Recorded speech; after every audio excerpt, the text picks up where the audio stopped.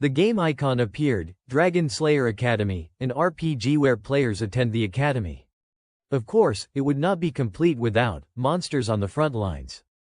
Kim Ho confidently asserted his place. I have been in this game for years, ranked number 1 on the leaderboard. The system also displayed his status, strongest support in the game. The monsters charged at the players like arrows fired from a bow. One of the creatures let out a ferocious roar, as if it wanted to devour the players whole. The main character swung his sword to protect everyone, Saint Lee Seo's rank. The red-haired girl also joined in to take down the stubborn monsters, Ruby Tower Lord Hong Hyuna's rank. A brave swordsman lunged at the vicious monster. Johan's sharp blade effortlessly split it in two. The one being introduced was none other than Black Knight Go Johan's rank. Kim Ho cheerfully left with the other players, but my favorite feature is the main character was lucky enough to obtain a treasure in the cave, found it. Its purpose was briefly stated, Bloodline Stone, used to upgrade vampires. Kim Ho did not keep it for himself. He shared it with others. Here, Carmilla. His goal was singular, to raise heroes. He made a bolder decision than anyone else, choosing NPC students who were still rookies from the academy to raise as heroes, take them, and train them into S-rank heroes, the pinnacle of the pinnacle. Carmilla slowly embedded the stone into her body to enhance her strength. Kim Ho felt somewhat reassured, and finally, she had grown stronger than before, Queen Vampire Carmilla S-rank. He took pride in his accomplishment, my 1000th S-rank. Kim Ho stretched to relax his muscles. Now then, what is next? After double-checking, the main character took off his headphones, no more tasks left. Kim Ho focused intently on the computer screen. I have upgraded all the classes to S-rank. Repeated a lot, maybe I should try leveling up some average ones. He was quite surprised when the screen displayed a notification at this hour, rare, but not impossible. Kim Ho's eyes lit up in astonishment.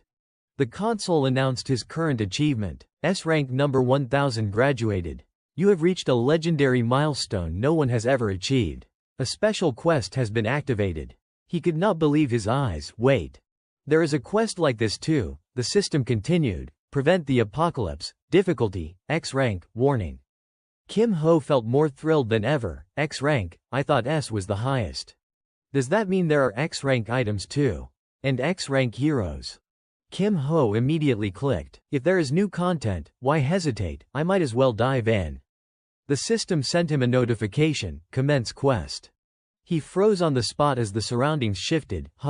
This forest? No way. Is this really in the game? So the reincarnation quest actually pulled me straight into the game itself. Who would have guessed? A single glance was enough for him to figure it out, but this looks like the tutorial forest. So I have to grind from the beginning. Kim Ho struggled to put his feelings into words. First, the status window. The system displayed his abilities. Kim Ho, no skills, no traits, no equipment. He was furious but helpless, seriously, wiped clean. No reincarnation privileges or anything, damn this game. At the same time, a message popped up, reincarnation quest rewards granted. Trait, copy, acquired. Trait, amplify F, acquired. Even he could not understand what was happening. What is this? A reincarnation reward. Kim Ho's anger eased a little thanks to the unexpected prize. That is more like it. Levels lost, but I can grind them back, at least I have a foundation. And there is a reward too. The system quickly assigned his first quest, Tutorial 1, survive for 10 minutes. Reward, Dragon Slayer Academy Starter Set. Time remaining, 9 minutes 56 seconds. Kim Ho recalled the moment vividly. A tutorial quest. I thought it would be just some weak monsters. But somehow, they do not feel weak at all.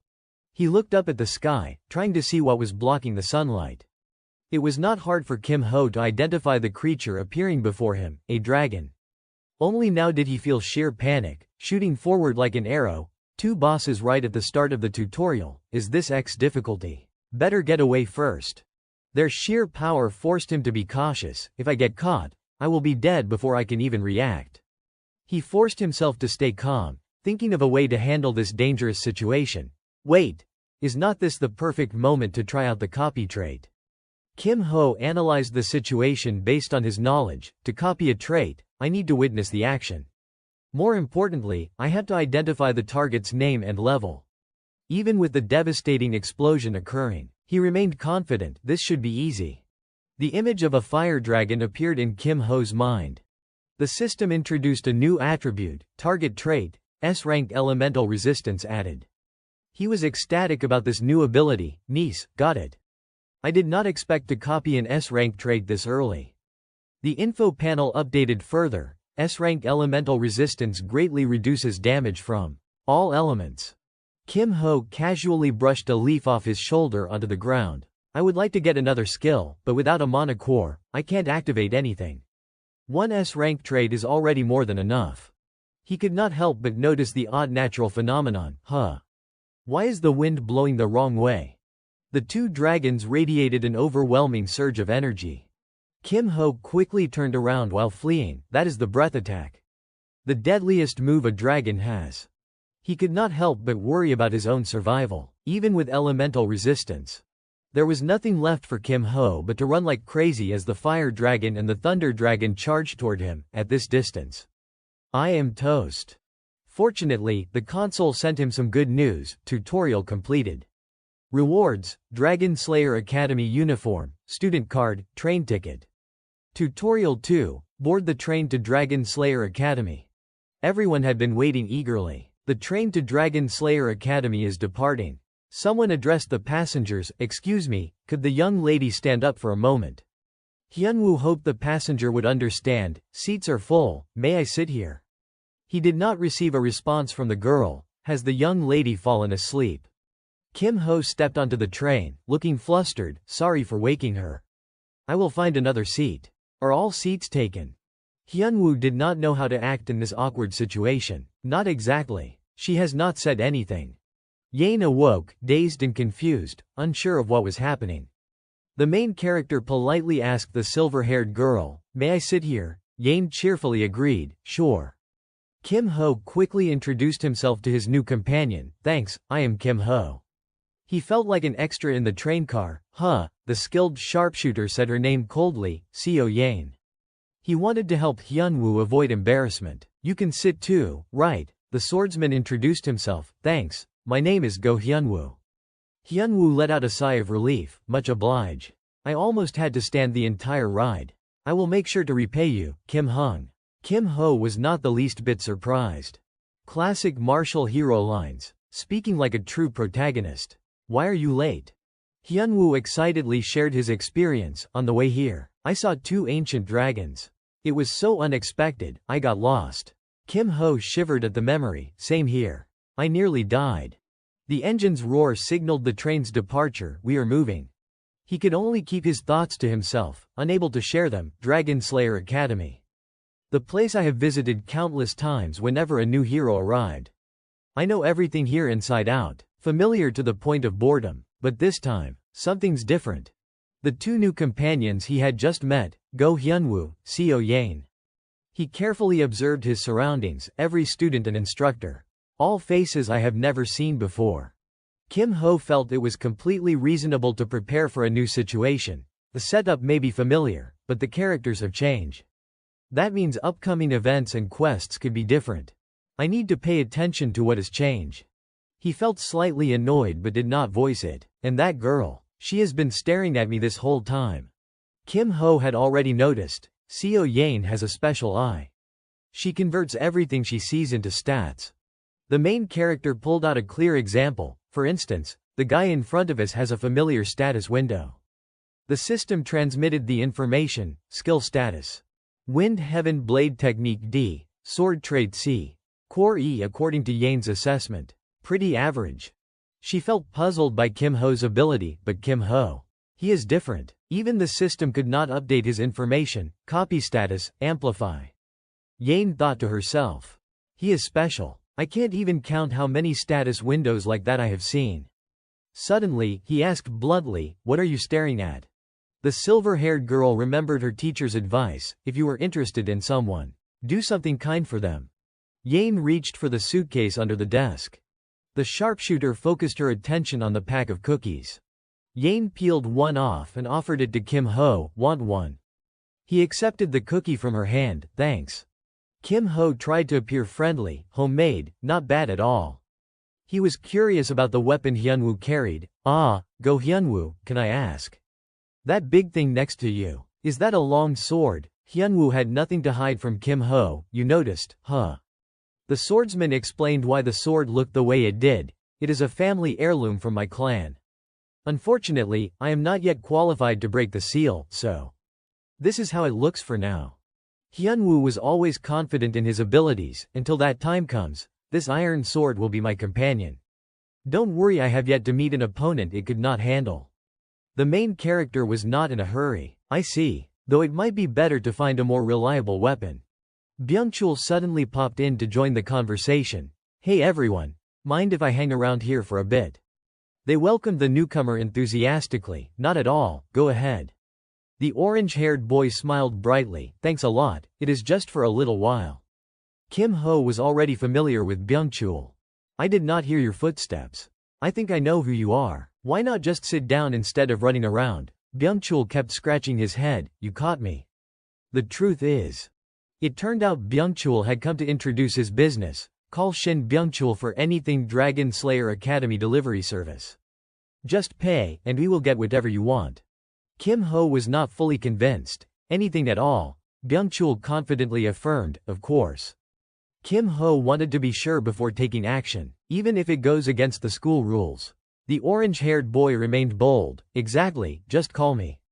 The main character easily guessed, and now you are being chased because of your delivery service. Byung-chul admitted the truth. Yeah. That is right. He peeked outside, trying to ease his embarrassment. That obvious, huh? Kim Ho observed every move Byung-chul made. You keep looking out the window like someone's chasing you. The orange-haired boy hid behind the door, as if avoiding someone. I will explain later. Byung-chul pressed his face against the glass, startled as he noticed something approaching. Chun-yi searched through every train car. Come out quickly, we know where you are. The orange-haired boy panicked, unsure what to do. The disciplinary committee's here already, I am doomed. Byung-chul was well aware of their identities. The disciplinary committee maintains order around the academy. Members are first-year students who enroll early, then get assigned to manage the train. Like right now. She wanted to reclaim something that did not belong to him. Give back what is not yours. Byung-chul trembled from the electric shock, acting like the masters come to collect a debt. It was the first time the main character had witnessed this energy firsthand. A lightning mage, rare sight. Kim Ho decided to use the cookie in his hand to avoid drawing attention. My copy trait still has room. Always active, good for emergencies. The moment he tossed the cookie to the ground, Byung-chul sprayed glue. This is bad. I am terrible at close combat. Chun-yi did not hesitate to remove her gloves again, still not giving up. Then I will take you down. Lightning flared as she snapped her fingers. Byung-chul quickly backed away before the attack struck. Hummingbird. He covered his face, not daring to open his eyes. Kim Ho extended his hand as if to grab it. The magic landed squarely in his palm. The hummingbird was firmly held by the main character, unable to escape. Chun-yi, sharp-eyed, noticed someone else standing behind him, another accomplice. Kim Ho stepped out of the train car. Not exactly. He cleverly made an excuse to avoid unnecessary trouble. That is my cookie, you made me drop it. The lightning mage herself also approached to deal with the situation. Cookie. The status panel updated. You have learned hummingbird support magic. Kim Ho had clear evidence. You guys made me drop my cookie. It was so good, and now I am annoyed. GM Johan immediately caught on, already ready to intervene. Framiness. Don't blame us if the sea tastes salty next time when we are being generous and you refuse to step aside. Hyunwoo stood up to defend Kim Ho. Please be careful. If you draw your swords, I won't just sit here. Byung-chul looked flustered at the tense atmosphere, caught between the disciplinary committee and Kim Ho's new friends. Chun-yi, unwilling to escalate the situation, decided to tolerate it. Wait a moment. We will give you a coupon for dessert at the academy cafeteria. Is that acceptable? The main character was satisfied with this resolution. Fine, that works. The orange-haired boy trembled facing the lightning magic. Wait. What about me? Kim Ho had no interest in interfering. Deal with it yourself. Now he had gained a new power. Thanks for the skill. The system updated his info, copied skill 1 on 1, 1, Hummingbird E copied trait 1 on 1, 1, S rank elemental resistance. She retrieved the item that did not belong to Byungchul. You should steal the station worker's wig instead. This joke went too far. Kim Ho could not defend him, he really deserves a hit for that. Chunyi kindly advised him, I suggest staying out of Shin Byungchul's affairs. Kim Ho waved goodbye to the lightning mage, I will handle that myself. Have fun at work. GM Johan did not forget to glance at the main character. I remember your face now. Hyunwoo was delighted to meet them, so this really is the disciplinary committee. Unexpectedly, Byungchul was still able to smile, yeah. Elite among elites. The one who just beat me with the hummingbird is Song Chunyi. The swordsman could not confirm. Is that Song from the Topaz Magic Tower? The orange-haired boy explained to Hyunwoo, yes, that is her. Song Chunyi is the granddaughter of the Lightning Emperor, Song Kyungwik. The other three are not to be underestimated either. Byungchul explained why he spoke that way. Jo Byuk is a disciple of the Fist King. Han Somi is a student of the Sword Empress, and the sole heir of the Golden Lotus Pavilion. GM Johan, not exactly on the same level as the others, but still formidable. He bid them farewell before leaving. It was fun meeting you guys. Next time, remember to say hi. Bye-bye. The swordsman could hardly believe it, still full of spirit, as always. Hyunwoo was curious about the earlier remark, so Kim Hung really got involved over a cookie. Kim Ho calmly explained, it is because she is a rare lightning mage. I was just curious. Just by looking, Hyunwoo could tell, weren't you the one who blocked an attack from Miss Song just now? The main character asked directly, how well do you know the hummingbird move? Hyunwoo admitted honestly, this is the first time I have seen it. The swordsman analyzed it in surprising detail, it is so fast the eye can barely follow. Instead of causing damage, it is mainly used to neutralize or paralyze the target. Kim Ho agreed but still felt unsatisfied. That is only half of it. Hyunwoo asked back, what about the other half? Kim Ho easily replicated the newly copied magic. It is called hummingbird because it mimics how a hummingbird flies. Kim Ho, with his deep understanding, explained, the effectiveness varies depending on the user's skill. By observing the bird's movements, you can gauge the ability behind it. The main character recalled the scene vividly. If Song Chunyi were truly experienced, the moment I intervened, the hummingbird would have veered in a different direction. It seemed Kim Ho had already arrived at the answer, but it flew straight into my hands, which means her control or real combat experience is still lacking. He was suddenly absorbing new insights, just one move, and there is this much information. He did not reveal everything. Of course, there is more than that. Kim Ho was determined not to let talent slip away. She turned an E-rank spell into D-rank level power. Either that is a strong trait, or she naturally has a large mana pool. Either way, she is the Lightning Emperor's granddaughter, definitely a recruit for the list. Hyunwoo felt destiny had played its hand. We have just met, yet I have learned so much. This must be fate. He was eager to share his knowledge with others. Fate might be a bit much if you ask. I will guide you through it. He grew even more appreciative of Kim Ho. You are so generous. If you ever need help, just ask me, I will do my best. Kim Ho seemed to have something else in mind. Really? Then come over here with me. Oh, but first, may I borrow a coin? Hyunwoo could hardly believe his ears. Huh. Kim Ho yanked the dust cover off. The machine had not been operational. He seemed like he owned the place. Knowing everything about it, this train was originally a sightseeing train. This section used to be a casino. It is a bit messy here. Hyunwoo noticed Kim Ho slipping a coin into the machine, but, is not that broken? Kim Ho, fully aware, still went through with it, probably. The machine activated, much to his surprise. Maybe not. Kim Ho restarted it in the blink of an eye. Hidden event, this slot machine appeared to be broken. He gripped the lever tightly in his hand. Gotta make use of it immediately. A bottle rolled out from the machine. Both Kim Ho and Hyunwoo shared the same thought, missed it. We were not really expecting anything anyway. Hyunwoo felt anxious at Kim Ho's actions. Why are you even here? Kim Ho, aware of the consequences, stubbornly followed through. Technically, this goes against school rules.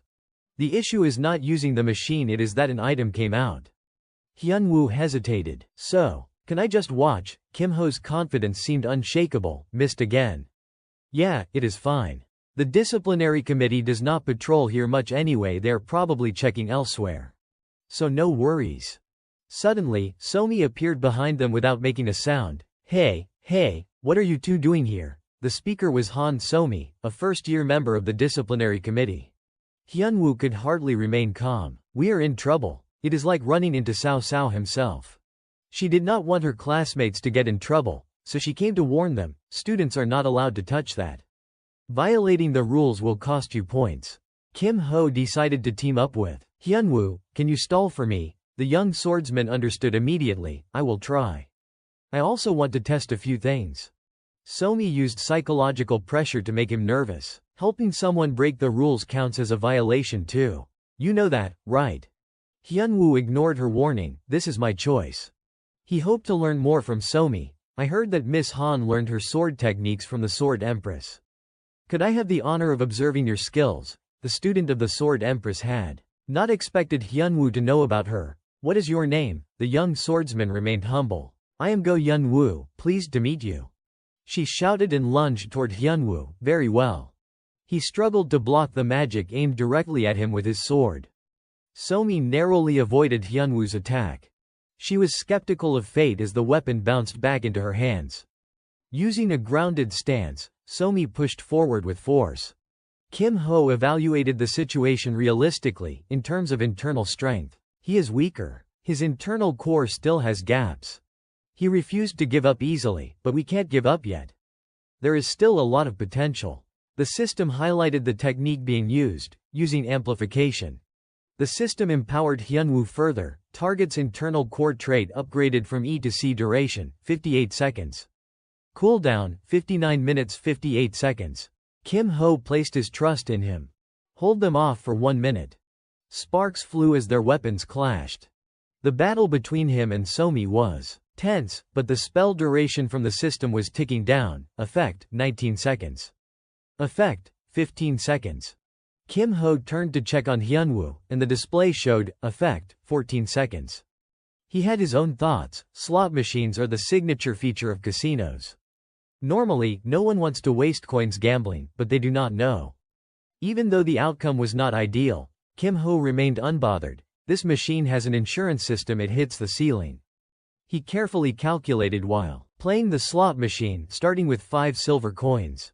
This is the 5th spin. His face lit up as he retrieved a silver coin from the swordsman. Here we go, another borrowed silver coin. Past experience helped him achieve his goal. The machine will definitely give the highest reward on the 6th spin. Jackpot probability, 100%.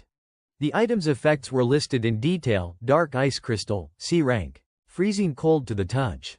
Handle with care. Warning, this item can be deadly. Before Kim Ho could celebrate, he was startled as Somi rushed in to attack. I got it. Hyunwoo defended him, paying no mind to his cracked sword. Not over yet. Just then, the system sent a notification. Effect, 1 second. Kim Ho seized the moment and swallowed the dark ice crystal. That should do it. Somi's eyes widened in shock at his reckless action. You are going to eat that. The system confirmed the effect. Frozen status effect applied. He panicked slightly and called out, Kim.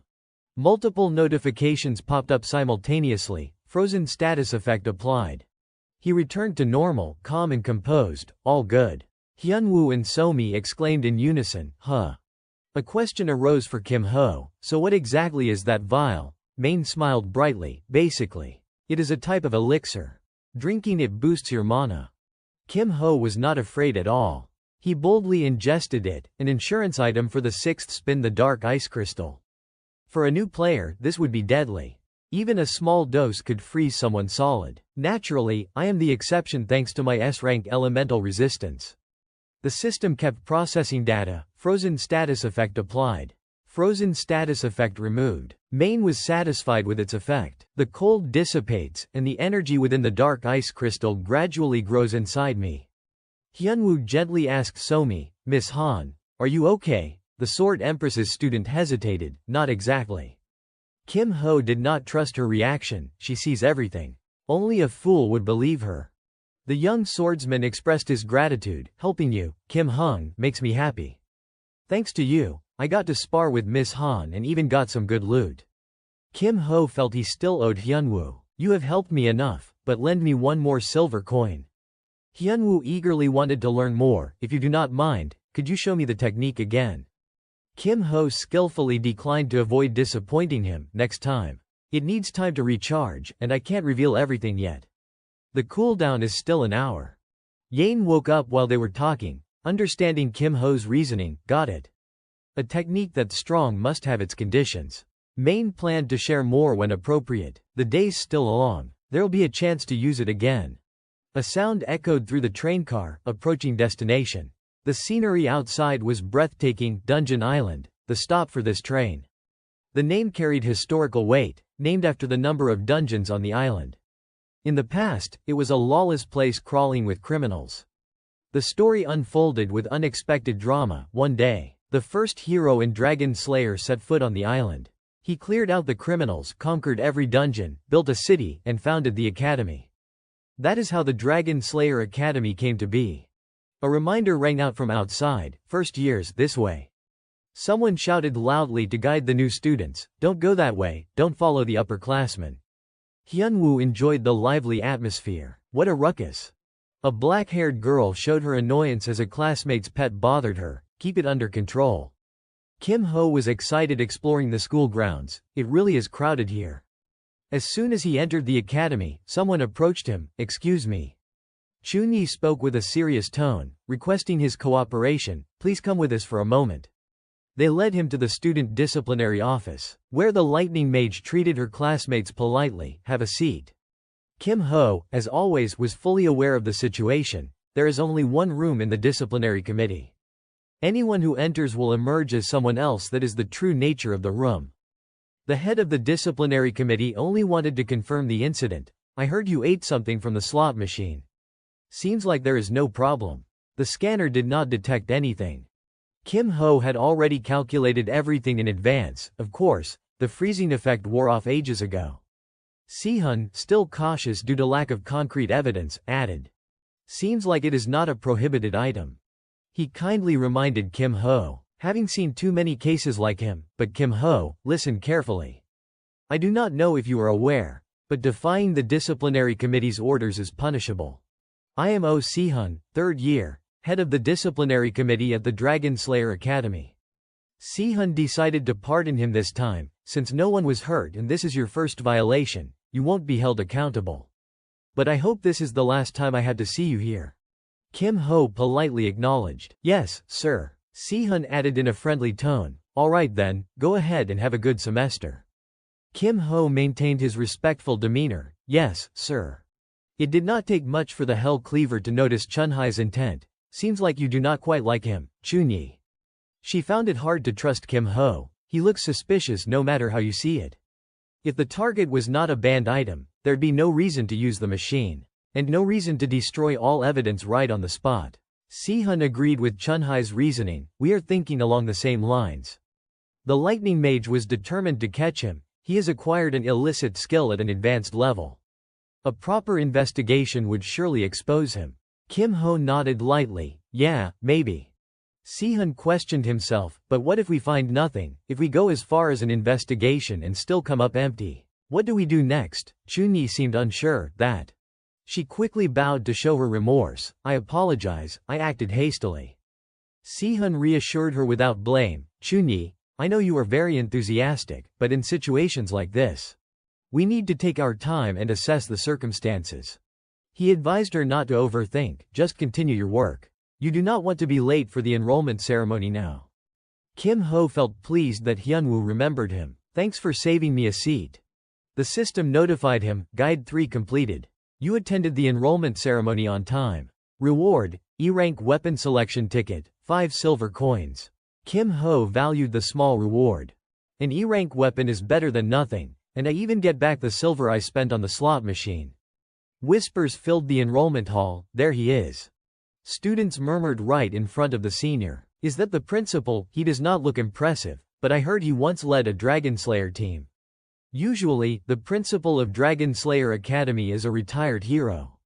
Everyone knew the Academy's rules. The title of hero is awarded to only one person among countless S-rank fighters. Just one. He may not look it, but inside him is immense power. Though has not the saint rejected him 4 times already? Someone added. No, 5 times. He was just rejected again. Kim Ho could only mutter to himself, wow. The principal awkwardly scratched his head. Welcome, new students. We sincerely congratulate all of you on joining Dragon Slayer Academy.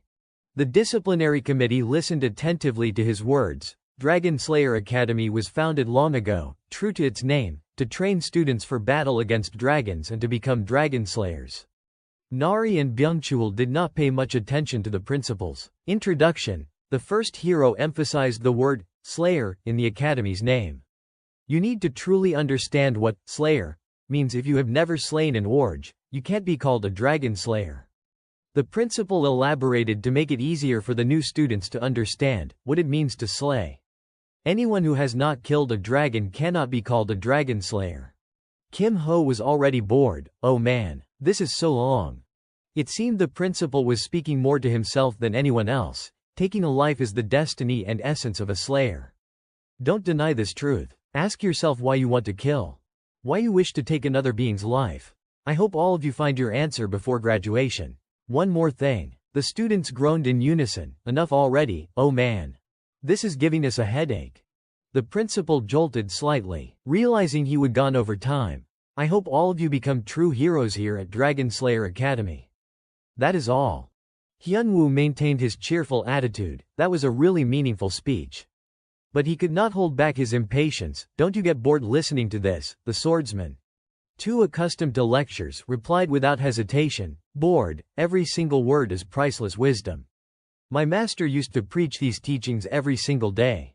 Kim Ho froze at the reply. You had to listen to that every day. The teacher stepped up to make an important announcement. Attention, the list of banned items has been updated this year. Anyone caught possessing these items will face disciplinary action. And the items will be confiscated. Her words hit a nerve with many students below. Unless otherwise notified, all new students are only allowed to practice on the ground floor of the dungeon building. Be careful if you go to lower floors without permission. Your family, your magic tower, or your guild will face consequences. Follow the rules to avoid trouble.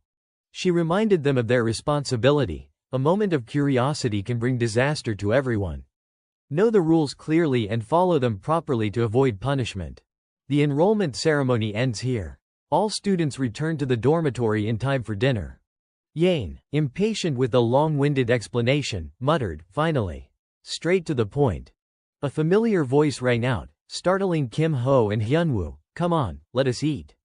Hyunwoo glanced at him, concerned about a mark on his face. Shin Hung, what happened to your cheek? Byungchul shrugged it off, even though the culprit was right behind him. Ah, just a small accident. Byungchul grinned, his eyes crinkling with amusement. Make sure to eat well and fill your stomach. Kim Ho, confused, asked, why? Byungchul's explanation did not clarify much. Tomorrow's the first day of classes. It is a big deal. That night, in the male dormitory, Hyunwoo waved at Kim Ho. Lucky us. Rooms next to each other. Coincidence or fate? Main did not get excited. I do not really care much. The swordsman sent a good night greeting to Kim Ho. Sleep well, Kim Hung. But Kim Ho was already thinking ahead. Sleep, there is no time for that yet. He neatly hung his clothes in the closet, while Main sat cross-legged on the bed, focusing his attention. Finally, some free time. The energy radiating from Kim Ho's palm. Then I have to form the core.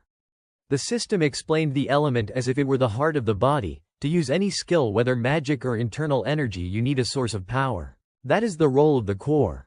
Based on the information he had previously gathered, Main felt even more confident. This is my first time trying it outside the game, but I already knew what to do.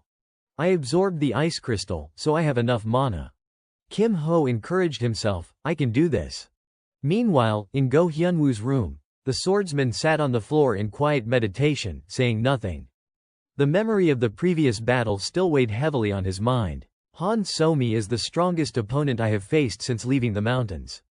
Even though both of us held back during the duel, if we had gone all out, the outcome would have been unpredictable. Hyunwoo understood his own limits clearly. Without Kim Ho's support, I could have been defeated the moment my iron sword broke.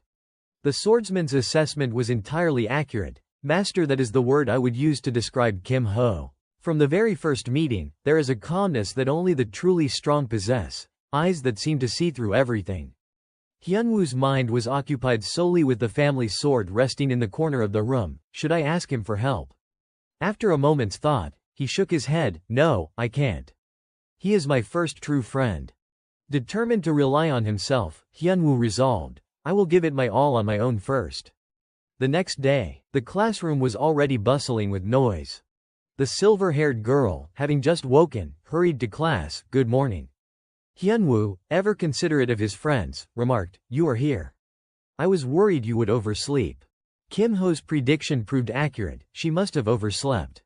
The whole class fell into a state of confusion. Where's the teacher? The bell rang, but no one's here yet. Who is the homeroom teacher? This is so careless. The blonde girl spotted the teacher's figure approaching. Here he comes. Immediately, the students were stunned as a man glided past the desks. Sudok made a formal introduction. Judging by your expressions, I must be fairly well known. Pleasure to meet you all. I will be your homeroom teacher this year. My name is Lee Sudok. He addressed the brown-haired girl, repeating his question. You there, what do you call me? Trembling, she stammered, why, Your Excellency, the crime hunter. Sudok was not satisfied. No, the answer has 2 words. The brown-haired girl continued to falter. That. The executioner. Main was not surprised to realize, so it is him. Kim Ho often kept himself updated with information. In the world of the Elden Dragon Slayer Academy, there are more superhumans who have surpassed normal human limits than grains of sand. And among them, there are those who wield their power for twisted desires. Criminals are an unavoidable part of that. He explained the situation clearly. Lee Sudok's task is to hunt and capture these criminals. His nickname, the Butcher, comes from the fact that he has killed more criminals than he has taken alive. The Butcher was completely confident in his abilities. I do not want to be here either. But I gave my word to the principal. I have never failed a mission. Sudok's warning made the students shiver, so I hope none of you will mess up my record. Honestly, I would rather kill you than let you fail. He picked up the chalk and wrote on the board. Back to the main topic. I will explain how scores are calculated. Sudok proceeded strictly according to his plan. The theoretical exam counts for 30%. Consciousness behavior counts for 10%. Just breathe and avoid causing trouble. For many of you, this is practically free points.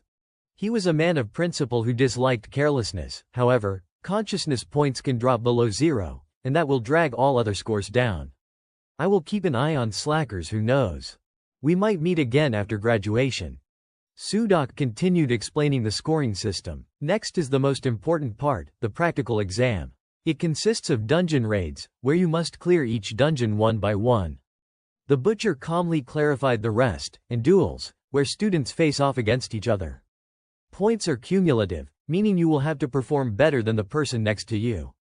Sudok made full use of the class time to teach. Dungeon raids and duels each account for 30% of the total score. Any questions? No? Then let us head to the arena.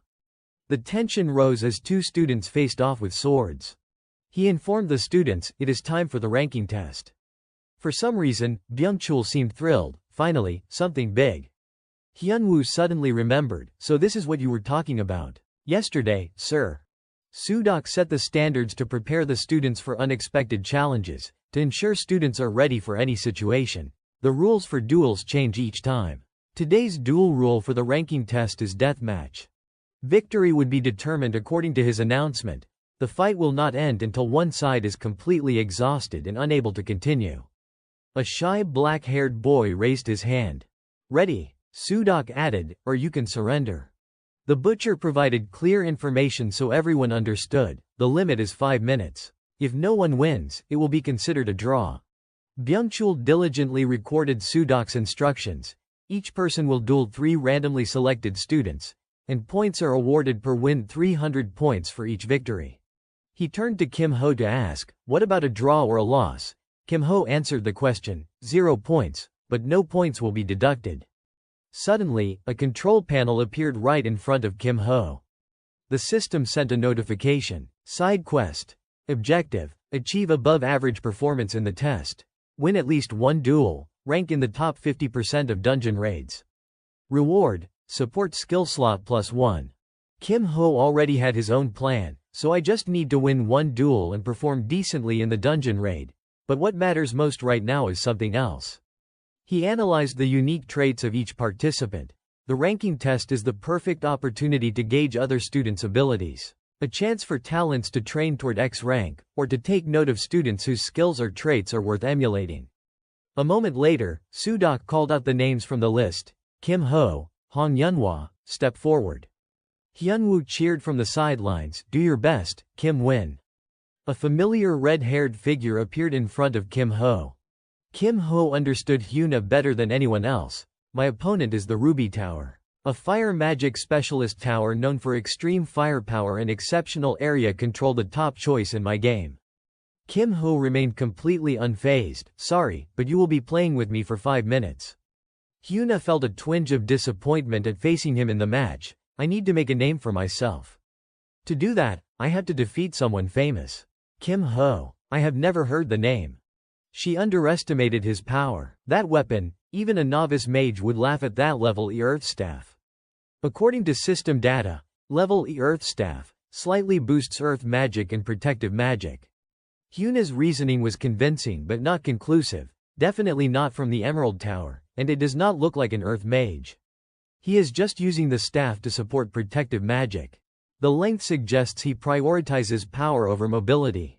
The countdown began. 3, 2, 1. She reassured herself, it is just a support mage standing in place. Sudok shouted loudly, begin. Hyuna's technique was not anything extraordinary. Explosion skill. I will finish with a flash strike. Spectators outside praised the red-haired girl. Did you see that spell just now? That flash? Definitely Ruby Tower level. Hyuna suddenly froze, unable to speak.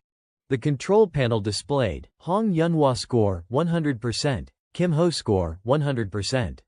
She could not believe it. 100%. Hyuna was stunned that Kim Ho remained unharmed. Impossible. I did not think a single strike would hit directly, but like this. Even the Ruby Tower head sighed in frustration. Can't do anything at all. The system displayed the tied scores. Hong Yunhua 100, Kim Ho 100.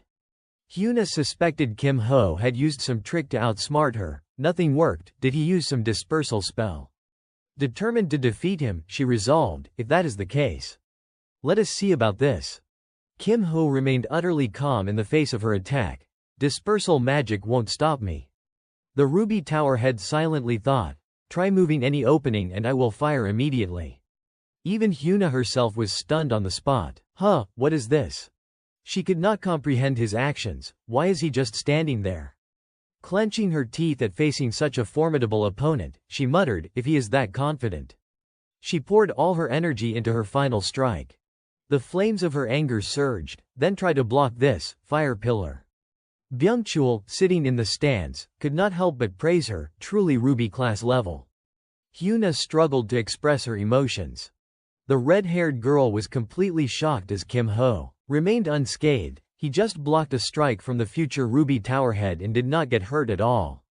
Kim Ho realized he had already wasted precious time. At this rate, I will have to use my trump card.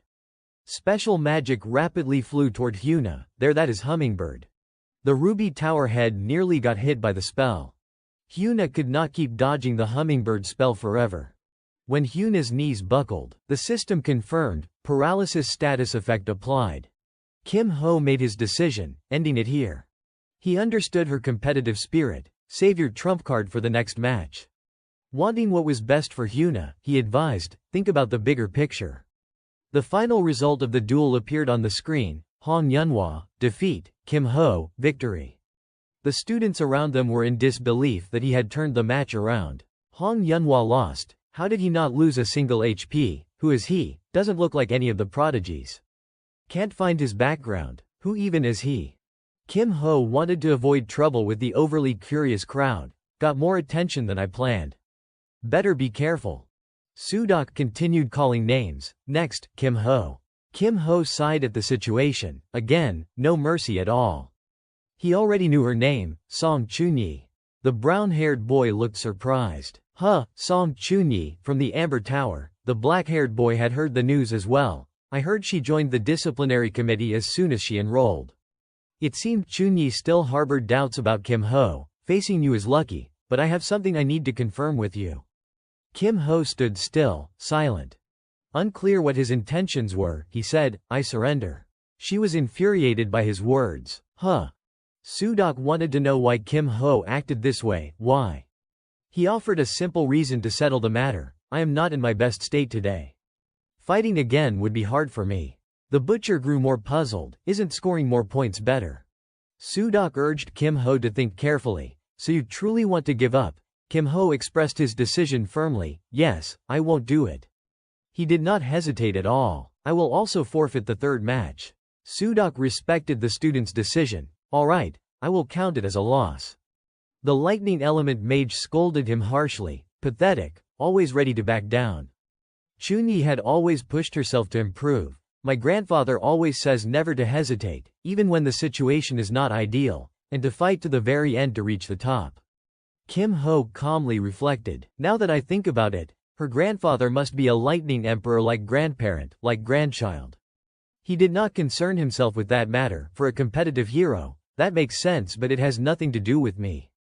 Kim Ho was willing to let her claim the glory. Seems it is not for me. Consider it your victory. Chunyi deliberately taunted him, truly disappointing. I must be foolish to expect anything from you. Kim Ho suddenly remembered something. Ah, right. She turned to listen. What? He recalled Chunhai's promise on the train. Didn't you say you would give me a dessert voucher? Kim Ho's words only made her angrier, though she had to smile. I am still waiting.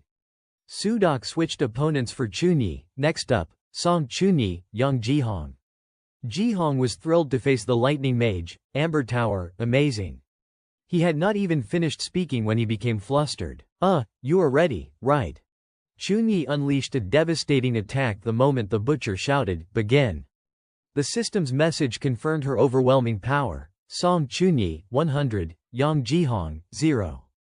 Byungchul diligently took notes on the events. She is really paying attention to him, Kim Ho had already anticipated the likely outcome of facing Chunyi, probably so. He felt relieved for Kim Ho. Good thing you surrendered before becoming barbecue. Song Chunyi loses, and Yang Jihong wins. Kim Ho exhaled in relief, told you so. Yet the anger still lingered in her heart. He did not dare respond to Byungchul. Did you see her expression just now? Some admired Chunhai's talent. No wonder she is the granddaughter of the Lightning Emperor. Incredible. Kim Ho's face lit up with joy. All right, now I just need to win. The backstabber whispered behind him. Seriously, who gives up during a ranking test? The bob-haired girl bluntly criticized, probably scared because the opponent was Song Chunyi. The backstabber did not realize Kim Ho had overheard everything, so beating Han Yunhua earlier was just luck. He must be a worthless coward. Kim Ho was satisfied with his own performance, not too flashy. But defeating Han Yunhua from the Ruby Tower is exactly the kind of reputation I wanted. Sudok announced the next match. Next up, Song Chunyi. Kim Ho felt concerned for the other students. Here we go again. Poor opponent. The silver-haired girl stepped onto the arena at his call. Son Yang. Byungchul could not help but be puzzled. A royal guard, that is unexpected. Kim Ho also raised an eyebrow. Really, I just found out too. The orange-haired boy eagerly anticipated the outcome. This is interesting. Royal Guard versus a mage. It would not be surprising if Song Chunyi loses this one. Kim Ho only trusted what he saw. Who knows, let us wait and see. Byungchul countered Kim Ho's opinion. No way a cautious Royal Guard won't lose. The thrill of betting surged through him, betting 5 silver coins. Then. This aligned with the orange-haired boy's sentiment. Yep. The system displayed the match info just before it began. Song Chunyi, 100, Seo Yang, 100. Yang wielded 2 guns simultaneously.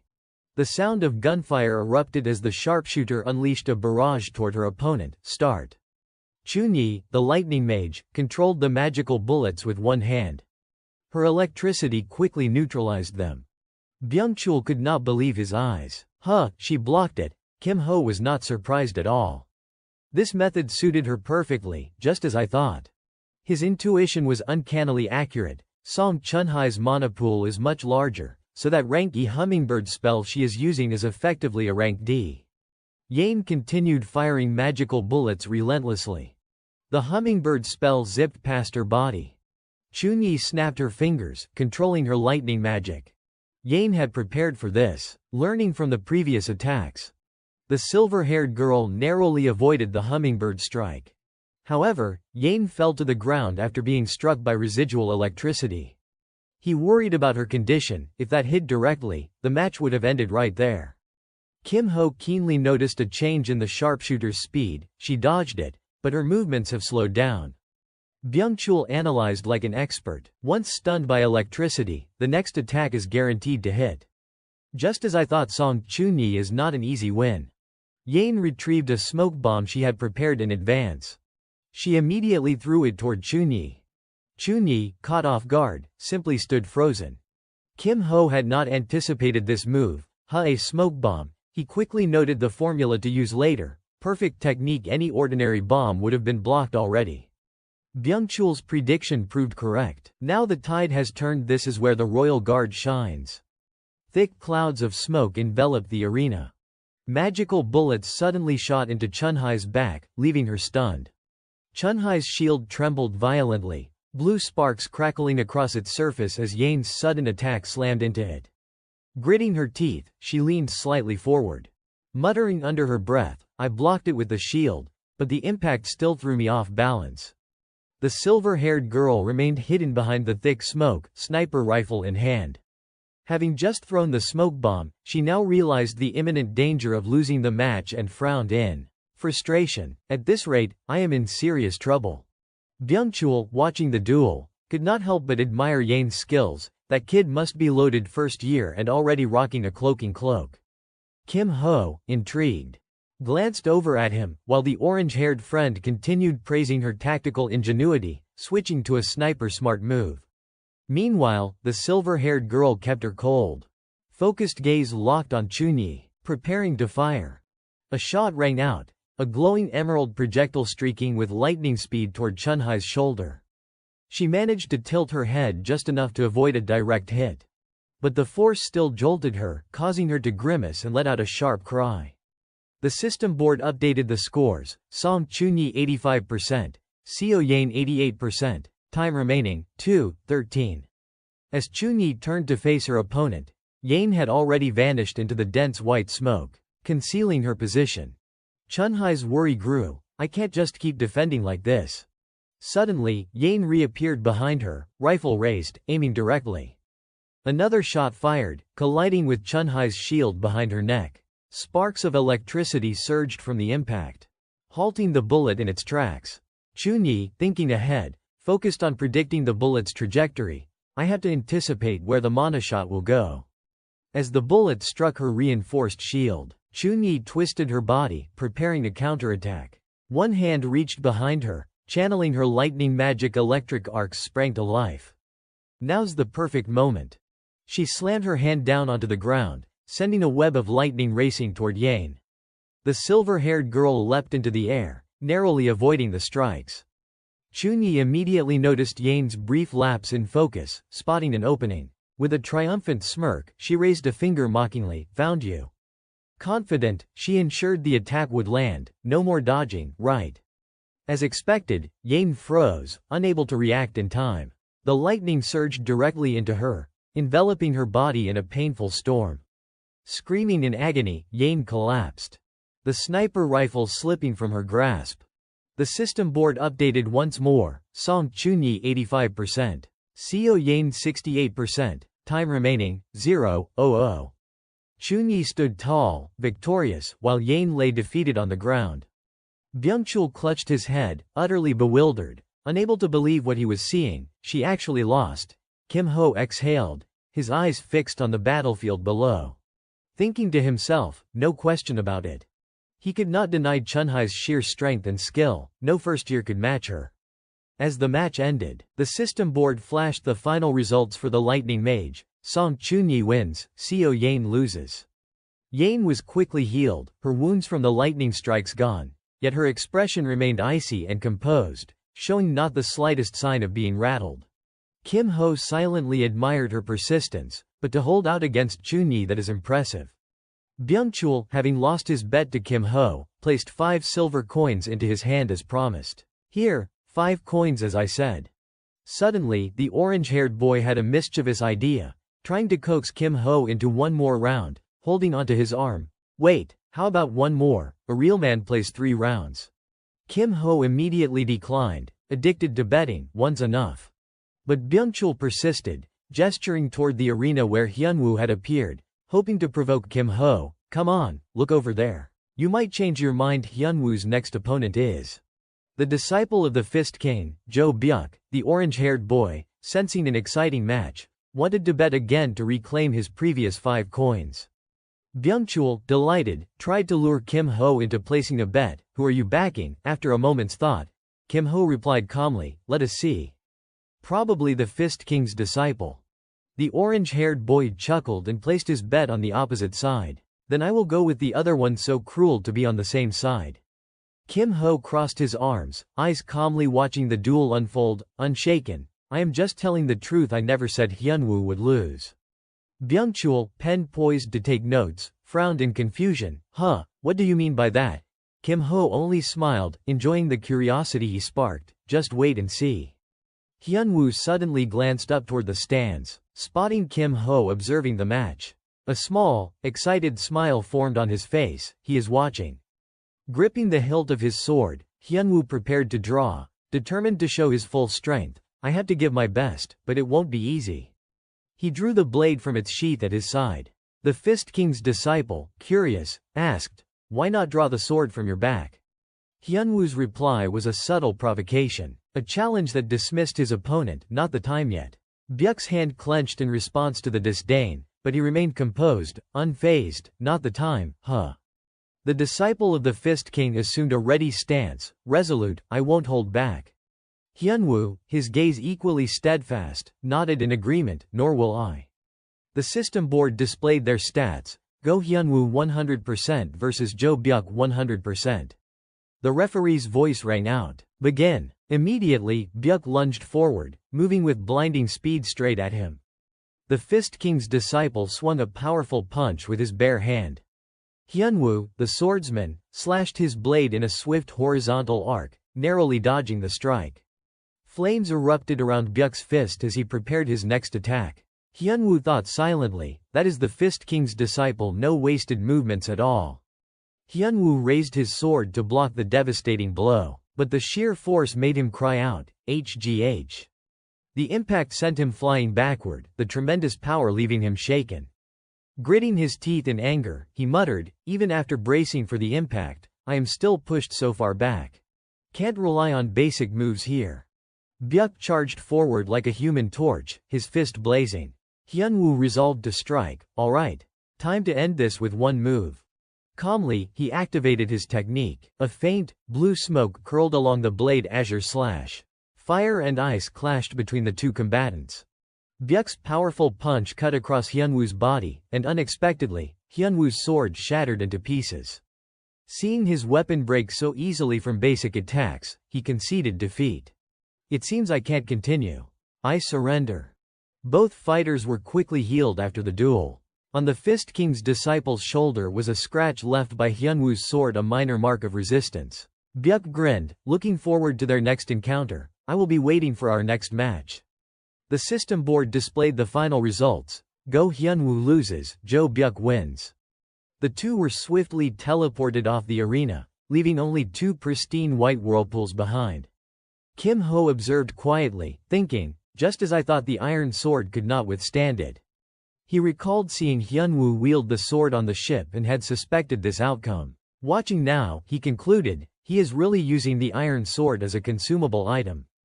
Byung-chul buried his face in his hands, frustrated and astonished. No way. You predicted this too. Kim Ho patted him on the shoulder smugly, flattering, really. The main character did not forget to collect the money owed from the orange-haired boy. Smiling brightly, so dazzling it made Byung-chul resentful, he held out his hand. All right, 5 silver. Byung-chul stammered, flustered, I do not have any more money. Kim Ho, seeing his friend unable to pay, offered another option. It does not have to be money. Byung-chul's eyes lit up with excitement, surprised. Really, then? What else? The main character pointed directly at the notebook Byung-chul had been scribbling in and said bluntly, "Hand over the information you have got." Suddenly, a voice rang out, reminding the students, after lunch, we will continue with the dungeon conquest test. Gather at the dungeon hall, do not be late. Dismissed. The students dispersed to relax in the campus's lush courtyard, where the grass was neatly trimmed daily. Everyone seemed excited, can't wait for the conquest. Some were eating a quick lunch after a busy morning. Oh, this is good. Meanwhile, Kim Ho's group sat nearby, with Byung-chul devouring a sandwich with gusto. He mumbled something while eating, prompting Kim Ho to scold him. Finish chewing first, gross. The blonde-haired boy quickly straightened up and asked politely, "Sorry, what info do you need?" He then began answering a few questions Kim Ho posed. "Tell me about the key figures of the 4 main factions." Byung-chul grinned, "Sure, this info's already been circulating anyway." The 4 main factions were the Disciplinary Committee, the Dragon Slaying Academy's top 4, the Martial Alliance, the Guild Federation, the Demon Tower Society, and the Knights Order. At the head of these factions were Mo Ying-jun, grandson of the Sword Saint Mo Ying-hyunsung, representing the Martial Alliance. Hong Yunhua, heir to the Ruby Tower, led the Demon Tower Society. Druid Park Nari, always with a cat perched on her shoulder, headed the Guild Federation, alongside another promising member concealing their true power. Finally, Kim Hong-yun, son of the Grand Swordmaster, represented the Knights Order. Byung-chul flipped through his notebook, narrating the details for Kim Ho. These are the particularly powerful individuals. Kim Ho could not hide his excitement. Impressive, indeed. Byung-chul closed the notebook and glanced around curiously. Wait, where did Hyunwoo go? At that moment, the orange-haired boy's phone vibrated, startling him. The club president. Almost forgot, he muttered. He hurried off, leaving a quick farewell behind. I am heading off, sorry. Kim Ho watched him rush away and sighed helplessly. See you later. In such a hurry. His attention was drawn to a silver-haired girl sitting alone, eating her sandwich quietly without speaking to anyone. Yane looked somber, almost lonely, as if wanting to fade into the shadows, unseen by anyone.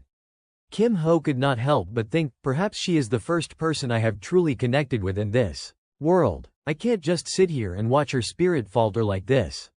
He decided to start a conversation with her. Hey, the cookie I dropped on the ship yesterday. The silver-haired sharpshooter, already nibbling on her own food, glanced at him with a puzzled look. Kim Ho tapped a few buttons on his system interface and continued, wanting to share his dessert with her. Song Chunyi already sent the dessert ticket. Since it is your cookie, I will share it with you. A small, charming box of blueberry cookies appeared, and he did not forget to invite her. Eat together. The silver-haired girl responded calmly. Thanks. Suddenly, she spoke up, addressing him. Hey. Kim Ho, mid-bite, turned curiously, unsure what she was about to ask. Yeah. She spoke straightforwardly, seeking his opinion. Do you think I lost to Song Chunyi? Kim Ho sighed and decisively answered her question. If your mana bullets are not strong enough, they can't pierce a mana barrier. A mage with a larger mana pool naturally has the advantage. Then he held a mana bullet out in front of her and continued explaining. But if the mana bullets are enhanced, that changes everything. The silver-haired girl's eyes widened with curiosity, clearly astonished. Excited, yet still unsure how to proceed, she asked, mana training. How am I supposed to do that? Kim Ho was surprised she had never heard of mana training. Huh. Don't tell me. You have never tried, Yane admitted plainly, never. The protagonist, curious, asked again. Then how have you been creating mana bullets until now? The silver-haired girl looked even more confused, not understanding what he meant. Kim Ho was stunned by Yane's reaction. She truly had no knowledge of mana training. You have never created a mana bullet before? Yane replied nonchalantly, no, never. He stared at her as if she were an alien, thinking, a genius. Mana bullets should be a basic skill for every royal guard. Yane noticed him silently studying her and grew curious. Kim Ho, lost in thought, reflected, so she has been fighting purely on instinct all this time. Even giving Song Chunyi a real challenge, without knowing how to train her mana, if that is the case. He could clearly see Yane's potential. If the silver-haired sharpshooter learned to use her skills properly through mana training, she could grow exponentially strong and might even surpass Chunyi. Then Kim Ho made a suggestion to gauge her abilities. If you do not mind, show me your skills. She agreed. Sure. He encouraged her cheerfully. Mana training and learning new skills will make things a lot easier. The bell's ringing, we should go. It is time for the ranking test. At the dungeon hall, Sudok stood with his arms crossed, addressing the students seriously. Everyone's here. I will explain today's dungeon challenge. The butcher, wearing a stern expression, detailed the day's test. The challenge will take place in the dungeon gates behind me. On the announcement board, the mission was clearly displayed: Foggy Forest, rules 10-minute limit, scoring, fixed area F. Sudok then went on to explain the special rules of the dungeon. This dungeon has 2 special laws. First, the scoring rule: you have 10 minutes, and you will earn points based on the number of monsters you defeat within that time. The goal is to kill as many monsters as possible. Second, the fixed area rule. This zone is rank locked, meaning your equipment, skills, and traits will all be fixed at rank F. He also reminded the students about potential rank penalties. Don't forget your core will also drop to rank F, so be careful. If you are careless or fail to manage your mana, you will regret it. With that, the butcher finished explaining and began calling names for the test. I will start calling names one person at a time. One by one, the students from various academies began the dungeon challenge. Some of them, after attempting the test, collapsed to the ground in pain, trembling and groaning, leaving the students waiting in line visibly anxious. Sudok, visibly annoyed, muttered, "Really, groaning like this already?" and could not help but mock their weakness. What a disaster! The butcher glanced to the side, pursed his lips, and frowned at the small number of students who had performed exceptionally. The only ones actually competent are. Those were Somi and a gray-haired young man. Somi completed the challenge flawlessly, finding it far too easy, clearly satisfied with her score, 928 points, ranked first. The young man also struggled and was in visible pain, clutching his arm and sitting on the ground to recover, earning 530 points, top 20%. Sudok, clearly disappointed, sighed, "Just these 2. My head already hurts," and signaled for the next group to continue. Next group. The butcher called out, "Seo Yane, Kim Ho." Surprising both of them, they had not expected to be paired for the test. Kim Ho saw the silver-haired girl move ahead, holding her sniper rifle. He called after her, "Wait, Seo Yane, for this challenge, use the rifle." Seeing that this was a more suitable approach, she quickly understood his suggestion. Got it. The protagonist continued explaining how Yane should control her mana to maximize efficiency while using the rifle. If managing your mana is too difficult, just aim for the head when enemies get close. She understood and agreed, okay. Unbeknownst to them, Chunyi was standing nearby with her arms crossed, smirking in disdain at Kim Ho. He is not even using a gun, why is he giving advice? Kim Ho moved toward the teleportation circle, turning back to wave cheerfully at Yane, "See you later." He quickly entered the foggy forest, and the system displayed, entering fixed area zone.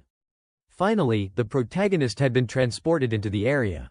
He slowly moved around, curious, the foggy forest. It has been a while, has not it? Suddenly, the system announced. Adjusting level of skills, traits, equipment. Kim Ho, intrigued, tapped a few commands on his system panel to check the map and his current location. Let us see. Where exactly am I? Let us get started. Unbeknownst to him, a viscous blue liquid from a lurking monster was observing him silently from behind.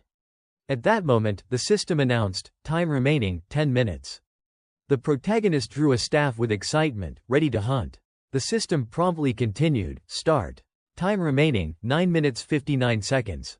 Suddenly, a goblin leapt out, attempting to grab him. Before the goblin could act, Kim Ho swung his staff, striking it squarely in the jaw, stopping the sharp teeth from threatening him. He effortlessly sent it flying, noticing the dagger it had wielded in midair. A thought struck him: in the foggy forest, monsters spawn randomly the moment you enter.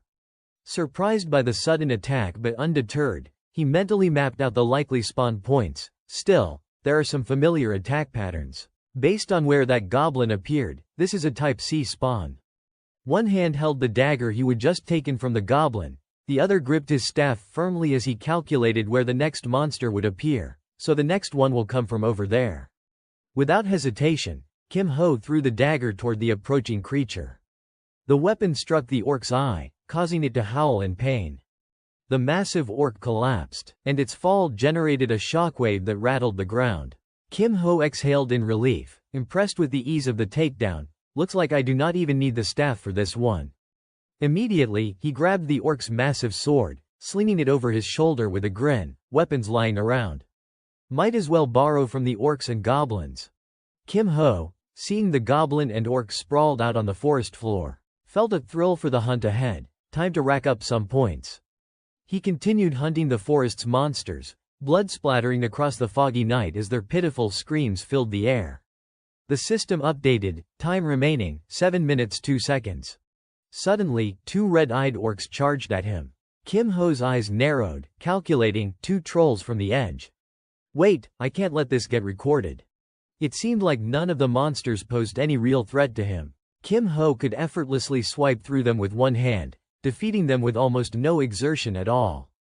He quickly operated the system to erase all traces of his movements. Almost forgot if it logs how I move and hunt, it could cause misunderstandings. Better erase it. Suddenly, his score appeared on the screen, current score, 683 points. Kim Ho exhaled, slightly astonished, 683 points in just 3 minutes. I actually took down that many. Even he did not expect to have defeated so many in such a short span. Still, he was not overly concerned. Well, at least the side objectives are done too. The system displayed the next set of tasks. Goal: achieve an average score in the test. Win at least one version 1 match. Rank within the top 50% in the dungeon challenge. Current rank, none. Reward: slot copy +1. He decided not to push further, just meeting the minimum was enough. Going higher will just draw attention. Satisfied, he prepared to leave, stop here and exit.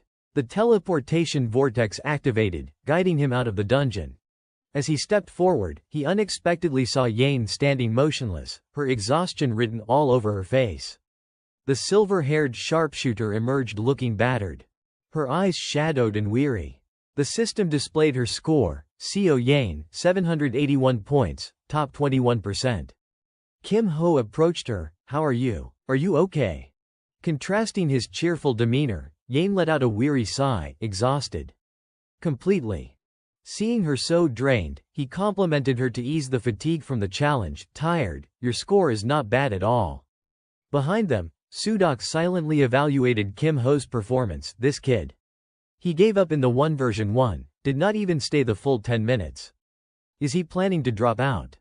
The executioner, initially dismissive of Kim Ho's potential, suddenly noticed something unusual. Average rank. He got that many points in such a short time. Kim Ho, 683 points, 38%. Has anything like this ever happened? Curious, he fixed his gaze on Kim Ho. I need to keep an eye on this one. Suddenly, Sudok called out the next student. Next, Go Hyunwoo. Kim Ho, standing nearby, offered a quick word of encouragement. Be careful.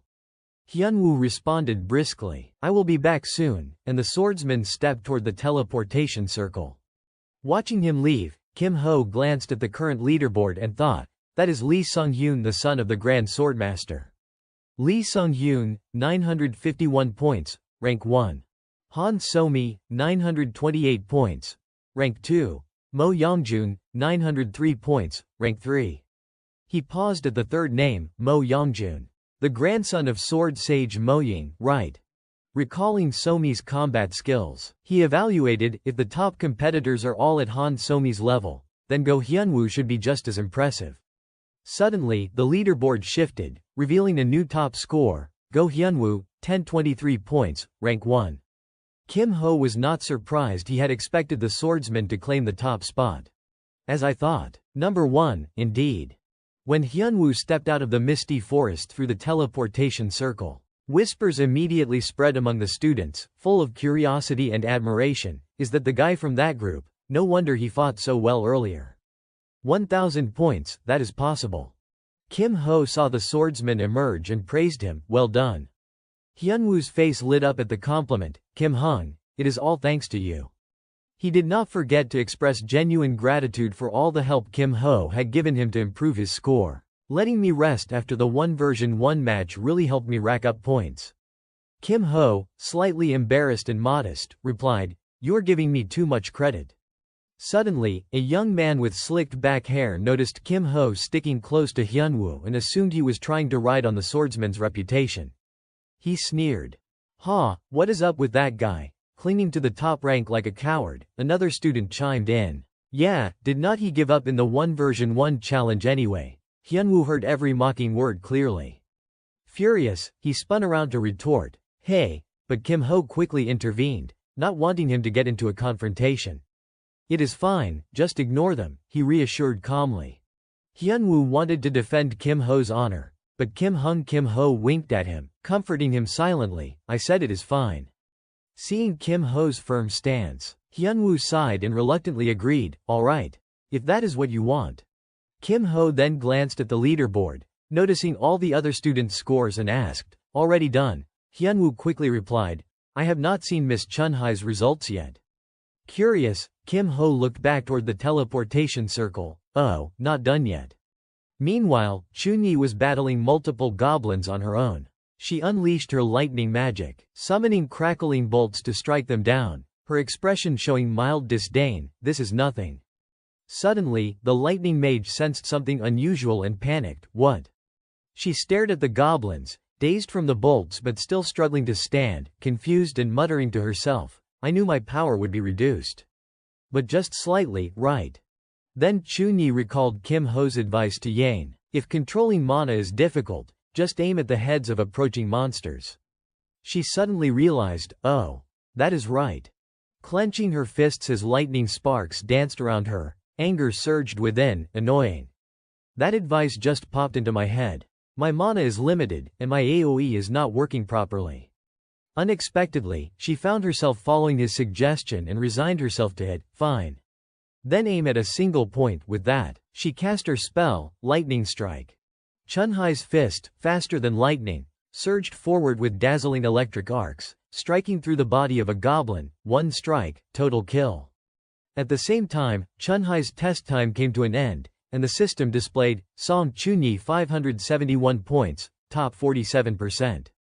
The lightning mage stepped out of the teleportation circle, and Kim Ho quickly noticed her emerging. Chunyi did not approach where Kim Ho, Yane, and Hyunwoo were standing.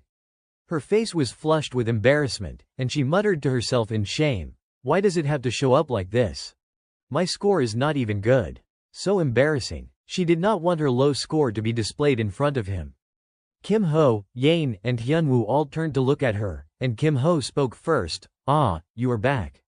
Just then, Lee Sudok announced to the students, "The ranking test ends here. Results will be announced tomorrow. Rest well and do not lag behind." He turned and left, adding, "Dismissed." The scene then shifted to a room lined with neatly arranged books. A young man inside spoke, inviting someone from outside to enter. "Yes, please come in." He noticed Sudok suddenly appear and, curious, asked, Mr. Lee Sudok, what brings you here?" Sudok approached and placed his hand on the desk of a bespectacled man, seeking information about a student. "I want to review Kim Ho from Class 1-3's Dungeon Challenge." He sat down at the computer with visible interest. "Oh, you are interested in a student, that is rare." The man muttered, a little annoyed by Sudok's chatter, and said, "There is no time for small talk. Show me the recordings." Sudok's serious expression made the man uneasy, forcing him to focus and reply cautiously, Yes, I will check." After a few operations on the computer, the screen failed to display Kim Ho's dungeon challenge footage. The man hesitated slightly before answering, The replay of Kim Ho was not saved. So it can't be viewed." Sudok's eyes widened in surprise, but he still wanted to investigate further. "Then what about the dungeon logs?" The man quickly replied, "Those would be in the access journal." His eyes suddenly lit up with astonishment as he stared at the screen, stammering, This is." Sudok leaned forward, eyes fixed on the screen showing Kim Ho's test records, and his concern grew as he noticed the anomaly. "Just as I suspected. This kid deliberately deleted the recording." Lee Sudok continued to stare at the screen, a mix of astonishment and suspicion written across his face as he analyzed Kim Ho's performance. Kim Ho, Misty Forest. 13 minutes 31.02 seconds, 13 minutes 34.28 seconds, 683 points, 38%. He could not understand why Kim Ho would delete the recording. At this pace, he could have easily scored 2,000 points in 10 minutes. So why hide his true strength? Don't tell me. Sudok immediately sensed the danger. In the Bloodfang Academy, the more powerful one is, the more attention they draw from enemies, dragon servants, cultists of dark gods. If even one of them infiltrates the academy, it is best to prepare countermeasures immediately. He realized a formidable force might have quietly entered the academy. So vigilance and preemptive planning were crucial before something disastrous occurred. The bespectacled man noticed Sudok's grim expression, and hesitantly voiced his concern. Should we report this to the principal? Sudok did not answer immediately, lost in thought. After a long sigh, he decided to keep it under wraps for the time being. Just monitor the situation. If the information leaks without evidence, they will become even more elusive. With lingering worry, Sudok left, thinking to himself, if he really is a threat, his fangs will reveal themselves soon enough. For now, just watch. He recalled Kim Ho's face and muttered his name under his breath, Kim Ho. At 3:27 p.m. in the Bloodfang Academy cafeteria, Kim Ho casually placed an order, "I will have a cup of coffee." Hyunwoo, intrigued, followed suit, excitedly saying, "I want to try this thing called coffee too." Yane, still exhausted from the lingering effects of the test, rubbed her eyes and excused herself. "I will head back first." Kim Ho did not insist she stay, replying quickly, "We will sit here a little longer then." The two of them got their coffee and sat at a nearby table. Kim Ho reminded Hyunwoo, "Check the booklet we were given at the end of class." Hyunwoo, seeking clarification, asked, "Ah, you mean that thin book?" He opened the small blue booklet, but still looked confused. "I do not really understand what is written here." Kim Ho, calm and nonchalant, replied, "That is exactly why we need coffee to see what today's important points are." Kim Ho then walked Hyunwoo through the process step by step. First, look at your student ID card. Following the instructions, Hyunwoo pulled out his card, and the system displayed his information. Go Hyunwoo, Class 1-3, points, 3069. Hyunwoo's eyes widened in shock. Whoa, these points were not there before. Kim Ho explained, "Those points represent the usable score you have accumulated. Think of it as the currency of Bloodfang Academy." He pointed to the booklet and continued, "Typically, you earn these from dungeon raids like the one you just completed. You can use them to purchase items or access academy facilities. But right now, there is one thing you need to focus on the most." Setting the booklet down, Kim Ho added, "You probably noticed the recording notice right before leaving the dungeon." Hyunwoo, surprised that Kim Ho mentioned it, nodded in agreement. "Oh, that is true." Kim Ho smiled, holding a small orb he had just bought, and explained, "Right now, you can purchase the recordings of other people's battles." The system pinged, showing, "Item purchased, 100 points deducted." Inside the orb was a recording of Somi fighting goblins in the misty forest. Hyunwoo, curious, asked, "This is?" Kim Ho explained, "It is Han Somi's dungeon raid process." Pointing to the orb, he added that, as the top-ranked student, Hyunwoo could purchase many more items. Since you were ranked first, your items probably sell like crazy. Excited, Hyunwoo immediately tried it out, and the system kept displaying, "Item sold, plus 100 points, plus 100 points, plus 100 points." He was amazed by the endless point accumulation. Whoa, it just keeps going up. Still, Hyunwoo looked uneasy, sensing a downside, but having my recordings sold like this is not that bad. Kim Ho sighed in agreement. Exactly. People will try to find every tiny weakness and figure out counter strategies. Kim Ho continued, "Luckily this was an individual test, so you could aim for first place. But in direct duels, especially with mana fights, any weakness in your core would be immediately exposed." Hyunwoo fell silent, deep in thought, worried. Seeing this, Kim Ho quickly encouraged him, "But the risk is worth it. We can use this opportunity to enter the mana training room at the central practice facility." He explained further, "The most important part is the special mana chamber.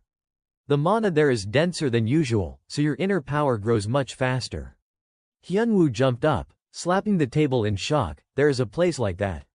Kim Ho, Calm as always, replied, of course, but you have to meet the requirements to enter. Leaning on the chair and sitting back down, Hyunwoo muttered, that must cost a lot of points. Kim Ho confirmed, yep, 500 points every 6 hours. Hyunwoo hesitated, so if I go every day? Kim Ho crossed his arms and calmly answered the question on his mind, then you won't have points left for anything else. Curious, Hyunwoo asked if there was any way to minimize point loss. Kim Ho chuckled and suggested one solution, there is a season pass. It is only given to the top student of each faction, and to get it, you would have to take Yongjun's spot in the Night Corps. Hyunwoo, worried and uneasy, admitted, I do not think I can do that yet. Seeing it was not feasible, he resigned himself. For now, saving points carefully seems like the best option. Kim Ho nodded firmly, reassuring him, I will get it for you. He added a condition, just promise me you will repay me. Hyunwoo, curious, asked, what do you need from me? Kim Ho quickly answered, and help me level up the deeper parts of the dungeon. Hyunwoo hesitated a moment, hands gripping his knees over the slightly wrinkled pants. But, thinking back on the misty forest today, I feel a little wary. Depending on the situation, this could be life-threatening. Kim Ho noticed his hesitation and asked directly, so, you want to go or not? The young swordsman's eyes lit up as he spoke, a martial artist should always strive to be stronger. You have already paved the way for me. Kim Ho was genuinely surprised at his resolve. Hyunwoo slammed his fist against his chest, decisively accepting the condition, I can't refuse my benefactor. Of course I accept, Kim Hung. Kim Ho smiled, satisfied with both his determination and courage. Good. Now do not hesitate, burn through your points and root yourself in the special mana chamber. I will get the season pass for you in 2 weeks. Hyunwoo's face brightened with excitement, 2 weeks, I will wait for it. Feeling exhilarated from successfully setting the terms with Hyunwoo, Kim Ho immediately moved on to his next task. While Hyunwoo levels up, I will go trade for some items.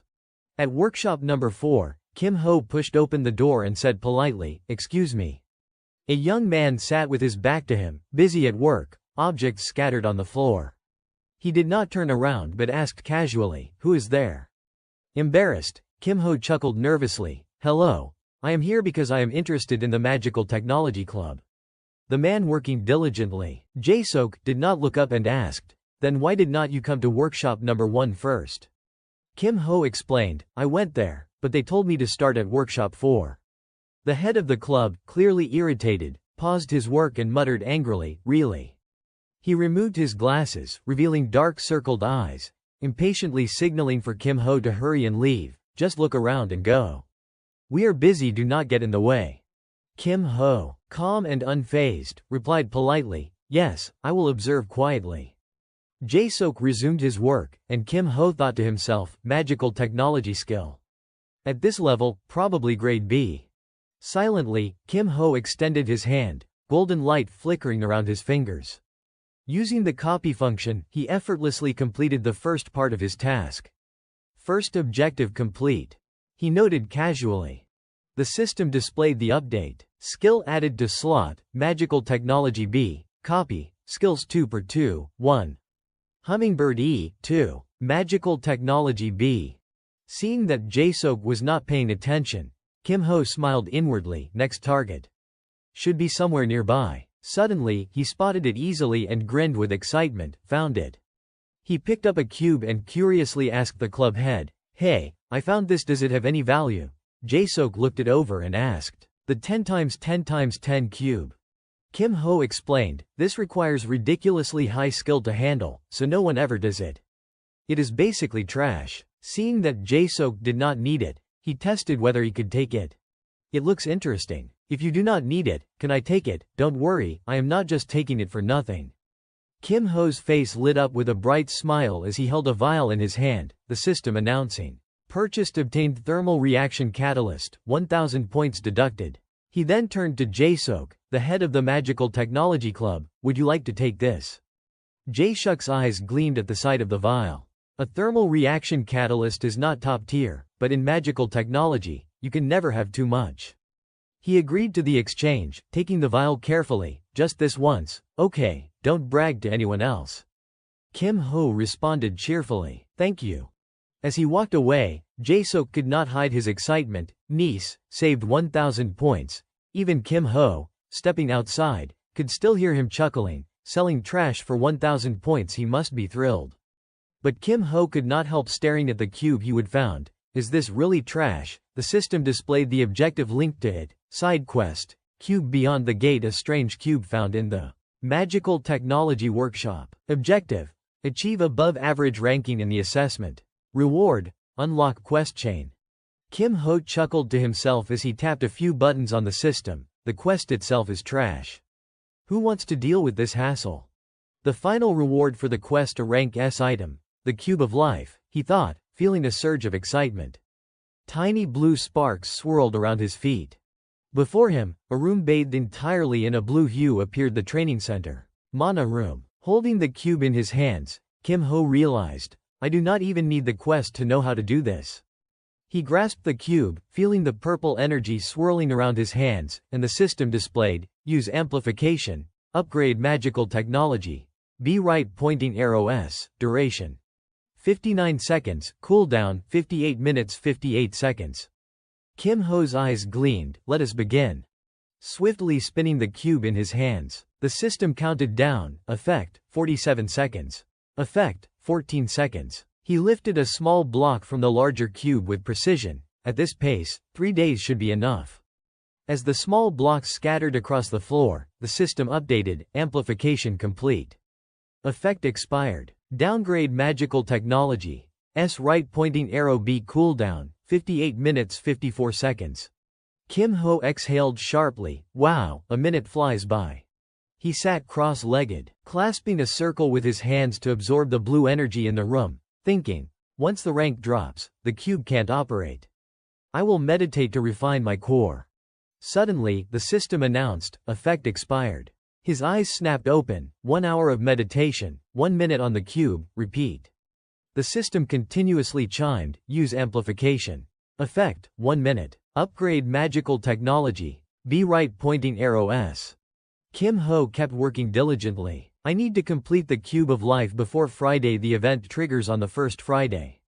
After a long session in the Mana chamber, he finally looked up and saw daylight streaming through. All right, it is morning. Time to head to school. The scene shifted to the academy. Kim Ho entered the classroom and quickly spotted Yang, who was already seated near her usual spot. He greeted her cheerfully, good morning. You are here early, the silver-haired sharpshooter replied with a simple nod. Yeah, I woke up early. Curiously, Kim Ho scanned the room. Hasn't Hyunwoo arrived yet? Yang lightly pinched the sleeve of his uniform, bringing him back to attention. Huh, he asked. With her usual impassive expression, Yang handed him a small bag. Here, some cookies. Kim Ho's eyes lit up at the gesture. Oh, for me, thank you. He opened the bag and pulled out a cookie shaped like a dinosaur, holding it up with excitement. A dinosaur cookie, awesome. Yang, noticing his childlike delight, felt a faint blush of embarrassment. Suddenly, Hyunwoo appeared from behind and greeted them both. Morning, Kim Hung. CO to you too. He caught sight of Kim Ho already munching on the cookie Yang had given him, while Yang pouted, still slightly irritated from earlier. It is not a dinosaur, she muttered. Hyunwoo laughed and asked, You are late, how was the special Mana room? His eyes sparkling with excitement, the swordsman eagerly recounted his experience. It was amazing, my inner energy surged like never before. I feel like I am on the verge of breaking through to a new level. Kim Ho smiled approvingly at his dedication. Good, I will get the seasonal ticket as soon as possible. Hyunwoo grinned and replied, Thanks, Hung. Meanwhile, Yang still had a scowl on her face, murmuring again, It is not a dinosaur. Finally, the class period began. Sudok entered, commanding order, everyone, take your seats and settle down. He stood at the podium, arms crossed, as the system projected the next exam on the board. Before we begin, a notice, starting today, we will hold one-on-one duels in the arena, he announced, 10-minute death matches. The map would be random, the rules simple, lethal combat, 10 minutes per match.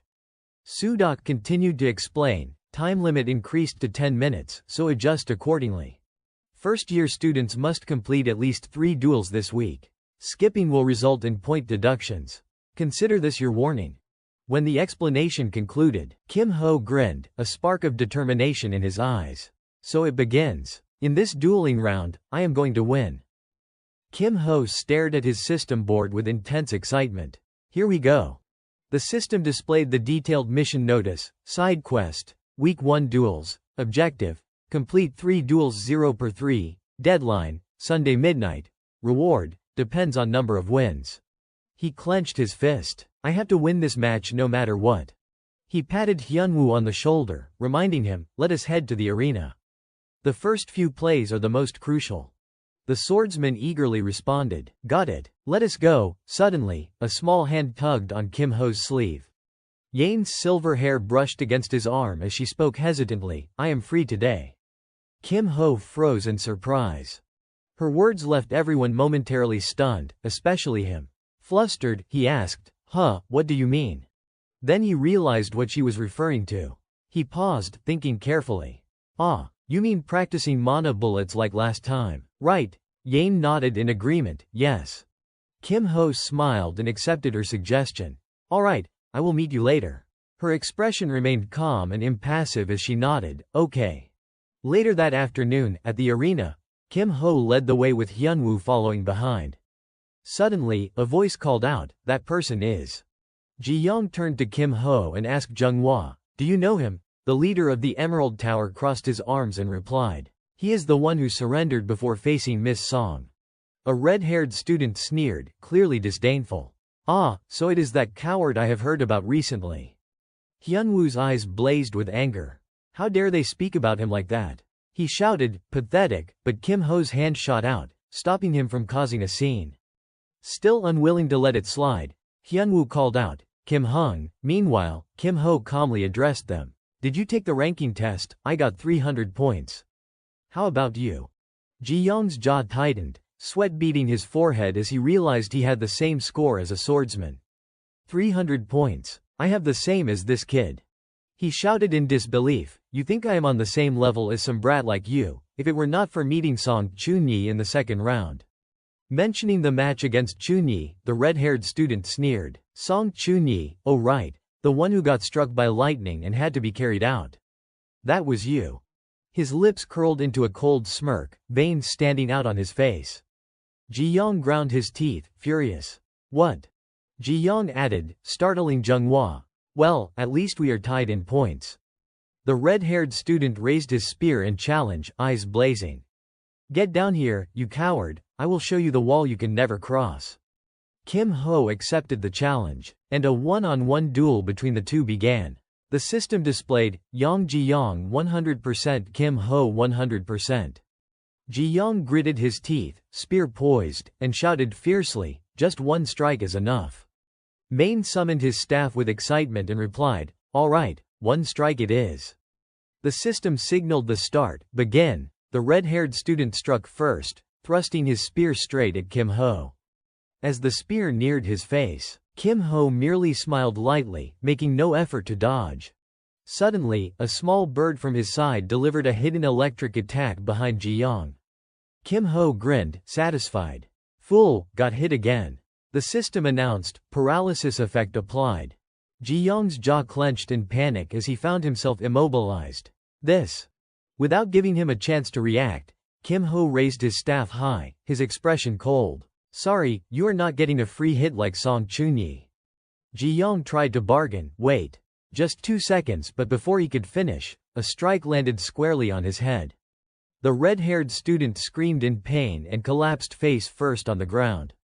The system displayed, Yang Ji-young defeated, Kim Ho victorious. Kim Ho stifled a chuckle, teasing, the coward lost. 2 large bumps appeared on Ji-young's head, and his hands clenched helplessly on the ground as he muttered, Refusing to accept defeat, Ji-young lifted his head, trembling, and taunted, I was careless, rematch, I will win. Kim Ho remained calm. Oh, alright, then let us fight again. Another duel began. The system showed, Yang Ji-young 100%, Kim Ho 100%. Determined to avenge his previous defeat, Ji-young growled, this time won't be so easy. The system signaled, begin. A few moments later, a pained scream echoed, and the system announced, Yang Ji-young defeated, Kim Ho victorious. Kim Ho smirked mockingly. Still no progress, huh? Ji Yong lay face down on the ground, cursing, damn it. Refusing to yield, he shouted, this time I will win, but Kim Ho, lacking the patience to play along, stopped the red-haired student from doing something reckless. Cut it out, you lunatic. Kim Ho turned and walked away. I am done for today. Suddenly, he recalled the side quest mission. Side quest. Week 1 duels. Objective. Complete 3 duels 0 per 3. Deadline. Sunday midnight. Reward. Depends on number of wins. He thought to himself, I need to complete 3 duels. But for now, I will treat it as if it is not urgent. Then Kim Ho made a proposition to Ji Yong. If you want, I can teach you, but first. He extended his hand in front of him. Tuition. The red-haired student realized immediately and yelled in frustration, you monster.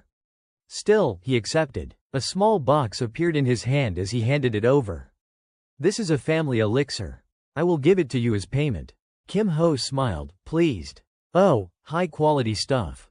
Main closed the box, crouched, and added one more condition. One more thing, do not record this match, and do not speak a word about it to anyone. Ji Yong agreed immediately. Fine, I gain nothing if this gets out. Seeing Ji Yong quickly accept, Kim Ho happily took the box and stored it in his inventory, saying with a grin, all right, tuition received. I will play until you are satisfied, then we will stop. Another duel commenced, and the result was the same, Ji Yong defeated, Kim Ho victorious. Main looked at the red-haired student and asked, that is 3 matches, right, well done. Ji Yong struggled to sit up and spoke, wait, I want to apologize for my rudeness earlier. He scratched his head, embarrassed. I judged you based on only one side. You are not a coward, he admitted, recognizing Kim Ho's skill. Kim Ho simply wanted him to continue misunderstanding him, so he turned and walked away. No, for now, just let me be the coward. Ji Yong looked puzzled. The coward, for now. He sighed and accepted, all right, I won't pry. I can't be the only one suffering, after all. Kim Ho walked over to his swordsman friend. Go Hyunwoo, I am done. How about you? Hyunwoo cheerfully replied, I have won 2 matches already. He wanted to finish the 3rd match before Kim Ho left. I will complete the 3rd match before you go. You go ahead first, Kim Hung. Kim Ho agreed. All right, do well. At that moment, Kim Ho entered the Mana training room and asked about Yane. Have you been waiting long? Sit here. The silver-haired girl replied nonchalantly, They sat across from each other, and he instructed, let us start with the first lesson on mana bullets. Yane clapped her hands, excited for the day's training. Main directed her to try first. Go ahead, make a mana bullet. Yane complied, and a small sphere in her hands swirled with blue energy. Seeing her handle it so skillfully, Kim Ho marveled, impressive. She managed to put Song Chunyi at a disadvantage while just randomly forming a few mana balls. Satisfied that Yane could create mana bullets, he moved on to the next lesson. Now, we will learn allocation. First, use the right amount of mana for a single bullet, then. After training with Kim Ho, Yane went into practice. The silver-haired sniper readied her rifle, and the system displayed their stats. Seo Yane 99%, GWAK Jichul 98%. Jichul formed a protective barrier around himself, smirking confidently. Avoiding the line of sight of a royal guard. I just need to use the environment, sifting through every sand mound will be tough.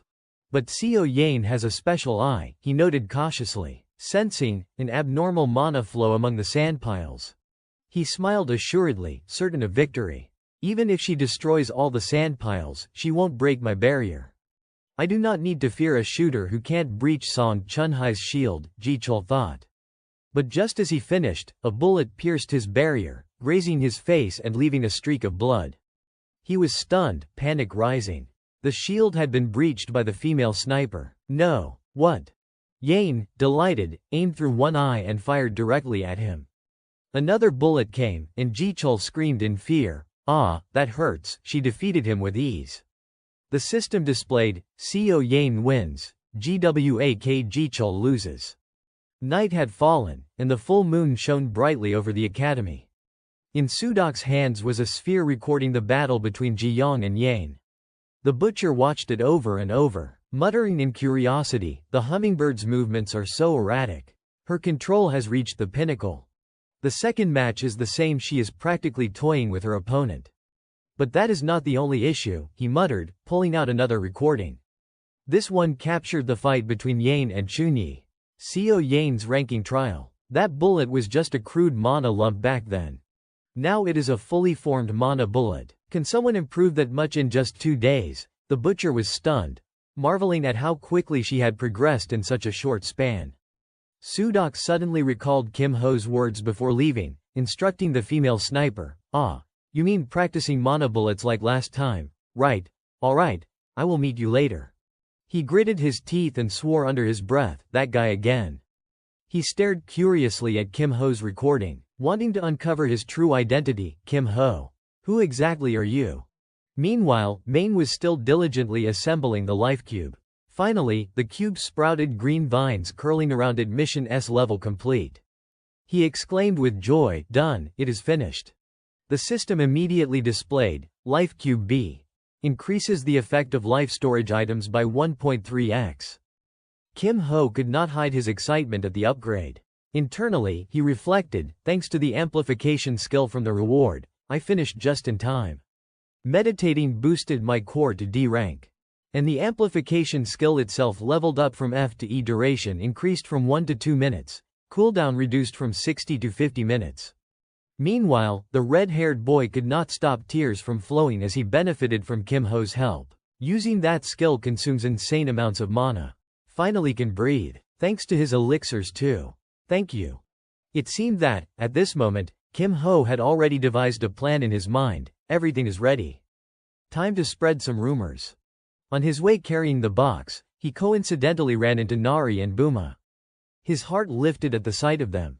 Perfect timing. The natural druid genius from the Guilds Association. Kim Ho glanced at Nari and her tiger, already plotting in his mind. Park Nari, druid. Sorry to bother you, but I need your help. Buma, meanwhile, turned its gaze toward the life cube in Kim Ho's hands. Even Mei knew what this meant. Animals are usually more sensitive to life energy. Nothing passes by without reacting to this. The tiger leapt into the life cube in Kim Ho's hands, which made Nari exclaim in surprise, "Ah, Buma, what are you doing?" "Just as I thought." Nari blushed, reaching out to pull Buma from the life cube, but the tiger seemed to enjoy being inside. She exclaimed in frustration, "Sorry, I will get you out right now." "Buma, no, come out." Seeing Buma stubbornly refuse, Nari bent down to pick it up, but Kim Ho's mind was elsewhere, typical druid. She can sense life energy already. "I will just go along with it." He squinted one eye, pretending to request, "I am in a hurry. Could you take the pet out?" Nari kept struggling, but Buma clung firmly inside. "Ah, sorry. It has never been like this before." After a brief struggle, Nari finally pulled Buma out of the life cube. At that moment, she seemed to recognize him. "Ah, are you in 3rd grade? Yeah." After greeting him, she turned away, embarrassed, but did not forget to apologize for the earlier incident. "There. Sorry about that. You can go now." Kim Ho, satisfied with how his plan unfolded, thought, that is enough for the Natural Club to hear about it. Getting a season pass won't be difficult now. Finally, the real event begins. Returning to class, a silver-haired teacher was lecturing. It is quite common. The best example is a goblin warrior and a melee swordsman. Look at page 76. But Kim Ho was anxiously counting down the minutes until lunch. 1 more minute. 59 seconds left. Finally, the teacher closed the book and announced, "All right, class dismissed." 32 seconds. 0. Byung-chul stretched, relieved the pressure, when his attention was caught by a red light in front of him. Finally done. Huh. Beneath the podium, a red sphere hovered in mid-air, sparking his curiosity. What is that? What is it? Suddenly, the red sphere unleashed bolts of lightning toward Byung-chul, causing him to scream in shock. Seeing the red sparks on his body, the orange-haired boy was bewildered. What is happening? Nothing's wrong. Then a red number 1 appeared above his head. Worry and suspicion crossed his eyes.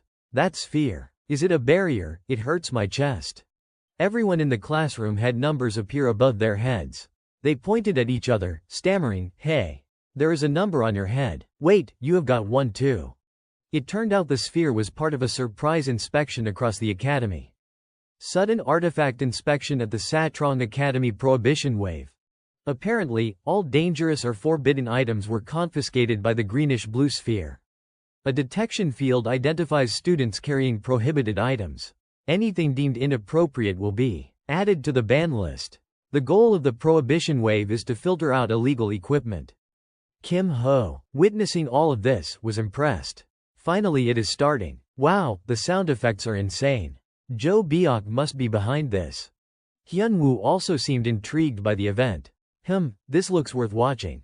Kim Ho glanced at him and at Seo Yane, who was dozing on her desk, and sighed inwardly. Neither of these two brought anything at all. Kim Ho's gaze shifted down to Byungchul, who looked utterly panicked. In his mind, he thought, this one's in real trouble. The orange-haired boy's face was etched with worry, and he kept muttering, what the hell is this? What is going on? Moving to stand beside him, Kim Ho patted his shoulder and reminded him, hey, didn't the club president warn you that there'd be inspectors today? Byungchul blinked. Finally remembering, yeah. But I did not expect it to be like this. Tears welled up in Byungchul's eyes as he pressed his hand to the board in front of him, lamenting, oh no. What do I do now? If they see all of this, the club president's going to kill me. Kim Ho sat beside him and offered help. Want me to help? Are you serious? Byungchul hesitated, clearly unsure whether he could trust him, so Kim Ho shrugged and looked away. Fine, suit yourself.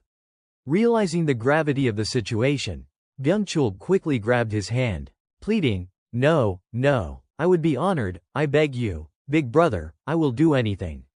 Finally, Kim Ho agreed to help, you owe me for this. Overjoyed, Byungchul bowed deeply, showing his gratitude. Yes, sir. Kim Ho placed the life cube on the floor and instructed him, put the items in here. Only rare ones and compacted gear. Byungchul pointed nervously at the box. Won't putting them in. Kim Ho cut him off, urging him to act quickly. No time to think. Just put them in. Kim Ho glanced outside, keeping an eye on the classroom while Byungchul hurriedly stashed all the dangerous items inside. Looks like it is almost time. The class is about to start. The disciplinary committee arrived promptly. Chunyi stood at the center, commanding the students, everyone, sit still. Lightning bolts shot toward Kim Ho and Byungchul as she demanded, you two, what are you doing? Under the desk, Kim Ho and Byungchul scrambled upright. Kim Ho tried to cover, just sleeping, yeah. Byungchul quickly approached Chunyi to vouch, I swear, we were just napping a bit. Chunyi, however, did not seem convinced and ordered him, hand over the prohibited items. Confidently, Chunyi held up a blue sphere. I do not know how you managed to slip anything past, but now that the beastmen are here, this sphere catches everything. The sphere was brought before Kim Ho to test him, but it did not react at all. Chunhai's eyes widened in surprise. Impossible. Unable to restrain his curiosity, Kim Ho asked, no reaction. Can I go now? Chunyi, however, refused to let him off so easily. Sit down. Kim Ho did not get angry. He smiled and sat, thinking to himself with satisfaction, this is why I wanted to finish before Friday. Suddenly, a loud, piercing scream echoed through the room. Kim Ho immediately dropped to the ground, reaching for the object below, trying to prevent it from being taken. Chunhai's touch on it sent a jolt through him, filling him with unease. An item that can bypass the ban wave. Wait, anyone who realizes its true value would probably kill to possess it, he thought. Successfully making it out of the classroom, Kim Ho and Byungchul walked along the corridor. Byungchul glanced at him with genuine gratitude. Time for the exchange. Wow, seriously, thanks to you, I would probably be stuck scrubbing floors or hiding in a corner otherwise. Kim Ho let out a light sigh, giving him a sly wink. You will repay me later. Consider it a loan. Byungchul placed his hand on his chest, nodding solemnly. Of course, big brother, I will never forget this debt. Glancing at his orange-haired companion, Kim Ho suggested, just take the banned items to your clubroom. Byungchul readily agreed. Sure, the club president actually wants to see you too. Kim Ho's mind raced, from smuggling goods to causing trouble. Demon of the Shadow Dragon Academy, Thieves Guild Club. At that moment, a blonde-haired boy flung open the clubroom door and called out, Big sis, we are back. Before he could step inside, a A girl from within kicked him back onto the street, scolding him sharply. I told you to avoid causing trouble this week, did you get into anything? She kept stamping on Byung-chul, demanding, I said this is important, did not I? He could do nothing but curl up, shielding his head and begging, I am sorry, please stop. Kim Ho bowed politely, a small smile on his face, and greeted the girl, hello, madam. Reporting in, I am Kim Ho. The girl, still pressing her foot against Byung-chul, introduced herself, I am Dang Guyoung. You probably guessed I am the club president. Guyoung lifted her foot more firmly onto Byung-chul, then turned her attention to Kim Ho, eyes glinting with curiosity and desire. I heard about today. One of your items bypassed the ban wave. Let me see it. All right. Her gaze fell on the life cube on the table, and she could not hide her astonishment. Wow, this is the real deal. Honestly, you have to see it with your own eyes to believe it. She raised both hands, almost as if she wanted to seize the box for herself. An item that can trick the ban wave. I would snatch it in a heartbeat if I could, she thought. Kim Ho quickly intervened, warning her sternly, you will get caught immediately. He did not forget to remind her of the risks. Don't think the Thieves Guild leadership would not notice. And do you even know about anti-theft wards? Hearing that, Guyoung muttered under her breath, turning her head slightly. What? Magical technology? Guyoung flopped back against the chair, resting her head on her hands, feigning indifference as Kim Ho got straight to the point. So, you came here because you want something, right? Don't worry, I can tell you are sharp, she said, stretching a hand across the room with a casual wave. Look around, there is nothing here. This place is dirt poor. Kim Ho remained calm, meeting her gaze directly. That is fine. What I want is within your ability. What is it? No longer hiding his intentions, he spoke clearly, I want permission to enter the temporary warehouse. Hearing this, Guyoung's eyes sharpened with suspicion. You, who are you? Her temporary warehouse had long been locked. It was where confiscated items waited to be destroyed. Many dangerous artifacts were stored inside, and something unusual had occurred. Normally, items were checked only at the end of the week and then moved to a secret vault no one knew the location of. Yet, Kim Ho seemed aware of the timing of this anomaly. I am guessing the latest it happens is tonight or tomorrow, he said casually, his words heightening her suspicion. The disciplinary committee sent you here, did not they? Waving his hand to deny her suspicion, he explained, what? No, it is not like that.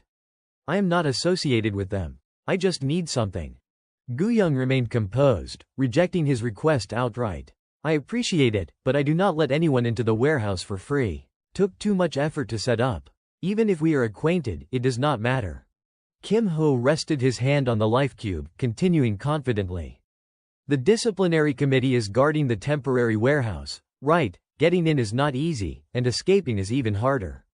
With a calm, confident expression, he assured her, but if you guarantee a safe exit, that should be enough for an entry pass, right? Guyoung sat up straight, resting her hand on her chin, hesitating slightly. Thinking about it, if someone could sneak in. Kim Ho added a condition for his entry, and when I leave, we can divide the items with no lingering ties between us. Judging by the look on her face, he felt certain. She can't refuse now. She will participate, won't she? A group of 6 stood atop the hill, looking down at the school below. Guyoung, face masked, turned to them, questioning, is everyone here? Behind her, 2 blonde boys and a girl taking notes watched. One of the blonde boys frowned in suspicion, asking, yeah, but who is this? Guyoung pointed toward Kim Ho, also masked, and introduced him. I have added another member to this operation. Meet each other. The 2 blonde boys gave him skeptical, unwelcoming glances. Bringing a rookie for such an important mission, can we trust him? Meanwhile, Byung-chul ran up cheerfully, ignoring their doubts. Ah, nice to meet you. Don't mind those 2, let us have a good cooperation. A hand moved deftly across a tablet. After some programming, Davin finally spoke. 1 minute left, madam. Guyoung arranged positions for her. Good. Davin, support from outside. Everyone, get ready. She reminded Kim Ho about his role. Don't attract attention. Be careful. If you get in, grab the small, rare items first. Black mana swirled around her feet as she signaled, all right. On her command, the team dashed forward. Kim Ho glanced at Guyoung running ahead and thought. Level B stealth step complete. Life cube mission done, won't need magical tech for a while. He placed a hand on her back to acquire her skill. Simultaneously, the system interface popped up before him, using copy. Target, stealth step B added. Copying skills 2 per 2, 1 hummingbird E, 2 magical tech B, stealth step B. Your steps are now faster and lighter. Meanwhile, Yoan stood guard in front of the building, humming as he surveyed the area. Suddenly, purple butterflies appeared, landing on his shoulder, surprising him. Huh, butterflies. Then he realized what they truly were. Panic rising. Illusion drones, what? In an instant, ethereal cords bound his body and gagged him, leaving him helpless against the approaching figures. On the third floor of the old building, a foot slipped through a window. The person muttered in annoyance, such a hassle. So many protective spells. Hearing the noise, a disciplinary committee member ran out and caught sight of Byung-chul rushing in. Who is there? Perfect timing. Gripping his weapon, the committee member panicked. An intruder. Luckily, the twin blonde brothers appeared simultaneously, subduing and restraining the committee member. The four left the restrained committee member behind as they continued moving deeper inside. Before heading off, Byung-chul reminded Kim Ho, just stay still, struggling will only make it worse. Gu-young ran ahead to scout, her hand gesturing for everyone to follow. The temporary storage is just around the corner. Wait a moment, check the situation, then we go in. She conjured a mirror in her hand, through which they could see Sihun standing guard in front of the room, axe in hand. Seeing him, Gu-young froze momentarily. Damn it. Why's that goblin-looking guy on guard? Handling him alone will be tough. Kim Ho glanced at her with concern, quietly calculating. Level 3 with an A-ranked axe, nicknamed the Hellcleaver. This is going to be rough for Dang Gu-young. I only planned to sneak in, but looks like I will have to intervene. He whispered through telepathy, you know how to use the shadow domain, right? Gu-young's eyes widened slightly in surprise. How did you know? The two continued coordinating silently. Kim Ho cut straight to the point. No time to explain. Can you use it? Gu-young hesitated. I just learned the basics. Only C rank. Kim Ho immediately applied his power to temporarily boost her skill. There, that is enough. Using amplification, shadow domain skill raised from C to A duration, 0 hours 1 minute 59s. Cooldown, 0 hours 49 minutes 59s. Gu-young turned to him, astonished. What? How did you do that? No time. Let us go, he said, moving forward. Despite her suspicion who exactly is he, Gu-young focused her energy and summoned the swarm of butterflies, her shadow domain. The butterflies swarmed toward Sihun, who scowled in anger. Damn it, starlight suckers. He swung his axe, attempting to strike them down. But alone, he could not handle the sheer number of butterflies and could only scream in frustration. A surge of purple light radiated from Sihun's position. Against the wall, Kim Ho and Gu-young waited for the right moment. The butterflies quickly enveloped Sihun and his axe in a cocoon, immobilizing him completely. Seeing him trapped, Gu-young could hardly believe her eyes. That brutish axe wielder taken down in a single strike must be equivalent to a rank. She glanced sharply at Kim Ho and commanded, we will talk later. Kim Ho merely replied calmly, covering for the moment, let us just finish the mission first. Gu-young stood outside, directing everyone, grab the items and get out. Understood. Kim Ho held the life cube in his hands, quietly thrilled. Time to pick out what I need. He scanned the room, recalling, the prohibited item list at the Dragon Slaying Academy only restricts things. Based on side effects, anything that harms the body or mind is banned. He picked up a mana stone, examining it with satisfaction. So this is it. An item banned for elemental punishment, a stun and paralysis stone. But with my S-rank elemental resistance, I can nullify its effects. After collecting what he needed, he carefully stored the items in the life cube. That is enough items. Now to find some skill books. Skills with elemental punishment are usually quite strong. Kim Ho moved to the shelf with the books, picking up the first one, curiosity sparking in his mind. Let us see. There has to be something useful here, right? His attention landed on a glowing book. Holding it, he could not hide his excitement. Perfect. I do not have any combat skills yet. I need to learn this immediately. Suddenly, the door swung open. A disciplinary committee member appeared, standing outside with a mocking expression. Working late, huh, must be tough. Behind him, Chun-Ki emerged just past Sung-jae. He seemed to have identified the intruders. Starting the semester with a theft, huh, Dang Guyang, the orange-haired man had just questioned them moments ago. He was introduced as Song Chun-Ki, head of discipline. The blue-haired man was Gwak Sung-jae, a committee member. Guyang feigned casual interest as she turned toward them but inwardly thought, what could have brought the head of discipline down here himself? First Gwak Sung-jae, now Song Chun-Ki. Chun-Ki's face turned stern as he ordered everyone, enough. Drop the items and obediently follow us to the disciplinary office. Guyang rose, energy gathering along her arm in preparation for an attack. The longer we hesitate, the worse it will be. Then so be it. She raised her arm high, ready to strike, and called to her team, split up and run. Smashing her hand into the ground, she created a protective dome of white energy around her team. Shadow Shelter, a dark dome to conceal teammates inside. Duration, 0 hours 5 minutes zeros. Seizing the opportunity, Guyang and her teammates escaped from the room. Sung-jae held a communication orb, sending out orders, the intruders have just left the storage. Do not let a single one escape. Everyone scattered to escape. Kim Ho dashed into the hallway, moving swiftly but suddenly something shot straight toward him. Fortunately, with his reflexes, he dodged a flying wooden plank. From ahead, Sung-jae appeared unexpectedly. Kim Ho thought, when did he even get here? Half of his body was surrounded by a green aura. Looking at Kim Ho, he seemed unable to identify him. I have catalogued most of the Thieves Guild members, but I have never seen you before. First year, huh? Hearing the accusations, Kim Ho remained completely still, refusing to respond. Sung-jae, reading his intent, smirked.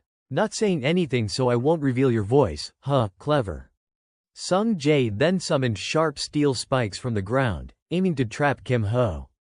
He exuded confidence. Then surrender. You do not really have a choice. But with his lightning-fast reflexes, Kim Ho slipped effortlessly through the spikes. Seeing him evade so easily, Sung-jae activated 2 cannons at his feet, preparing another assault. Hummingbird, this won't help you. Wooden projectiles shot forward, but Kim Ho transformed into a hummingbird, weaving seamlessly between the flying bullets. With a sudden burst, he struck Sung-jae's shoulder with a solid punch. The orange-haired man's eyes widened in surprise at Kim Ho's strength. I have never seen control like this before. Without defensive magic, I would be done for. Kim Ho swiftly moved behind Sung-jae, who, begrudgingly impressed, muttered, not bad for a first year. But just as Kim Ho prepared his next move, he froze. Something unexpected appeared before him. Sung-jae slammed his hand onto the ground, instantly summoning cannons from all 4 directions, their barrels aimed squarely at Kim Ho. Escape was nearly impossible. Not so fast, he declared solemnly. It is over. The cannons unleashed a barrage of countless projectiles, each aimed with deadly precision. Kim Ho stared ahead, inwardly amused. Arrogant fool. Suddenly, a surge of light appeared before him, causing him to hesitate. No one should survive this. What is this heat? One of Kim Ho's arms ignited in flames as he clenched his fist, and Sung-jae's expression shifted, realization dawning. That skill. Do not tell me. At that moment, a solid wall materialized before Sung-jae, blocking his advance. His face twisted in anger, and he muttered under his breath, this has to be a forbidden skill. Tam thatch bitch. Only a madman would dare use this. Damn it. On the other side, Kim Ho clenched his fists, flames roaring along his arm. With a single punch, he shattered the wall, sending Sung-jae flying backward. Hellfire Fist. Watching his fiery hand, Kim Ho marveled inwardly, harder than I thought. Controlling this fire takes effort. Sung-jae lay sprawled on the ground, and Kim Ho's mind quickly ran through the possible consequences. No mortal wounds, so the school won't intervene. But Gwak Sung-jae's faction, the Emerald Tower, and the disciplinary committee will surely step in. Rubbing his temples, Kim Ho tried to calm himself. They will trace my tracks everywhere. Annoying, but they won't find me. From behind, he heard murmurs and realized the urgency of the situation. That noise. From over there. Damn, I need to move before we get caught. Two disciplinary committee members approached quickly. Spotting Sung Jae, they called out, "Senior, get him to the infirmary." Meanwhile, inside the disciplinary committee's truth room, Guyang had been summoned for questioning. She seemed impatient, snapping, "How long are you keeping me here? Just deduct the points and let me go." Chun Ki turned and left the room with a grim expression. "My business here is done. I am heading out exhausted." Seeing him leave, Guyang exhaled in relief, and even Sihun simply said, "Go ahead." Sihun placed a stack of documents before Guyang. "Alright, look at this first. Cooperate, and it will be over quickly." Head of the disciplinary committee, Oh Se-hoon. Seeing the list of missing items, Guyang could not hide her surprise. "What is this? Kim Ho got some seriously expensive stuff." Sihun wasted no time and went straight to the point. "Guyang, you understand, right? Somehow, a lot of items have disappeared." Guyang calmly returned the documents, feigning innocence. "I do not know. It is the first time I have seen this." Sihun's face tightened as he warned her, "If you keep denying it, everyone will bear the responsibility." Finally, Guyang accepted responsibility, stating firmly, "Fine, I will take it." Hearing her confession, Sihun exhaled in relief and forced a wry smile. "Knew it." After taking full responsibility, Guyang left cheerfully. Before she departed, Sihun did not forget to warn her, "Tomorrow, the disciplinary committee will act." Alright, I am heading out now." Meanwhile, the four others were still under Chunhai's watch. Seeing Guyang return, they immediately asked about her situation. "Sister, is everything alright? What will the committee do?" She did not answer directly, instead offering encouragement, "You have all worked hard. I will explain more back at the clubroom." Looking at the group before her, Guyang sensed something was off. She raised her hand and began counting. "Wait. Why are there only 4 of you? 1, 2, 3, 4. Where's the 5th? Chunyi, noticing Guyang's reaction, sneered, bold as ever, still pretending at this point. Her words confused Guyang. "Huh, what do you mean?" Chunyi did not hold back, revealing Kim Ho's actions right there. "A member of your group used the Hellfire Fist." Senior GWAK Sung Jae is in the infirmary could have been a huge problem. Hearing this, Guyang's expression soured, and she thought inwardly, GWAK Sung Jae ended up in the infirmary, and with the Hellfire Fist. That kid's impressive. Suddenly, a voice echoed from a room. "Hey, Kim Ho, is your hand alright?" Seeing Kim Ho's hand unharmed, Guyang looked surprised. It is fine, you said you used the Hellfire Fist." Kim Ho shook his arm slightly, explaining, "I would not use it without a countermeasure." Her worry eased. Indeed, he prepared carefully. Guyang immediately thought of the items he had taken and asked, "Alright, the items are safe, right?" Kim Ho quickly placed the living cube before her. "Yes, here you go." Seeing the stolen items made her mouth water in admiration. "Wow, so beautiful. How can they be so vivid?" Kim Ho promptly set the items down on the table, returning them to Guyang. "The deal's done. There, consider it more than fair." Carrying the large box, Kim Ho prepared to leave. "I am heading out now." But Guyang called him back, offering, "Wait, Kim Ho, why do not you join our club?" She lightly nudged his arm, suggesting, "I will treat you well." Kim Ho wanted confirmation. "You are recruiting me." Guyang pointed at him, evaluating, "I have been watching you." Proud, ambitious, a true thief. Kim Ho could only smile wryly, not sure if that is an insult or an invitation. He quickly clarified for her, "No, I will pass." Hearing his flat refusal, she looked surprised. Why?"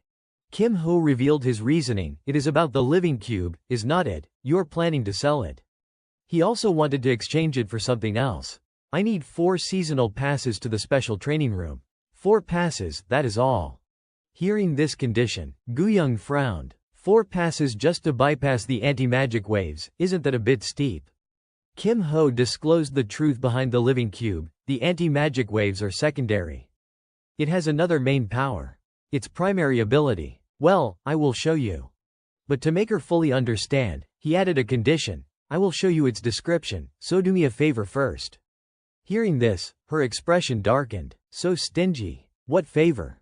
Actually, the request Kim Ho wanted her to carry out was very simple. He just wanted her to deliver a message. Just pass along a message to the head of the Arcane Technology Club. It is from a first year who has completed the 10x10x10 block. Upon hearing this, Guyoung immediately agreed without hesitation. All right, not too difficult. Fine, show me the description.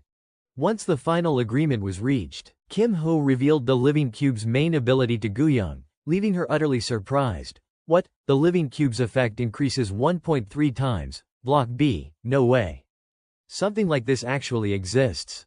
Seeing the full information panel on the Living Cube, Guyoung finally understood why Kim Ho had asked for such a high price in exchange. No wonder it is so expensive. Kim Ho placed the cube before her and asked, "All set, I am heading out." After turning and leaving, Guyoung expressed her genuine thoughts to him. "Kim Ho, even so, I still want to recruit you."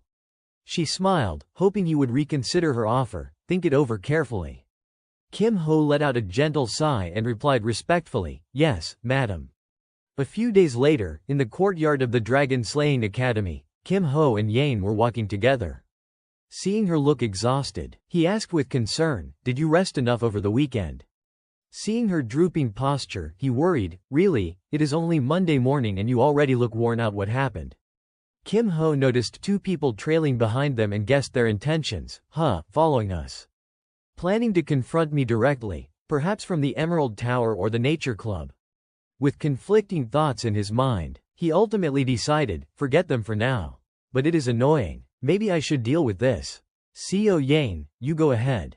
He turned to the two behind them and explained to Yane, "I have urgent business. I will handle it and get to class immediately."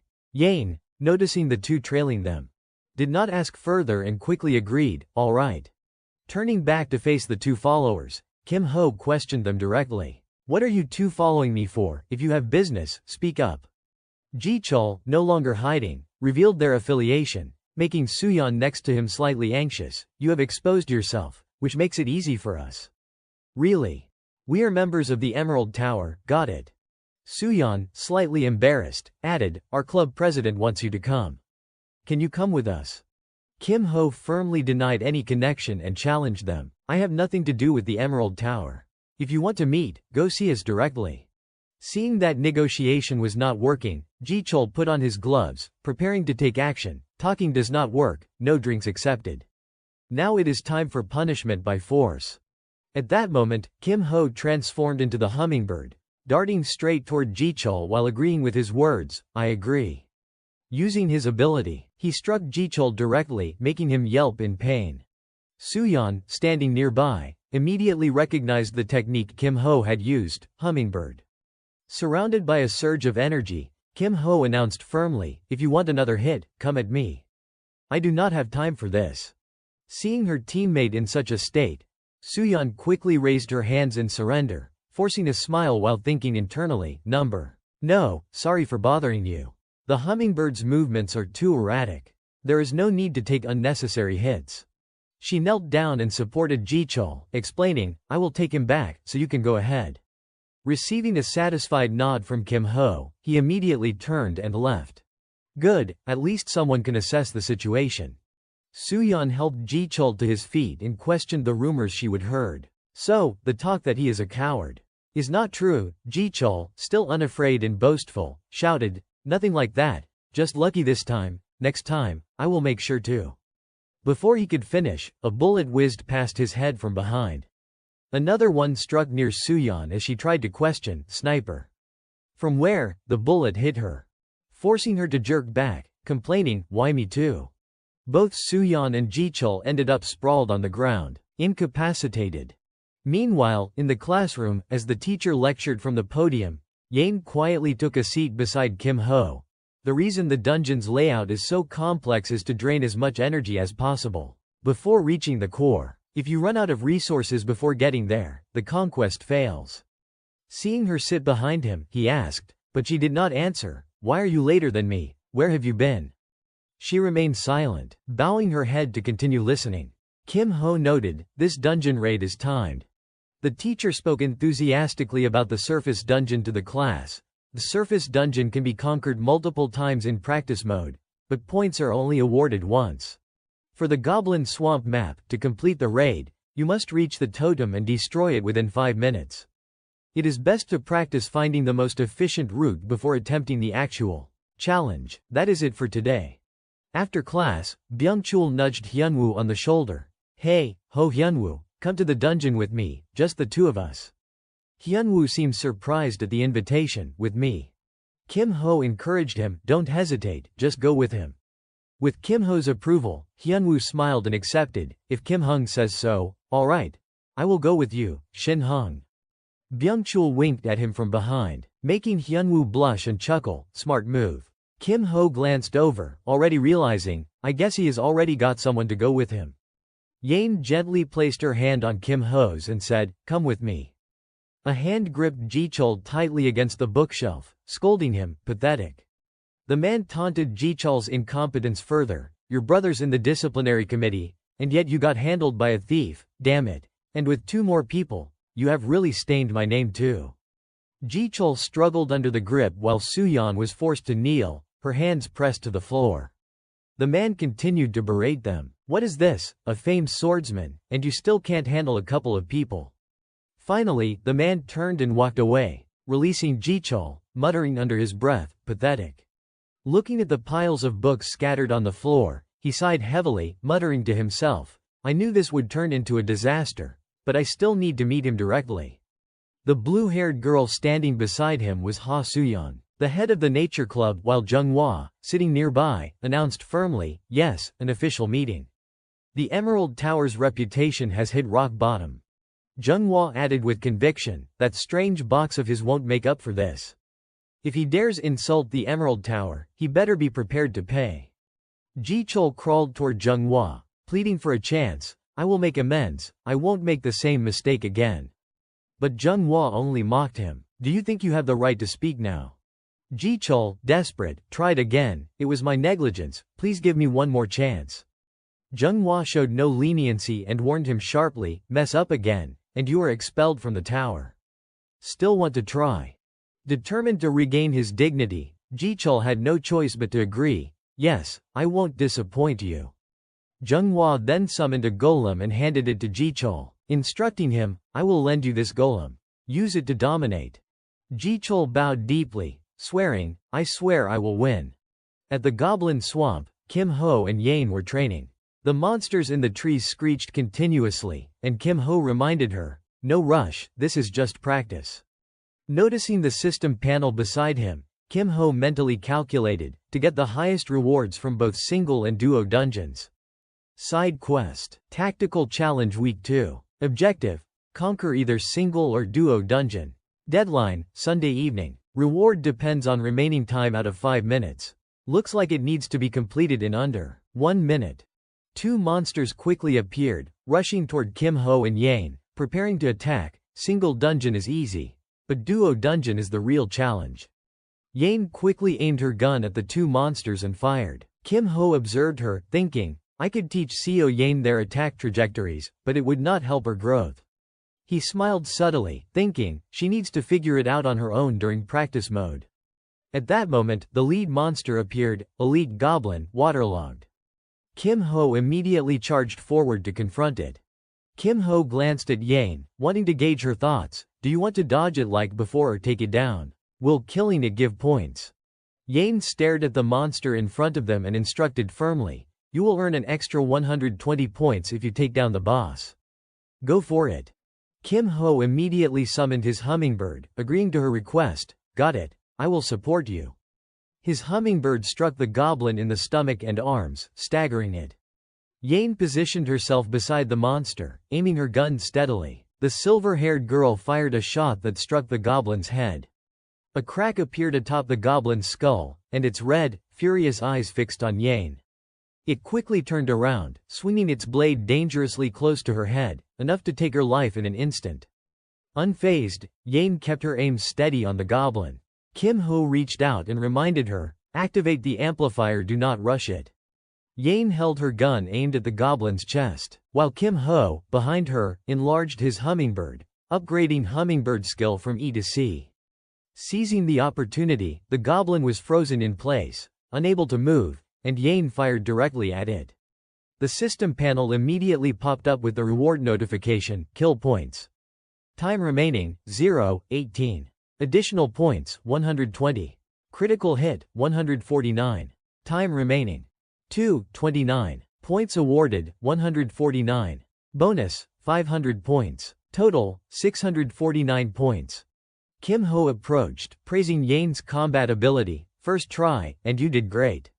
You could even get faster. Yane blushed slightly and spoke up, about earlier.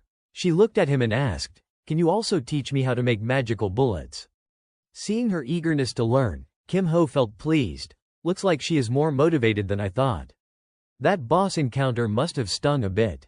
Without hesitation, he agreed to teach her the skill. All right, let us check your gear and then head to the training center. Okay. At the training center, at the shooting range, rows of targets were lined up. Kim Ho explained, today we are going to learn the shooting skill. He elaborated for Yane, you can now create magical bullets and a gun as tools, but you have not yet linked them together. Taking a bullet, he demonstrated in her hand. Let me give you a visual example. Suppose your hand is the gun. He quickly shot the bullet at the target ahead, illustrating for Yane, focus your mana and release it with a flick of your hand. That is basically how shooting works. He shook his hand to show the bullet had vanished and added, it is similar to creating bullets. Do you want to try using your hand first? Yane quickly followed Kim Ho's instructions. Alright, focus the mana at the tip of your finger. The bullet flew straight toward Kim Ho, leaving him helpless. Flick it. Why is it going backward? Seeing she could not get it right immediately, he switched tactics. Forget creating the bullet for now. Just try shooting mana first. Kim Ho stepped aside and told Yane, keep practicing. I am going to grab something for dinner. But she called him back, rummaging through her coat pocket. Wait a sec. She pulled out a black card and held it out to him. Here, take it. Kim Ho was briefly surprised, thinking to himself, a black card. Rich. He went to the cafeteria counter to order, where two girls from the disciplinary committee were chatting. Limited edition, totally worth the wait. Suddenly, the green-haired girl from the committee waved at Kim Ho. Hey, you there. Chunyi, eating nearby, looked over curiously. Who is that? Kim Ho waved back cheerfully, causing Chunyi to flinch and break her spoon in surprise. Oh. It is you. She got up, fuming internally. No, this is actually good. I need to check something. Sorry. She extended her hand toward Kim Ho. Let me see your hand. He looked slightly suspicious. Why all of a sudden? Chunyi mentally pieced together everything she would observed about Kim Ho. The mysterious thief used Hellfire Fist in the temporary storage, mastered the hummingbird skill like a toy, knows the thief club. He is the prime suspect. Just check his hand for burns if he used Hellfire Fist. Kim Ho was surprised by her straightforward request. Didn't expect you would be interested in that. Chunyi, on the other hand, felt pleased. Yes. He is nervous now. Without hiding anything, Kim Ho extended his hands toward her. Go ahead, take a look. Or are you hiding something? Here, see for yourself.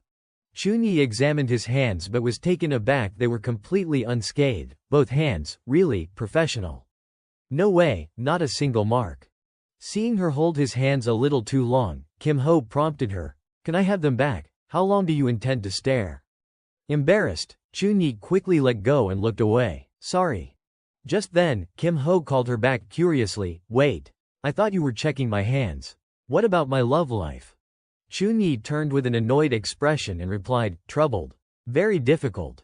Watching her storm off in a huff, Kim Ho already guessed her intentions. Looks like they are still searching for the culprit in the temporary warehouse incident. But I have played the innocent act long enough. I should be cleared of suspicion soon. The next day, Kim Ho and Yane continued their training in the forest. He instructed her, just do it like we practiced, got it? Yane aimed her gun straight ahead. She fired directly at the goblins in front of her. The goblins fell back immediately after being hit. With Kim Ho providing support, Yane quickly closed in on the nearest goblin. Her bullet flew and shattered the weapon in its hand, causing it to collapse instantly. Kim Ho glanced at his own hand as the system portal appeared with a notification. Time remaining, 1 minute 20 seconds. Goblins killed, 28. Elite monsters killed. 149 points. Time remaining 3 minutes 48 seconds equals 228 points. Bonus, 500 points. Total, 728 points. Seeing the time and Yane's performance, Kim Ho could not help but praise her. Impressive. All that practice yesterday really paid off. Huh. Yane smiled at him, and it seemed this was the first time she had smiled at him. She is smiling. Kim Ho glanced at Yane and offered some advice. The dungeon won't be too difficult, but just to be safe, keep practicing a few more times. She immediately replied, got it. He watched her retreating back, smiling to himself. She even managed to clear the double dungeon, so she should be fine. For now, let us just focus on our mission. At that moment, the system displayed a notification, entering the goblin swamp. Stepping through the gate, Kim Ho confidently declared, all right, let us handle this quickly. Flames erupted from his hands, blazing intensely. With a powerful punch forward, the fire spread in all directions. Any monsters caught in the attack were instantly engulfed in violent flames. The forest around them was almost entirely scorched. Sweating, he forced a smile and thought to himself, even if this is a practice dungeon, I might have overdone it. Just as I suspected, controlling this is tricky. I will need to reset before leaving. The system displayed the results. Time, 4 minutes 42 seconds. Elite monsters defeated, 120. Remaining time, 7 minutes 28 seconds equals 448 points. Bonus, 500 points. Total, 948 points. He continued thinking, I even got the bonus for defeating the boss. Maximum reward secured. Simultaneously, the system notified, weekly tactical challenge, side quest complete. Dungeon challenge objectives, single dungeon. Remaining 7 minutes 28 seconds over 5 minutes. Double dungeon. Remaining 3 hours 48 minutes over 5 minutes. Rewards increased. No need to overthink it. I targeted this attribute from the start, perfect fit for my path. The system prompted him to choose his reward. Select your reward. Prosperity Seed, enhances reinforcement skills and recovery. Illusionary Eye, enhances illusion type skills and debuff effects. Western Wind's Blessing, enhances wind type skills. Choosing a versatile support that could both deal damage and provide aid, the system confirmed, Western Wind's Blessing acquired. Kim Ho thought, a wind element support class. After finishing the battle, he stepped out, only to hear a voice call, are you Kim Ho? Zhenghua approached and introduced herself, I am Zhenghua, master of the Emerald Tower. Suyan, standing beside her, added, I am Suyan, head of the Nature Club. Shall we talk somewhere else? They moved to a private spot. Suyan bowed slightly and said, first, I apologize for what happened. I was rude in my haste. I am sorry. Hearing this, Kim Ho asked, I heard you are here because of a special item. Is that right? Suyan then requested, may I see it directly? Kim Ho happily retrieved the box and agreed, of course. Nearby, Buma immediately caught the scent from the box and leapt straight into it. Nari panicked, shouting, Buma, no. Watching the scene, Zhenghua was surprised and muttered, so it is true. Her embarrassed voice continued, Buma, come out. Kim Ho was not bothered and laughed, it is fine, just let it be. Suyan also watched in astonishment, Buma really likes that box. Next, she looked up, beads of sweat forming on her forehead, and spoke hesitantly, it is because of its aura. This seems to be an incredibly powerful life-type artifact. May I see the item description? On the club's honor, I will keep it confidential for you, Kim Ho replied gently. If both of you are that serious, then sure. He watched in surprise as she widened her eyes and questioned, the effect of a life item increases by 1.3 times. Suyan frowned slightly, pausing before commenting, truly an unimaginable artifact. Kim Ho crossed his arms, pondering briefly before responding nonchalantly, I am not sure if I would sell it. Simply possessing it is already highly valuable. Suddenly, Zhenghua spoke up in a serious tone, an item shines brightest in the hands of someone who knows how to use it. Don't waste it, let us have it. Kim Ho, feeling a little pleased, rubbed his nose and smirked to himself. They are being so proactive it is a bit embarrassing. Then he pretended to deliberate aloud. I understand your intentions, but I still need to think it over. She immediately offered, what do you want in exchange? I can give you something of equal value. Kim Ho's expression turned pleased, now we are talking. Behind them, Nari was quietly watching the interaction. Casually, he made his request, 4 tickets to the special training season. Specifically, 1 season ticket plus something equivalent in value to 3 more tickets. I want a blank skill book. Both Suyeon and Junghwa's eyes widened in surprise at his condition. Junghwa slammed her hand on the table and shouted angrily, "This is outrageous, aren't you being a little greedy?" Suyeon crossed her arms and said sternly, "The season tickets are fine, but a blank skill book is far too expensive." Kim Ho did not want to waste time arguing and calmly replied, "Then forget it. I am leaving." He began to walk away when suddenly someone shouted urgently, "Wait." It was Nari. She stood up and walked over slowly, speaking nervously. "I heard what was being discussed. I have a blank skill book." She turned back anxiously and asked, "Nari, really, is that okay?" She shyly continued, "I have not found a good skill to use it on yet. Otherwise, it would just sit in the storage gathering dust. And besides," her expression showed slight helplessness, but she continued, "Booma clearly likes it." Kim Ho glanced down and smiled. Booma inside the box was visibly delighted. Seeing this, Suyeon exhaled and said lightly, "Fine, if you want it, go ahead, Nari." Nari's face brightened, "Thank you, sis." Then Suyeon added, "All conditions are met, so there is no need to waste time." Kim Ho, pleased, replied, "Quick and efficient, that is how it should be." Both sides exchanged items smoothly. He picked up what he needed and smiled lightly, trade completed. Matter settled. Suddenly, from another table, Ji-chul slammed his hand down, stood up, and shouted, "Hold on, I still have business with you. Kim Ho, I challenge you." Kim Ho, uninterested, immediately declined, "No need." Ji-chul was stunned and exclaimed, "What?" Then Kim Ho raised his voice, questioning, "So you want to fight? Does that mean I have to fight you?" Ji-chul immediately clenched his fists, grinding his teeth as he shot back. "Don't you have any sense of honor?" Kim Ho was not about to back down either and barked in return. Bringing someone to another council and still talking about honor, really? Ji-chul froze, stammering, that is. Kim Ho turned and walked away, declaring nonchalantly, "I do not want to waste time on pointless punching. Go ahead, act like you have already won and show off." Ji-chul, unwilling to accept this, called after him, "Wait." Suddenly, Ji-chul held up a VIP card, furrowing his brow as he proposed seriously, "Then let us bet something. Surely this is worth your time, right?" The system flashed information, VIP ticket. This action successfully caught Kim Ho's attention. He turned around, a smirk forming as he thought, "Generous, are not you?" and replied calmly, "Fine, I agree." Ji-chul then pointed at Kim Ho and irritably said, "I will let you choose the day." Kim Ho tapped his chin, thinking for a moment before answering. 2 days will do." Curious, Ji-chul asked, "Why 2 days?" Kim Ho took out a book and honestly replied, "I need time to master this." Junghwa immediately shook his head, snickering with contempt, 2 days and you expect to learn and master a skill? Fine, let us see what you can do." Kim Ho paid no attention to the sarcasm, confidently asserting, "You won't be disappointed." The scene shifts to the morning 2 days later. At the arena, Guyung stood high in the stands, frowning in confusion. Kim Ho. Why would he accept the challenge? That Junghwa guy is surely planning something.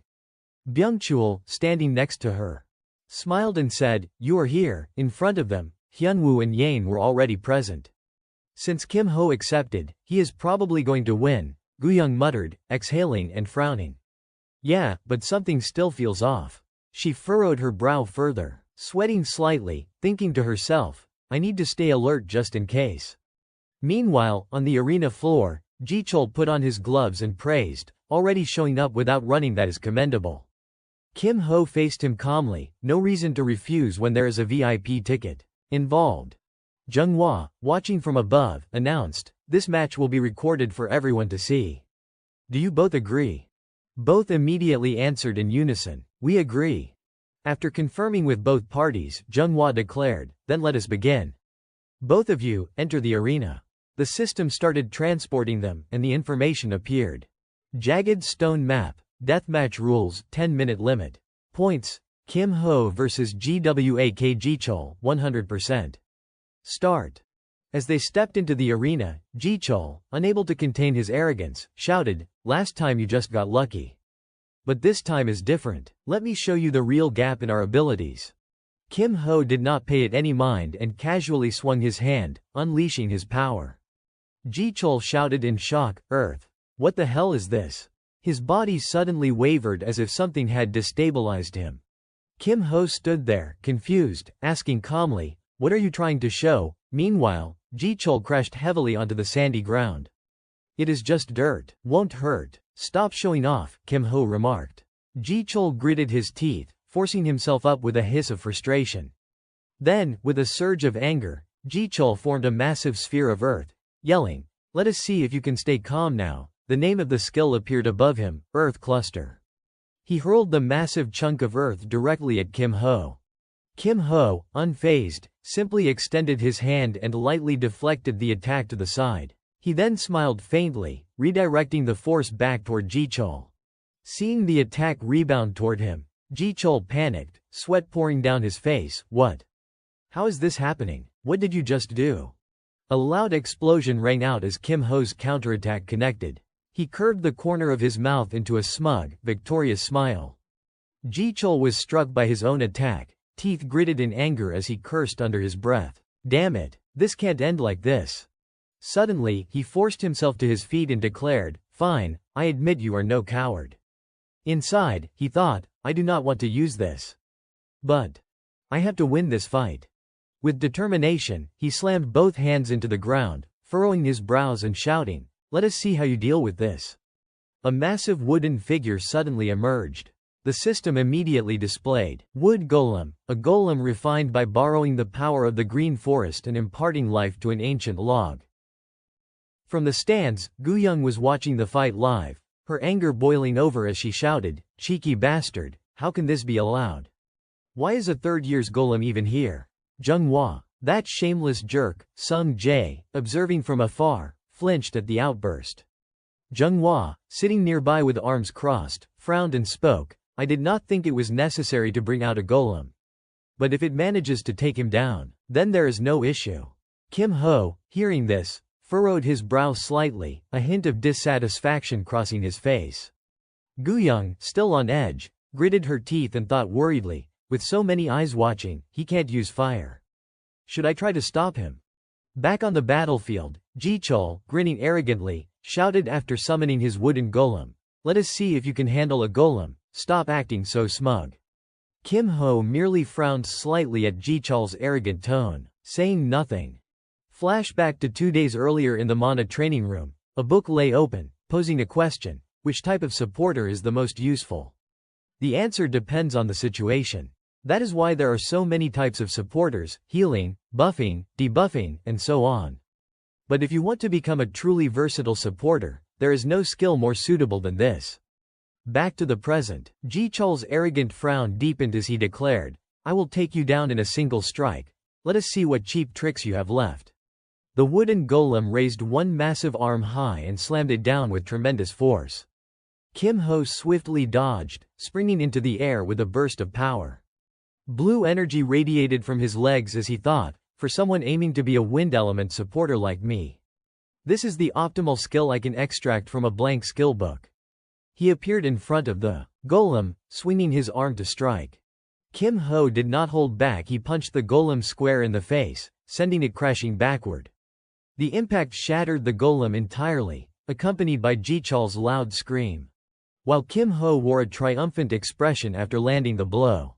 The system displayed the information about the technique: Wind Strike, imbues physical power with wind, enhanced by West Wind Blessing. Amplified. Kim Ho emerged as the clear victor. Gu-young, unable to contain her excitement at the outcome, shouted from the stands, "Well done, that was incredible." Voices around them erupted, "He defeated the golem, how the hell did he do that?" Zhenghua, trembling as if holding back his anger, reluctantly reached into his pocket and handed over the promised item. "Here, the VIP ticket, as I said." Kim Ho accepted it with a cheerful tone. "Thanks a lot. I have one more request," Kim Ho continued calmly, "it won't harm your side. Let us not release the replay of this match, alright?" Zhenghua's jaw clenched in irritation, but he kept his composure. "You have got a bit of a cunning streak. Fine, say what you want," he growled. Kim Ho gave a casual wink and replied, "Nothing for now. Just keep it ready for me if I ask later." Zhenghua sighed, agreeing coldly, fine, let it be. Watching Zhenghua walk away, Kim Ho thought to himself, I made him feel like he owes me, but keeping the replay secret is the real goal. Information about wind strike. The fewer who know, the better for me. Others soon approached. Hyunwoo, spotting Kim Ho, praised him, Kim, you did great. Kim Ho replied with a grin, perfect timing. Here, take it. The seasonal ticket I promised you, Hyunwoo said, handing him the ticket. Surprised, Hyunwoo asked, you already got it? Kim Ho exhaled lightly and smiled, I did promise, did not I? I said I would get it within 2 weeks. Guyoung, excited, threw an arm around his shoulder and exclaimed, you little devil, what deal did you make with Zhenghua? You really do not let anyone get the better of you. Kim Ho laughed awkwardly, you are too sharp, sis. Don't hang on me like that. And what about your request from before, she asked, letting go immediately. The one about the Magic Technology Club. He said he is really looking forward to meeting you. What do you think? Kim Ho placed his hands on his hips and smiled, perfect. Let us go meet him. Scene shifted to the #1 Magic Technology Workshop. Kim Ho opened the door, impressed internally. No wonder it is the top workshop. Totally different from workshop number 4 where I got that cube. He spoke aloud politely, excuse me. Someone turned to him immediately, you are Kim Ho, right? He nodded respectfully, yes, good. The person cut him off, I am Jae-sok. Guyoung already told me about you. Come inside and let us talk. Follow me. Kim Ho noted Jae-suk's hurried demeanor, in quite a rush. Jae-sok pressed on, I heard you completed that 10x10x10 cube, let us get straight to the point. That cube design belongs to our club. I do not want any unnecessary trouble, Kim Ho explained. No one else could have done it anyway. I just want to see it. Show me the completed work. Kim Ho calmly spoke up, sorry, but I no longer have that cube. Jae-suk's eyes widened in shock as he yelled, what? Where did it go? I already handed it over to the Nature Club, Kim Ho replied honestly. Seeing his plans foiled, Jae-sok let out an exasperated sigh and muttered, damn it, what a waste of time. I am leaving then. Suddenly, Kim Ho held out a sheet of paper and said with a sly tone, you think I came here empty-handed? Jae-suk's eyes narrowed in confusion as he stared at it. What is this? No way. The 10x10x10 cube design. His expression was one of complete astonishment. I did not expect someone crazy enough to meticulously record every single row. Wait, why is half of it missing? You have the rest, right? Kim Ho replied nonchalantly, of course I have the complete set. Without hesitation, Jae-sok pressed forward, get to the point. What do you want? Kim Ho furrowed his brow slightly, then smiled as he stated his request. Let me use the equipment in workshop number 1.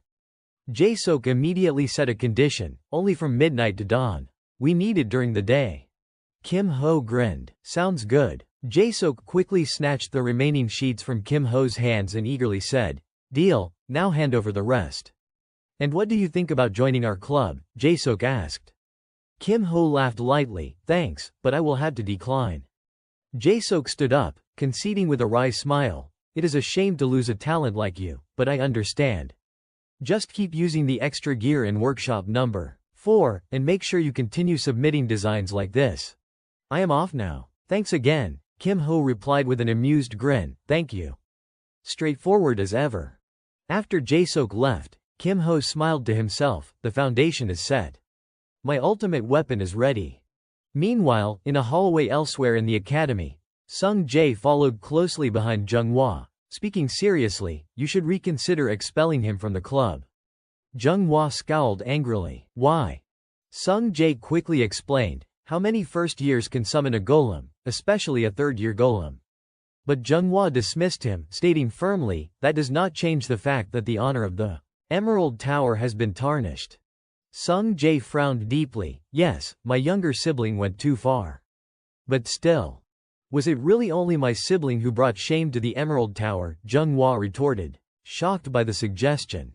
Turning back, Zhenghua clenched his teeth and demanded, is the disciplinary committee meddling in the internal affairs of the Emerald Tower? He did not hold back and spoke firmly, I expect you to judge fairly. Zhenghua let out a sigh and asked, what do you want? Sung Jae responded calmly, just one chance. Junghwa narrowed his eyes, frowning, and said sternly, 2 months. I will make my decision based on Jichal's ranking over the next 2 months. Anything else? Sung Jae gave a slight nod and replied softly, no, that is enough. Hearing this, Junghwa turned angrily and walked away, exhaling sharply as he did so. Now, only Sung Jae remained alone in the empty hallway. Suddenly, he turned his head and called out loudly, Chunyi. The lightning mage froze in surprise at being noticed. Cautiously, she stepped forward, hesitant and flustered. You knew. Sung Jae's tone was serious as he exposed her. I saw you hiding behind those columns. You are not exactly stealthy. Since you have already heard everything, I probably do not need to explain further. Can you defeat Kim Ho in a one-on-one match? Chunyi lowered her head slightly, replying softly. I am not sure anymore. Sung Jae muttered under his breath. Not sure, huh? Have you checked his hands? He asked. Chunyi looked up, meeting his gaze with seriousness. Yes, I checked thoroughly. Not a single scratch. Sung Jae frowned deeply, pondering silently. If he had used Hellfire Fist, there is no way it would have healed that fast. Was I wrong? But still, that look of complete disdain, hard to believe it is human. He let out a heavy sigh. I am sorry. I troubled you. Chunyi, a little surprised, raised her head. Then, furrowing her brows with determination, she lifted the corners of her mouth and declared, it is fine, I wanted to do it, so I will. I will catch him in the match.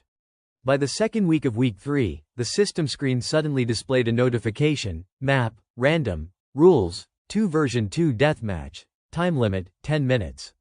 At the same time, Sudok looked over the students and spoke seriously. This time, coordination is still as important as last week. But the goal is different. You may even notice flaws in teamwork that you have never paid attention to before. To address those shortcomings, the Academy has prepared a mentorship program. So, think carefully and make full use of this opportunity. That is all. At that moment, lines of information appeared simultaneously in front of them. Suddenly, Hyunwoo spoke up. Kim Ho, have you signed up for the mentorship program yet? Kim Ho immediately replied, already. There is no reason to hesitate. On his system, the text appeared, mentorship registration complete. Kim Ho. He then turned to Hyunwoo and encouraged him. They will pair you with a high-ranking third-year student or a graduate, depending on your aptitude. Opportunities to learn from people like that do not come often, right? Hyunwoo, encouraged by Kim Ho's words, immediately perked up and replied cheerfully, exactly, I will sign up too. Thanks for the suggestion. Next, Kim Ho looked toward the other side. Curious, what about you? Seo Yane, only to see Yane slumped over the desk, exhausted, muttering, so tired. I am sleepy already. Kim Ho exhaled softly and thought to himself, she has only just created the aura grenade, and only at a basic level. Seo Yane still has a lot to learn. This mentorship program is going to be very important for her, but is there any way to persuade her? Suddenly, Hyunwoo smiled and suggested, hey Kim Ho, do you want to partner with me this week? Kim Ho did not refuse and replied cheerfully, sure, let us team up this time. Yane, overhearing the conversation, blinked in surprise. Then Yane sat up, grabbing Kim Ho's sleeve while rubbing her eyes and said softly, I want to be on a team with you too. Seeing this, Kim Ho quickly proposed a solution. How about this, since there are 2 matches this week? Why do not we split up and each of us take 1 match? Standing between them with his arms crossed, he muttered helplessly, so my decision does not even matter anymore. She immediately nodded in agreement, sounds reasonable. Hyunwoo then stood up energetically and said, all right, I will go practice. You two go ahead. Kim Ho looked up and replied, yeah, see you tomorrow. The scene then shifted to the next day, another morning at the academy. Hyunwoo approached Kim Ho and spoke, sorry to keep you waiting. Kim Ho turned his head and replied, I just got here too. Kim Ho widened his eyes in astonishment, thinking, what is going on? Her aura is even sharper than yesterday. Hyunwoo, still smiling, said, I have been looking forward to this. Kim Ho stared at her, thinking, it seems her meridian is already upgraded to rank C. Faster than I expected.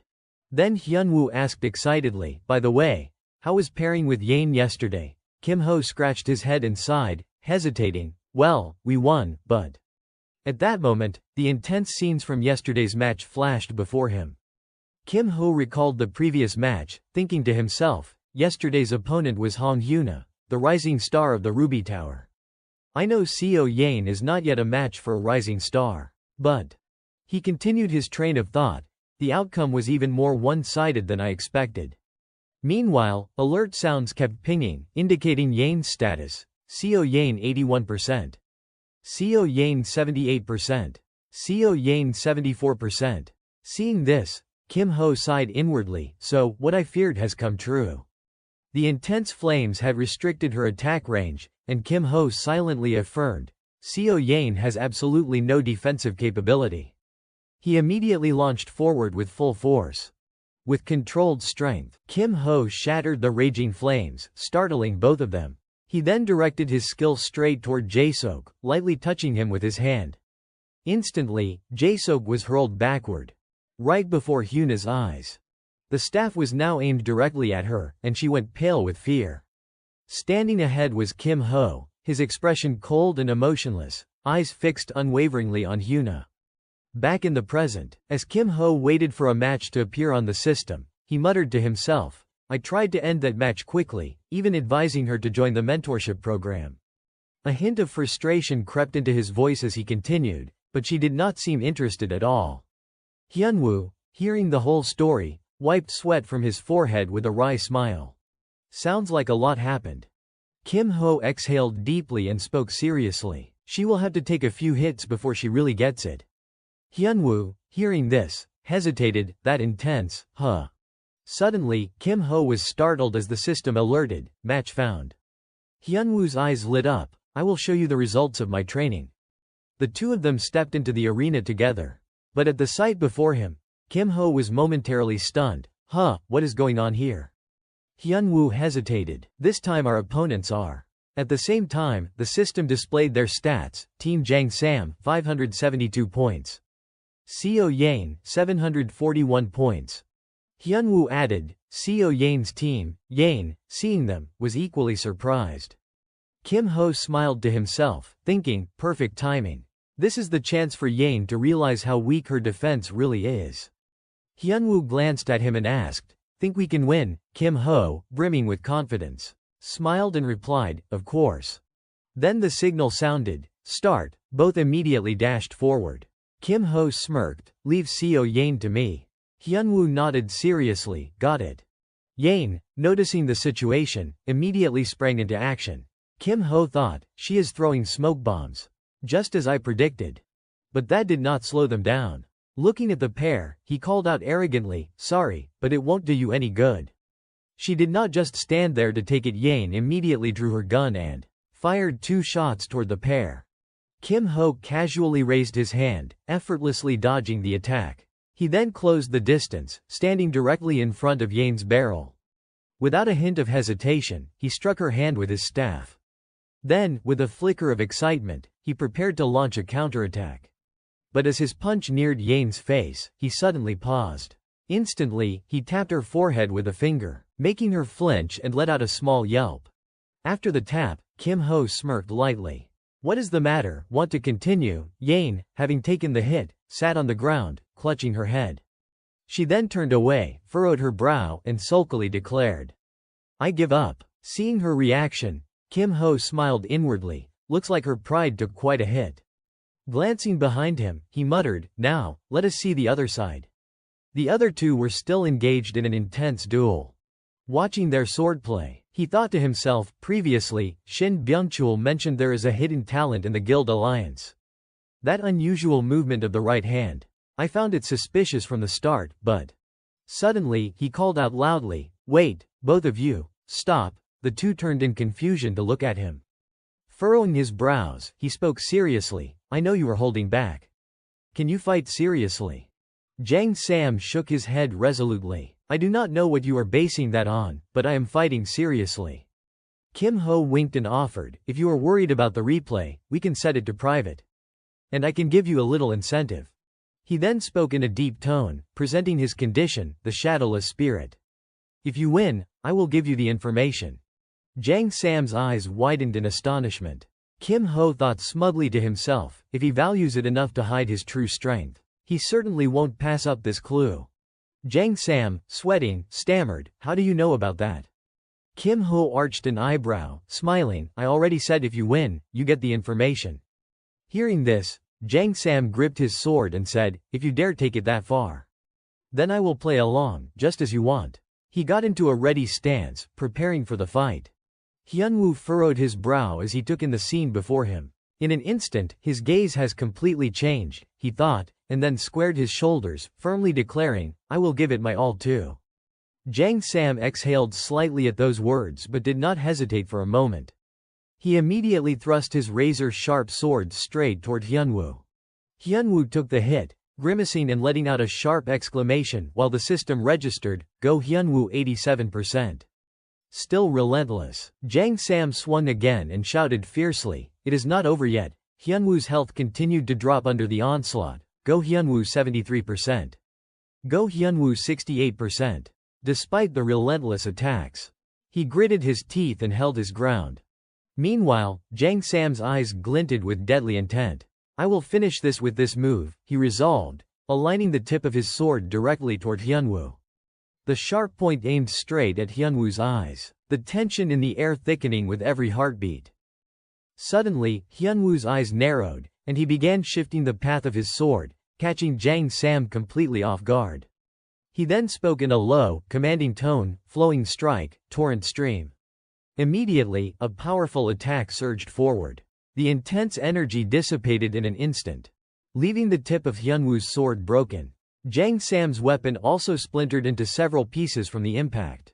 Outside, Kim Ho had been watching the entire battle. Stepping forward, he calmly spoke, "Enough. That is far enough. Both of you, rest here." His hand moved slightly, generating a soft wave of air around them. The system then announced the final result. Score, Kim Ho, Go Hyunwoo win. Seo Yane, Jang Sam lose. Both opponents inhaled the mist Kim Ho had created and collapsed to the ground. Looking down at Hyunwoo, Kim Ho muttered to himself, "According to the system, since I am still standing, we win. But in truth, this is more like a loss." The moment Jang Sam unleashed his full strength, "I could not defend, it was already decided then. Clearly, I am still a bit short of reaching the perspective peak. But this is just the beginning." After a brief period of unconsciousness, Jang Sam finally opened his eyes in shock. Glancing at the system screen, he hesitated before asking, "So, I lost?" Kim Ho responded calmly, "As you can see." Sitting upright, Jang Sam commented, "It is a bit regrettable, but let it be known it was a good match." Kim Ho nodded in agreement. Yes, Go Hyunwoo would say the same. Jang Sam then rubbed his shoulder curiously, asking, "Before leaving, I want to know, did my skill show too much?" Kim Ho smiled lightly and answered honestly, "Yeah, a little. Your sword hand seems slightly stiff. And, looking too ordinary also contributed," Kim Ho added. Jang Sam, sweating, frowned and asked, "Too ordinary makes it obvious, what do you mean?" Pointing directly at him with a grin, Kim Ho explained, "Think about it, what kind of place is the Dragon Slayer Academy?" Jang Sam pondered for a moment, stroking his chin, then nodded slowly, "It is true. This is where masters from all over the world gather. In a place like that, being ordinary actually stands out. That is useful. I will remember it. And one more thing about the Yulin Vo An," Kim Ho continued. Jang Sam's eyes flicked up, anticipating something. Kim Ho crossed his arms and said, "I wanted to win first before asking." Then, with a grin, he added, "Yes, that is right. So how about a rematch sometime?"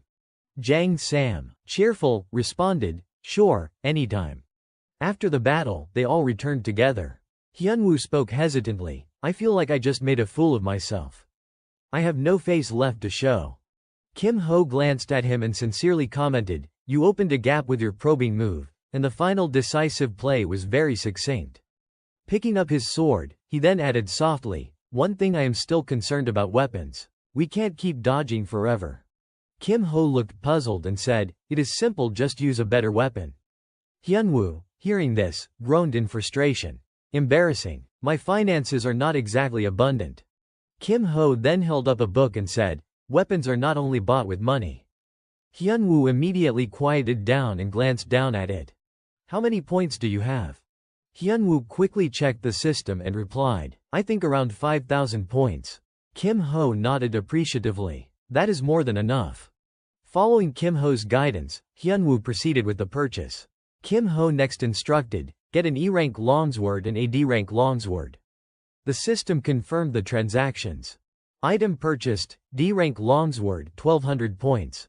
Item purchased, E-rank longsword 700 points.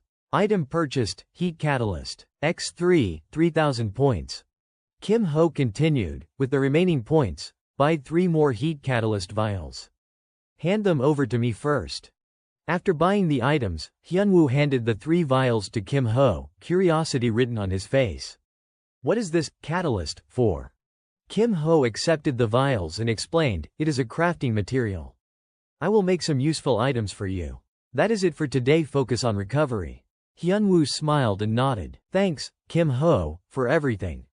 That night, Kim Ho walked down the hallway, thinking to himself, this week's sparring matches are done. Maybe I should prepare materials in the workshop. Might as well make the items I will give to Go Hyunwoo too. He pushed open a door and greeted, hello there. The blue-haired boy inside jumped slightly. Sure. The boy quickly returned to his work while Kim Ho leaned back slightly. Reflecting, he got scolded by Bong Jae-seok last time over the cube design. Probably does not like me poking around everywhere. So I feel a bit guilty. But this time, I will just take the liberty. Kim Ho then used his abilities on the boy. The system simultaneously announced, target skill registered, magic technique B, copying skill, 2 version 2, magic technique B. Theft B. Kim Ho thought to himself, now that we have world force, Hummingbird can take a break. The cube design luck might be gone, but this place is perfect for gathering usable materials. These are unfinished items, failed for some reason. In other words, the crafting is still intact. Normally, it is easier to get new materials than dismantle items. I mean, usually. Kim Ho glanced at the items in his hands and smiled faintly. He then sat down at the table and busied himself with the task, catching the attention of the Magic Technology Club member nearby. The boy removed his glasses and asked hesitantly, what are you doing? Kim Ho replied while working, I am dismantling them.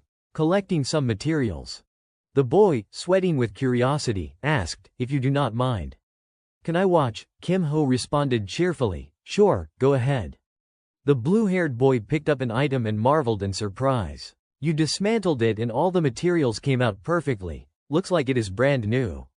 He wondered to himself, maybe I should try crafting a batch myself. Kim Ho, glancing at him, let a small, confident smile curve his lips.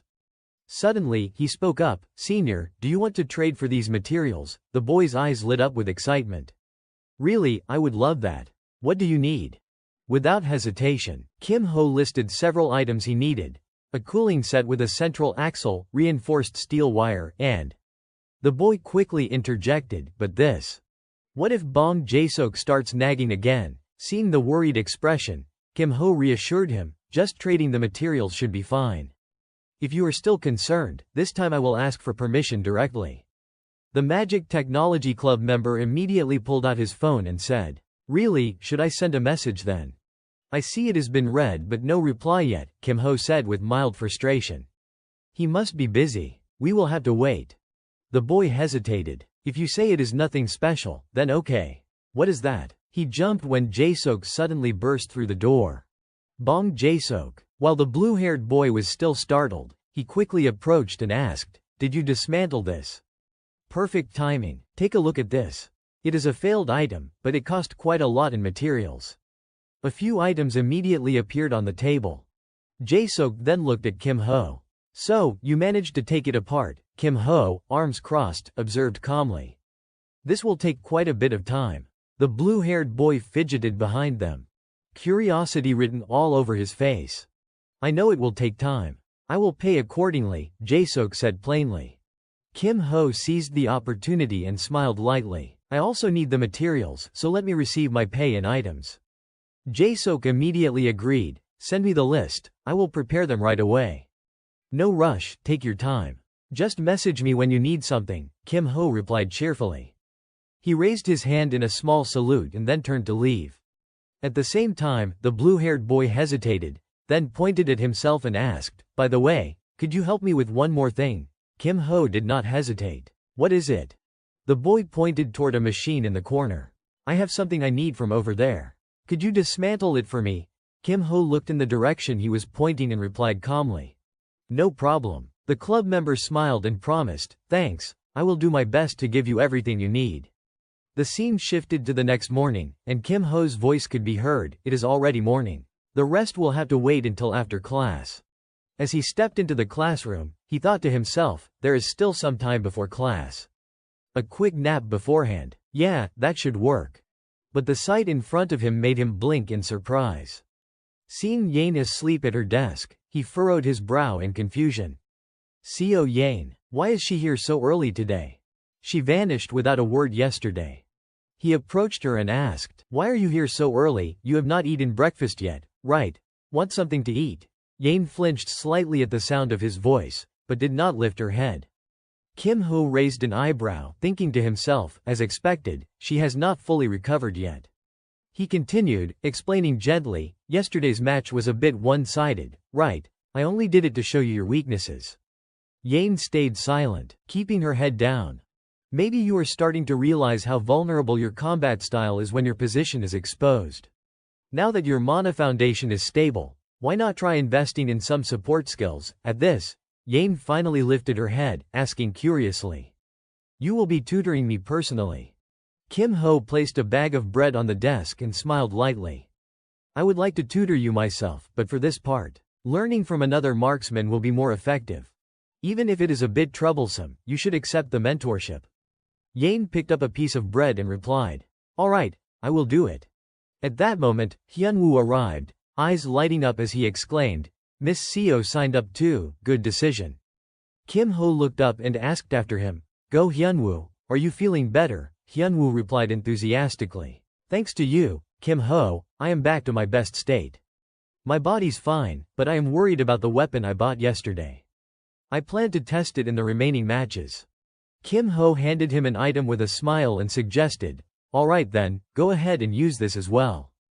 Hyunwoo eyed the item in Kim Ho's hand, puzzled. Is not this just a paperclip?" Kim Ho immediately clarified, "It looks like an ordinary paperclip, but it is actually an item that protects a weapon's durability."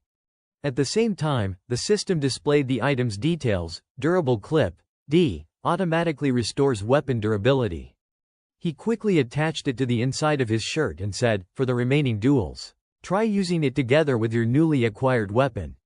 Hyunwoo and the others then stepped into the match arena, and the system displayed, "Score, Go Hyunwoo, Bak Kung Han Tuyid vs Young Suji, Park Nari, 100%, 100%. Looking at their opponents, Hyunwoo mentally noted, "Miss Park Nari, the hope of the natural club. Kim Ho warned me to be careful of that familiar beast." Nari patted Buma on the head and said softly, "Buma, get ready." At the signal, it leapt off her shoulder, immediately transforming into a fierce tiger. Nari thrust her hand forward and shouted, "Go!" Buma obeyed, slashing its claws toward Hyunwoo. He raised his sword to block, frowning as he yelled, "Miss Bak Kung, now!" Bak Kung responded instantly, unleashing her technique. She struck forcefully, snow soul palm, her hand collided with Buma. And sweat beading on her brow, she gritted her teeth at the beast. Buma glared back with sharp eyes, and the system reported, "Park Nari 87%. In a sudden swipe, Buma's claws struck Bak Kung, causing her to cry out in pain. On Hyunwoo's side, he struggled to defend, shouting in alarm, "Miss Bak Kung." With a single blow, Buma destroyed the sword in his hands. Hyunwoo groaned, thinking, with an E-rank weapon, this is the limit. He quickly stepped back, sweating nervously. At this rate, we do not stand a chance. Bak Kung nodded in agreement. I agree. Let us try a different approach. The system then updated, Park Nari 100%. Hyunwoo realized the strategy. It seems she is letting the familiar take the front line to recover continuously. Meanwhile, the caster is completely exposed, a tactic relying entirely on the familiar. He shared a glance with Bak Kung. If that is the case, strike directly at the source. The two of them ignored Buma and dashed straight toward Nari. At the same time, Suji raised a pendant and declared grimly, "No chance of winning." I anticipated a situation like this. Nari immediately swung her hand and unleashed Gaia Barrier. A thick wall of vines erupted, blocking the path of the two attackers. Bak Kung refused to back down, frowning as she cast her technique, Glacial Soul Palm. At the same time, Hyunwoo slashed with his sword, shouting, "Rapid flow." After attacking, he furrowed his brow, calculating quickly in his mind, it is really tough to penetrate. The next strike has to deal damage beyond magical defense. In a single blow. Suddenly, Buma lunged out of nowhere and bit into Bak Kung. Her scream of pain echoed throughout the arena. The system then displayed the final result. Score: Go Hyunwoo, Bak Kung Han Tuyat vs Young Suji, Park Nari, lose, win. The scene shifted to the next morning. Hyunwoo's voice rang out, "I let you see such an embarrassing performance." Kim Ho, reviewing the match, reassured him, "Not at all. Facing a rising star and performing this well is already impressive." Hyunwoo asked seriously, "Kim Ho, if you were in my situation, what would you do?" Kim Ho responded thoughtfully, "It is not really about strategy or technique. The difference in stats is just too large. Especially regarding equipment." He reflected privately, Park Nari is a rising star fully supported by the Natural Club. Her skill range and attributes are extensive. Even her life force recently underwent enhancements through transactions with me. She is equipped with all sorts of items from head to toe. Hyunwoo wiped sweat from his brow and said solemnly, "Hearing that, losing makes sense. The opponent is not only strong but also meticulously prepared." In his mind, he wondered, maybe I should discuss this. Kim Ho then spoke with a serious tone. "You can't raise your stats to match Park Nari, but that does not mean there is no countermeasure." Hyunwoo's eyes brightened, and he asked, "So, there is a way?" Kim Ho grinned and said, "Magic sword. For top-tier swordsmen, this is a mandatory debuff item."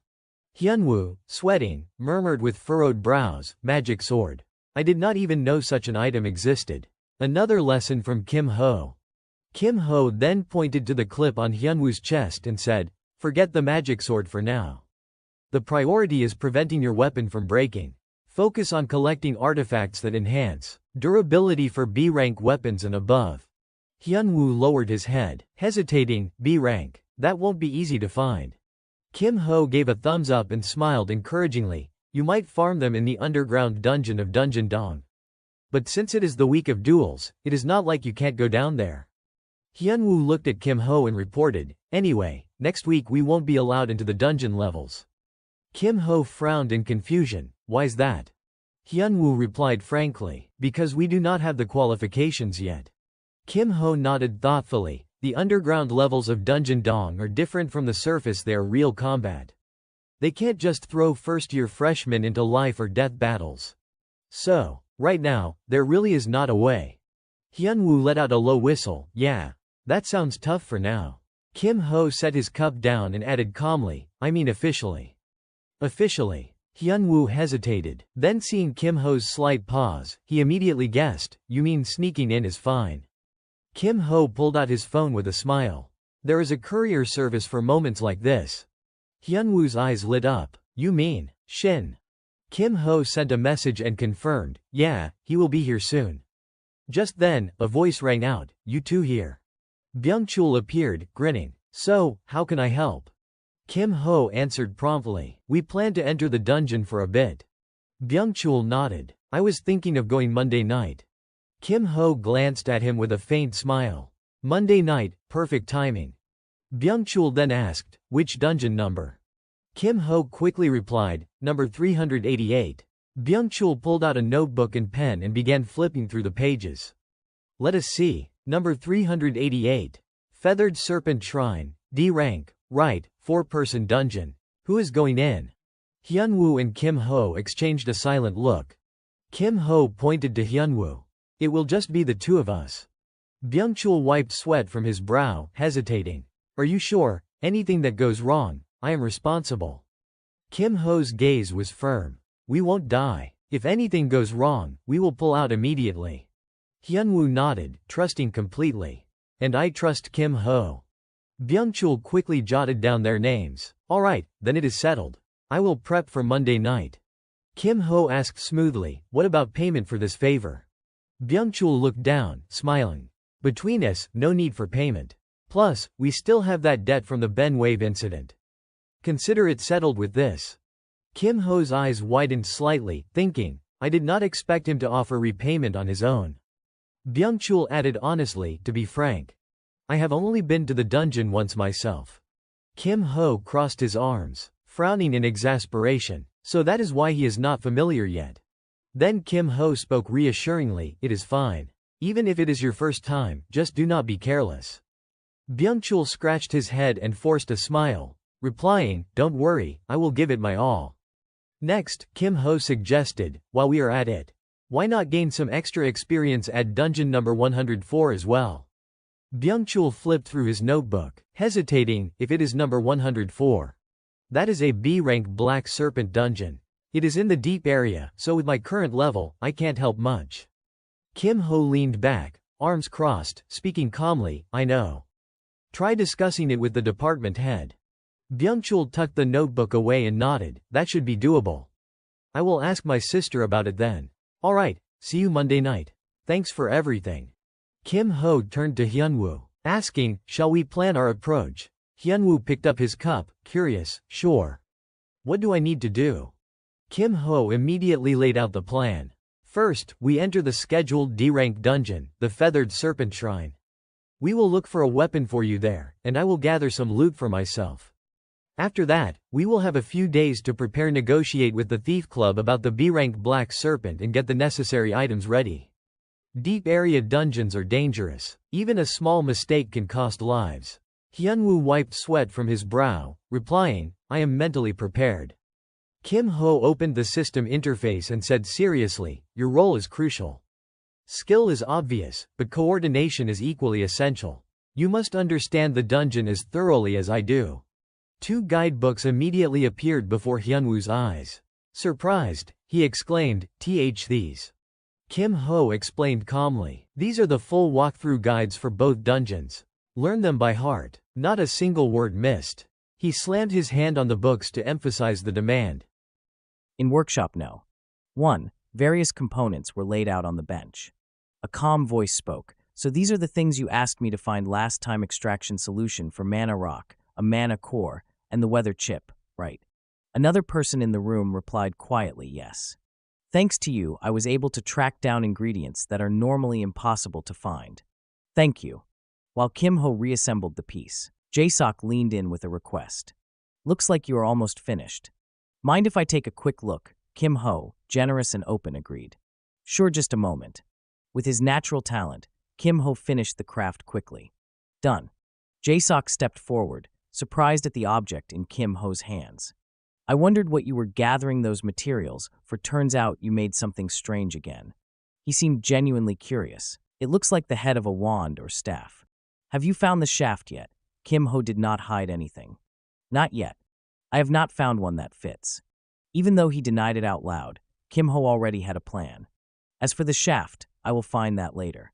I will look in the basement of the dungeon complex. After completing the piece, the two remained in the castle and chatted. Nothing urgent right now. You probably won't need to come by for repairs for a while, right? Yes.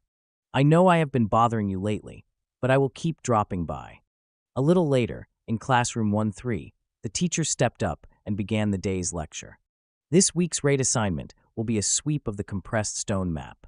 Raid rules: the dungeon teams will be formed randomly. If you clear all the monsters, anyone can score highly. There is no time limit, so pay attention to where enemies are hiding.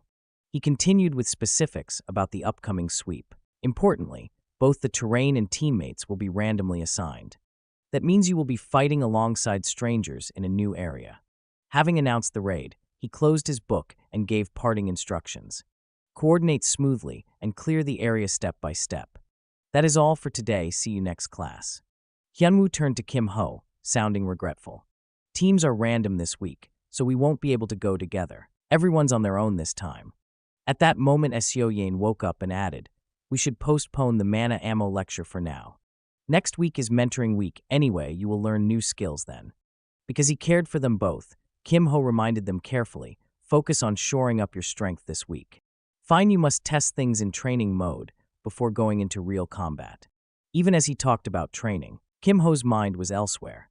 Testing in training mode would be a waste of time, he thought. Random dungeon, random teammates. He stepped toward a new spatial gate, his resolve hardening inwardly. I will go straight into real combat.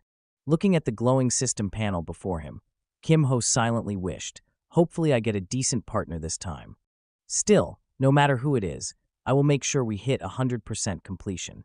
He calculated each step in his head, reaching out and touching the screen. In this situation, the most useful teammate will be someone whose skills I can copy. I won't need magic techniques for now, so I will switch over to combat skills. Just then, another portal opened beside him. Kim Ho turned his head, waiting expectantly. So, who is my teammate going to be? When the figure stepped out, he blinked in surprise. What the?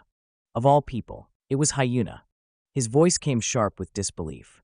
You again, Hong Hyuna. She looked equally unsettled when she realized he was her partner. Kim Ho. What again? Her awkward expression made him wonder, what is with that reaction strange? Seeing her trembling now was nothing like the confident version of her he remembered. From the placement exam to the duel, we have crossed paths a few times, always as opponents, and every time I completely overwhelmed her. No wonder she looks rattled.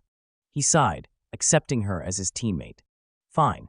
But right now my priority is completing this mission efficiently.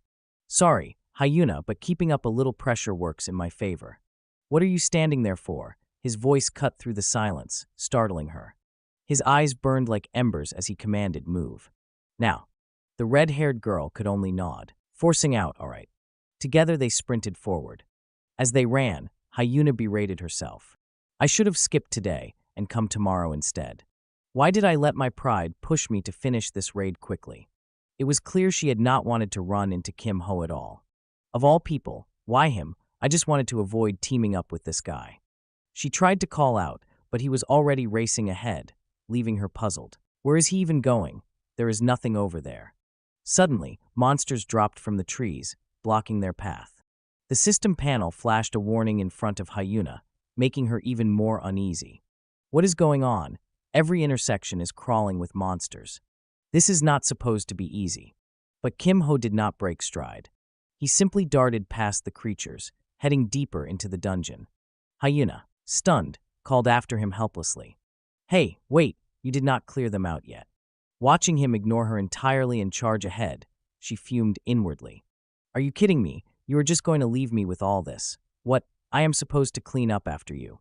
Left with no choice, she unleashed her spell. Combustion, flames erupted, wiping out the monsters. Though furious, she wanted to scream, hey, we are supposed to work together. Are you trying to solo this entire raid? But she only imagined shouting.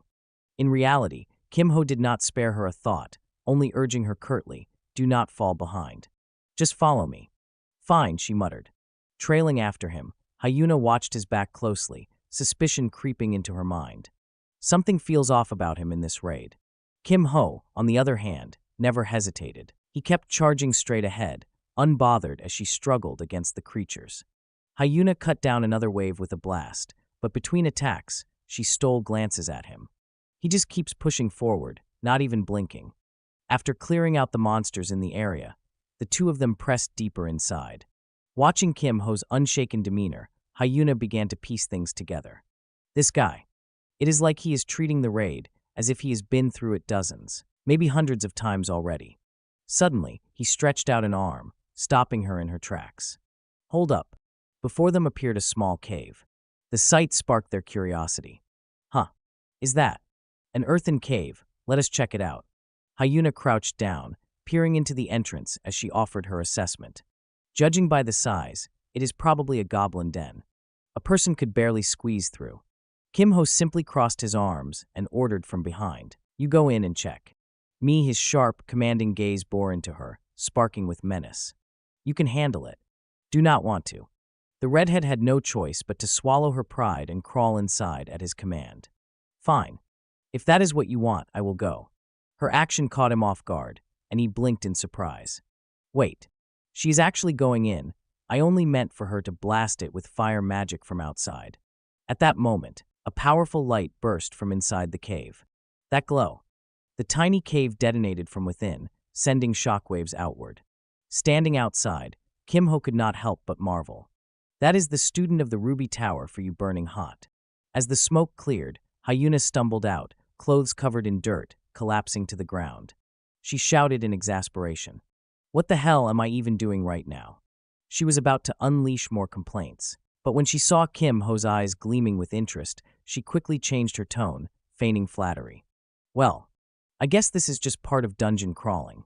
Happens all the time, right? I might as well get used to it. Hyuna dusted herself off and explained matter-of-factly. In any case, finding the den was a stroke of luck. Better to wipe them out before the goblins could pour out. Checking the system board, Kim Ho drew a conclusion. Looks like this was the last den. Only one monster left. All that is left now is the bot. Just then, a massive axe came hurtling toward where they stood. Kim Ho reacted instantly, seizing Hyuna's wrist and yanking her out of harm's way. In a dungeon, you can't let your guard down, he warned. To his surprise, Hyuna clung tightly to him, her face turned back toward the danger. Sorry. The axe suddenly boomeranged back to its wielder. Hyuna immediately guessed the reason. That explosion earlier must have given away our position. From the shadows emerged a towering monster wielding twin axes. That thing. It is the dungeon bot. Either way, it has to go. Perfect timing. Both of them leapt back, squaring off against the beast. As long as we do not get careless, this one will be easy enough. Hit it together and take it down fast. Catching sight of Hyuna's tense expression, Kim Ho made a quiet observation. She still has not loosened up completely. Seeing her shaken demeanor, he gave a faint smile, inwardly chiding himself. Some of that is on me. Maybe it is time to hand her some confidence. Turning to her, he offered a challenge. That thing. Why do not you try taking it down yourself? Hyuna's eyes went wide, stunned. Me on my own. To give her that extra push, he stood firm at her side, his voice steady and encouraging. You can handle it. Damn right you can. Hyuna summoned every ounce of confidence within herself and strode forward with firm resolve. All right then, I will give it a try. Watch closely, I will prove it to you. She channeled energy into her weapon, preparing to unleash her strike. The fire in her chest reignited, and she reaffirmed to herself, time to show just how strong I really am. But then, inexplicably, the power she had gathered flickered out, vanishing without a trace. The dungeon bot let out a booming laugh, as if mocking her futile effort. Seizing the opening, it lunged at her with terrifying speed, catching her off guard. When did it move? The monster raised one of its massive axes high overhead, ready to bring it crashing down. But Hyuna's reflexes kicked in swift and precise. She leapt into the air, dodging the brutal strike with ease. Did you really think I would lose that easily? It had been a feint all along. She would tricked it, creating the perfect chance to strike back with her full force. Flame orb. Eyes locked on her target, Hyuna hurled the blazing sphere forward, her heartbeat racing. Direct hit. I have got you this time. Hyuna's attack had no effect at all on the dungeon bot. Her eyes widened in disbelief. What? It did not take any damage. Narrowing her gaze, she tried to piece it together. Could this dungeon have some kind of damage reduction trait? Cuts incoming power in half. Maybe. What were they even thinking when they designed a place like this? The monster gave her no time to ponder. It roared, hefted its axes, and launched another attack. One blade came hurtling toward her. Hyuna clenched her jaw. I have to finish this before the overload effect wears off. She dodged the first, but the second followed immediately. Two at once. She was not ready. Her stance had dropped too low, and she realized too late that she could not avoid it. I can't move in time. But before the blow could land, Kim Ho darted in, intercepting. Now, put up a barrier, or else. With just a flick of his wrist, both axes were flung aside as if they weighed nothing. He did not stop there, his voice carried a biting edge. I told you not to let your guard down. Hyuna staggered back, her heart still racing from the near-death moment. She finally managed to whisper, thanks. You saved me. Kim Ho shot her a sidelong glance, his tone sharp but laced with meaning. Stop hesitating. Use that. Her expression faltered. That, you mean? She knew exactly what he was referring to. The flame pillar. The very mention made her chest tighten with unease. I do not want to remember that. She tried to brush it off, waving a hand nervously. Sure, it is powerful, but the range is way too narrow. But Kim Ho cut her off, laying out the plan without hesitation. I will hold him in place. You just focus everything on unleashing its full force. Before she could argue, he charged straight at the bot. Wait, Kim Ho, Hyuna shouted, but he did not stop. Clenching her fists, she swallowed her doubts. No. Do not overthink it. Just focus. Do your part. Together, they attacked, but the dungeon bot seemed impervious, thrashing violently against the spell circle. He is resisting, he has figured out the magic circle, Hyuna cried out, her voice trembling. Do not let it shake you. Keep going, Kim Ho answered firmly, steadying her. Then he revealed his own strength. Sorry, but his strike looked effortless, but the sheer force behind it drove the monster crashing to the ground, pinned within the circle Hyuna had cast. You are not done playing with us yet. The beast writhed, but the spell held. The circle's ready, Hyuna called, urgency in her voice.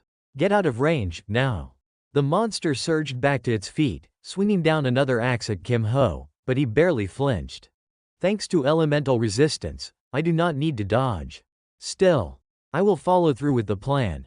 Just as the weapon fell, he vaulted away at the last second, landing safely behind Hyuna. All right, I am clear.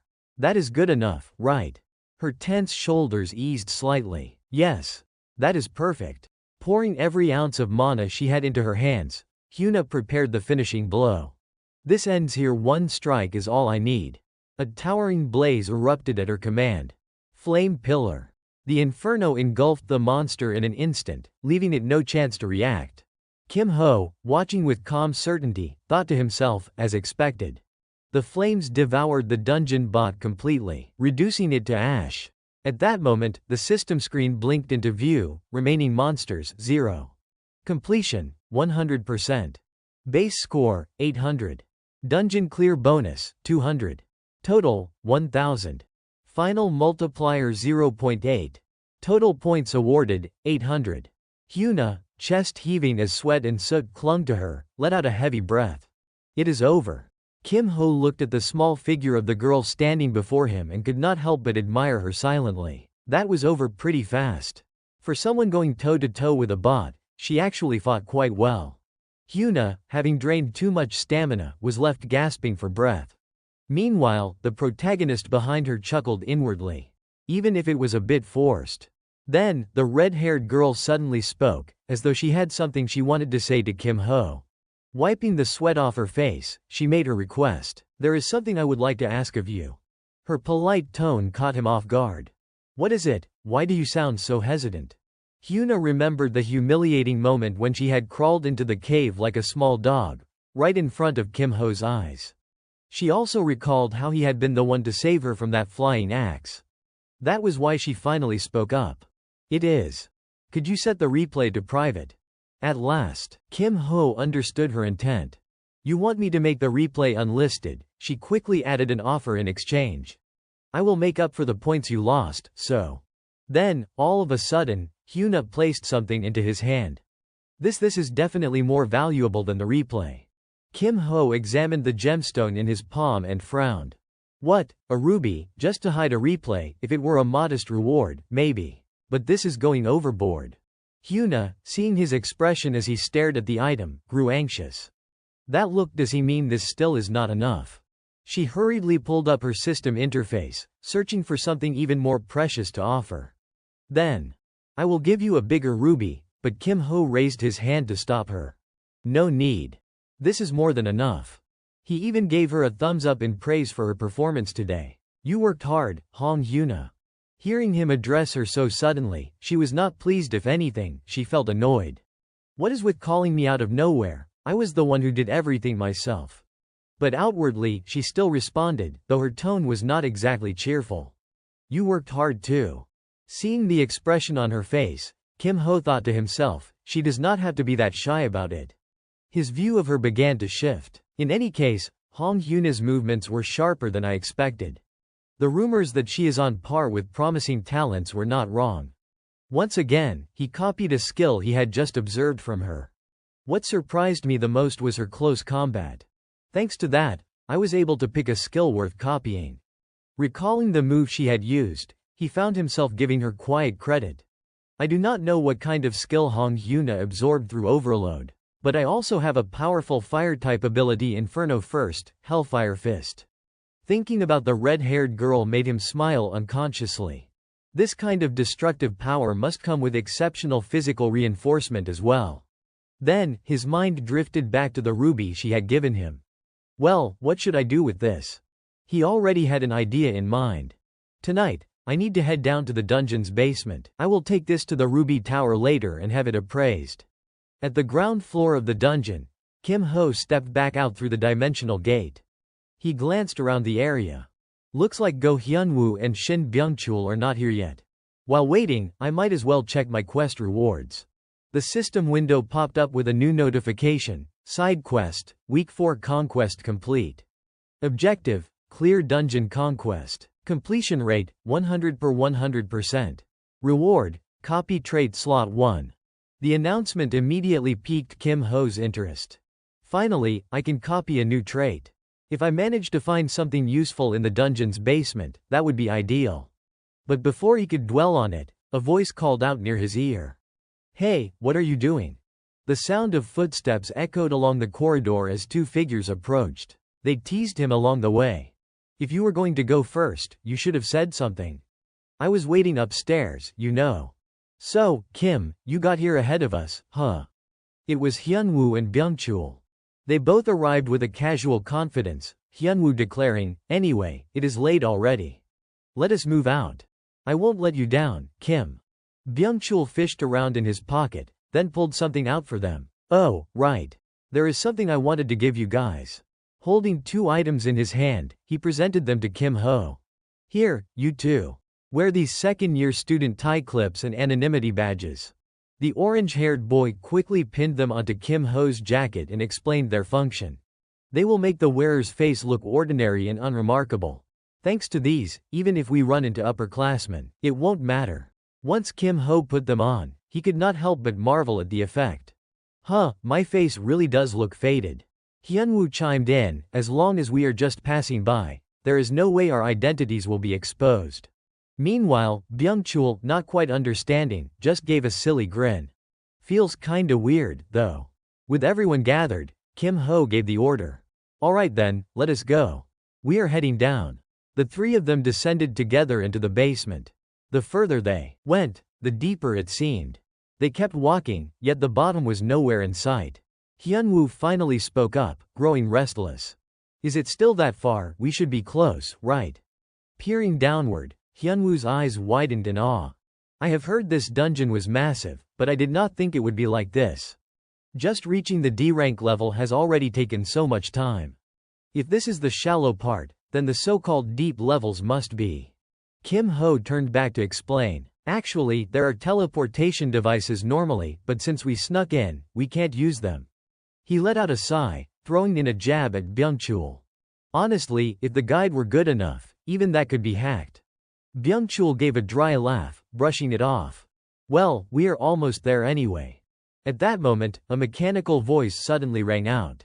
Dear guests, apologies for the wait. Please proceed this way. The three of them exchanged a look. This is it. Dungeon No. 388. Right before their eyes, a dimensional gate appeared, its name glowing across the threshold, Temple of the Feathered Serpent. Hyunwoo looked at the gate before him and finally felt at ease. Lucky we did not get spotted. We have made it to a safe zone. Kim Ho, however, wanted to double-check with the others. You have all memorized the Conquest guidebook, right? Then let us begin. Just then, a voice rose from behind him. So, what exactly do you think you are doing? Two other figures emerged from the same dimensional gate, bickering as they walked. What the hell kind of skill was that? If it were not for that screw-up, we would have cleared it already. The green-haired guy among them noticed the three standing there, though none of them paid much attention and kept walking. Huh, so they are here to clear this dungeon too. Kim Ho let out a sigh and thought to himself, their team formation is impressively efficient, I will give them that. To keep things running according to plan, Hyunwoo reminded everyone, before we run into anyone else, it is best we head inside quickly. But Byung-chul placed a hand on his shoulder, stopping him. Wait. Just a second. Holding a glowing artifact in his hand, Byung-chul explained carefully, I still need to disable the last defense system. He set the relic on the ground and confirmed, done. All the defensive wards around here are shut down. For now, there is nothing to worry about. Kim Ho and Hyunwoo pressed forward while Byung-chul stayed outside, keeping watch. Still, I will monitor from out here, just in case something unexpected happens. Before going, Kim Ho left him with a quick note. I will finish this fast. Just wait a little. Stepping through the gate, Kim Ho issued his command without hesitation. No more stalling. Let us move. Before them rose a grand structure with towering stairways. Kim Ho immediately delegated. See that? That is the heart of this dungeon, the Temple of the Feathered Serpent. You will handle that part. As the two discussed their plan, a shadow appeared behind them. That area is crawling with barbarians. Be careful. I remember reading that in the guidebook you gave me, Kim. The shadowed figure lunged forward, weapon in hand, hurling a spear straight at Kim Ho's back. But his sharp instincts kicked in. With a swift twist, he dodged the attack effortlessly. Without even turning, he recognized them. Speak of the devil. Barbarians. A full group of them emerged, one raising his spear and shouting, sacrifices. He looked to be their leader and barked his order. Take them alive. Almost instantly, more barbarians poured in, encircling Kim Ho and Hyunwoo. One of them snapped at the spear thrower. He said, alive. Why are you throwing spears? The barbarians closed in, muttering under their breath, sacrifices. Sacrifices. Hyunwoo shot Kim Ho a sidelong glance. We are sticking to the plan, right? Kim Ho gave a short nod. Let us begin. A swirl of blue energy gathered in his palm. With just a single release, the force knocked the barbarians back. Sword in hand, Kim Ho swept his piercing gaze across them. With only a few swift strikes, he not only severed the spears they carried but also left several of them wounded. Hyunwoo stayed behind to deal with the barbarians while Kim Ho turned and ran to carry out the next phase of their plan. The barbarians muttered among themselves, who are these? Big specimens, grab them at all costs.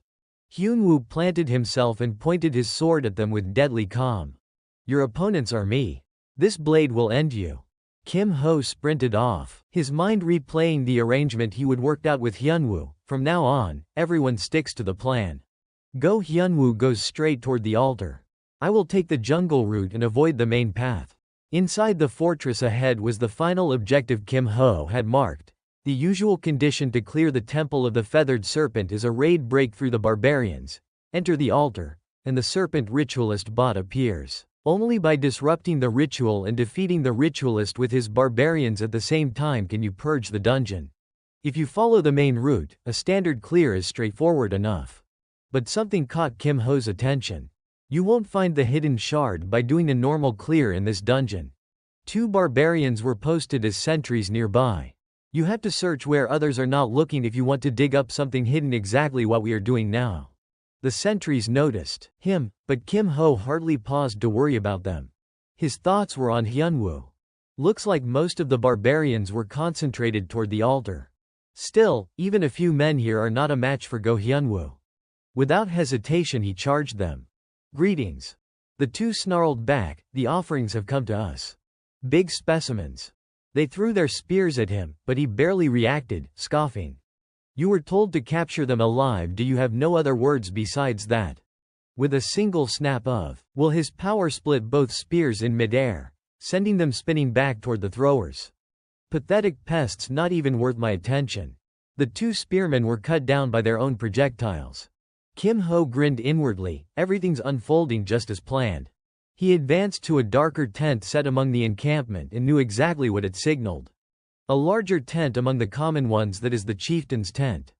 A strange glow pulsed from inside, and it shot outward toward him like an attack. The chieftain stepped out, sweeping back the flap, and exhaled in awe. Rarely do I see someone radiating this much power. You will make an excellent offering. He brandished 2 magical trinkets and taunted Kim Ho. If you surrender quietly, your suffering will be over sooner. Kim Ho had already quietly activated his skill. His hand took on an uncanny shape as he retorted with sardonic amusement. Inferno First Hellbound Fist. Overheat, overload. All you talk about is offerings. Do not you have anything else to say? He readied his stance. Inside, he calculated, if I want that hidden shard, I have to pin him down here. That is why I scoured the jungle to find this camp. The chieftain did not wait. He struck at Kim Ho immediately.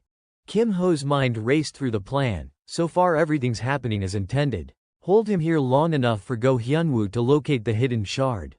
Hyunwoo leaned forward, analyzing the tribal chief's previous strike. That golden attack, this is not elemental energy. If it lands even once, it will be lethal. In the blink of an eye, Kim Ho appeared right in front of him, mind racing through possible counters. But if I use overheat to draw out Inferno First's flames while my body is already pushed to its absolute limit? The tribal chief lunged, but Kim Ho slipped past with ease. Dodging something like this is not even a challenge. The chief hurriedly activated a glowing sphere of protection around himself. But even with the barrier up, it was nothing against Kim Ho's overwhelming strength. His fist tore through the shield like paper, smashing straight into the tribal chief and sending him flying across the clearing. Kim Ho lowered his gaze to his own hand, pensive. Overheat combined with Inferno First. Just as I suspected, the power skyrockets. Even a Tier D warding barrier crumbled instantly. Yet despite being hurled back, the tribal chief rose with only minor injuries. Kim Ho exhaled sharply. Figures. A bot is still a bot. A strike like that barely scratched him. Switching gears, Kim Ho taunted, his tone laced with mockery. Hey, maybe focus a little more on defense. You are leaving yourself wide open. Once more, the tribal chief unleashed a furious barrage, and once more Kim Ho evaded with minimal effort. With a darkened expression, the chief condensed a seething orb of energy, ready to launch his next attack. His voice was a low growl. You won't be granted an easy death. Kim Ho was not intimidated in the slightest. He only smirked, his words cutting sharp. Oh no, terrifying. Look at you seething with rage already. The two charged forward at the same time, their clash imminent. From the pattern of his opponent's moves, Kim Ho was beginning to piece together the truth. For a shaman, the ritual takes priority above all. If I dodge just enough, he will eventually abandon the fight to return to the ceremony. A glint of understanding flickered in his eyes. But if I want to prevent that, all I need to do is stoke his fury. Kim Ho let each attack whistle past, deliberately feeding the chief's temper. Of course, the angrier he gets, the more dangerous it becomes for me. But that is the trade-off.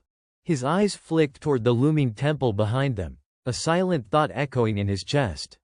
So do your part, Go Hyunwoo. The rest is on you.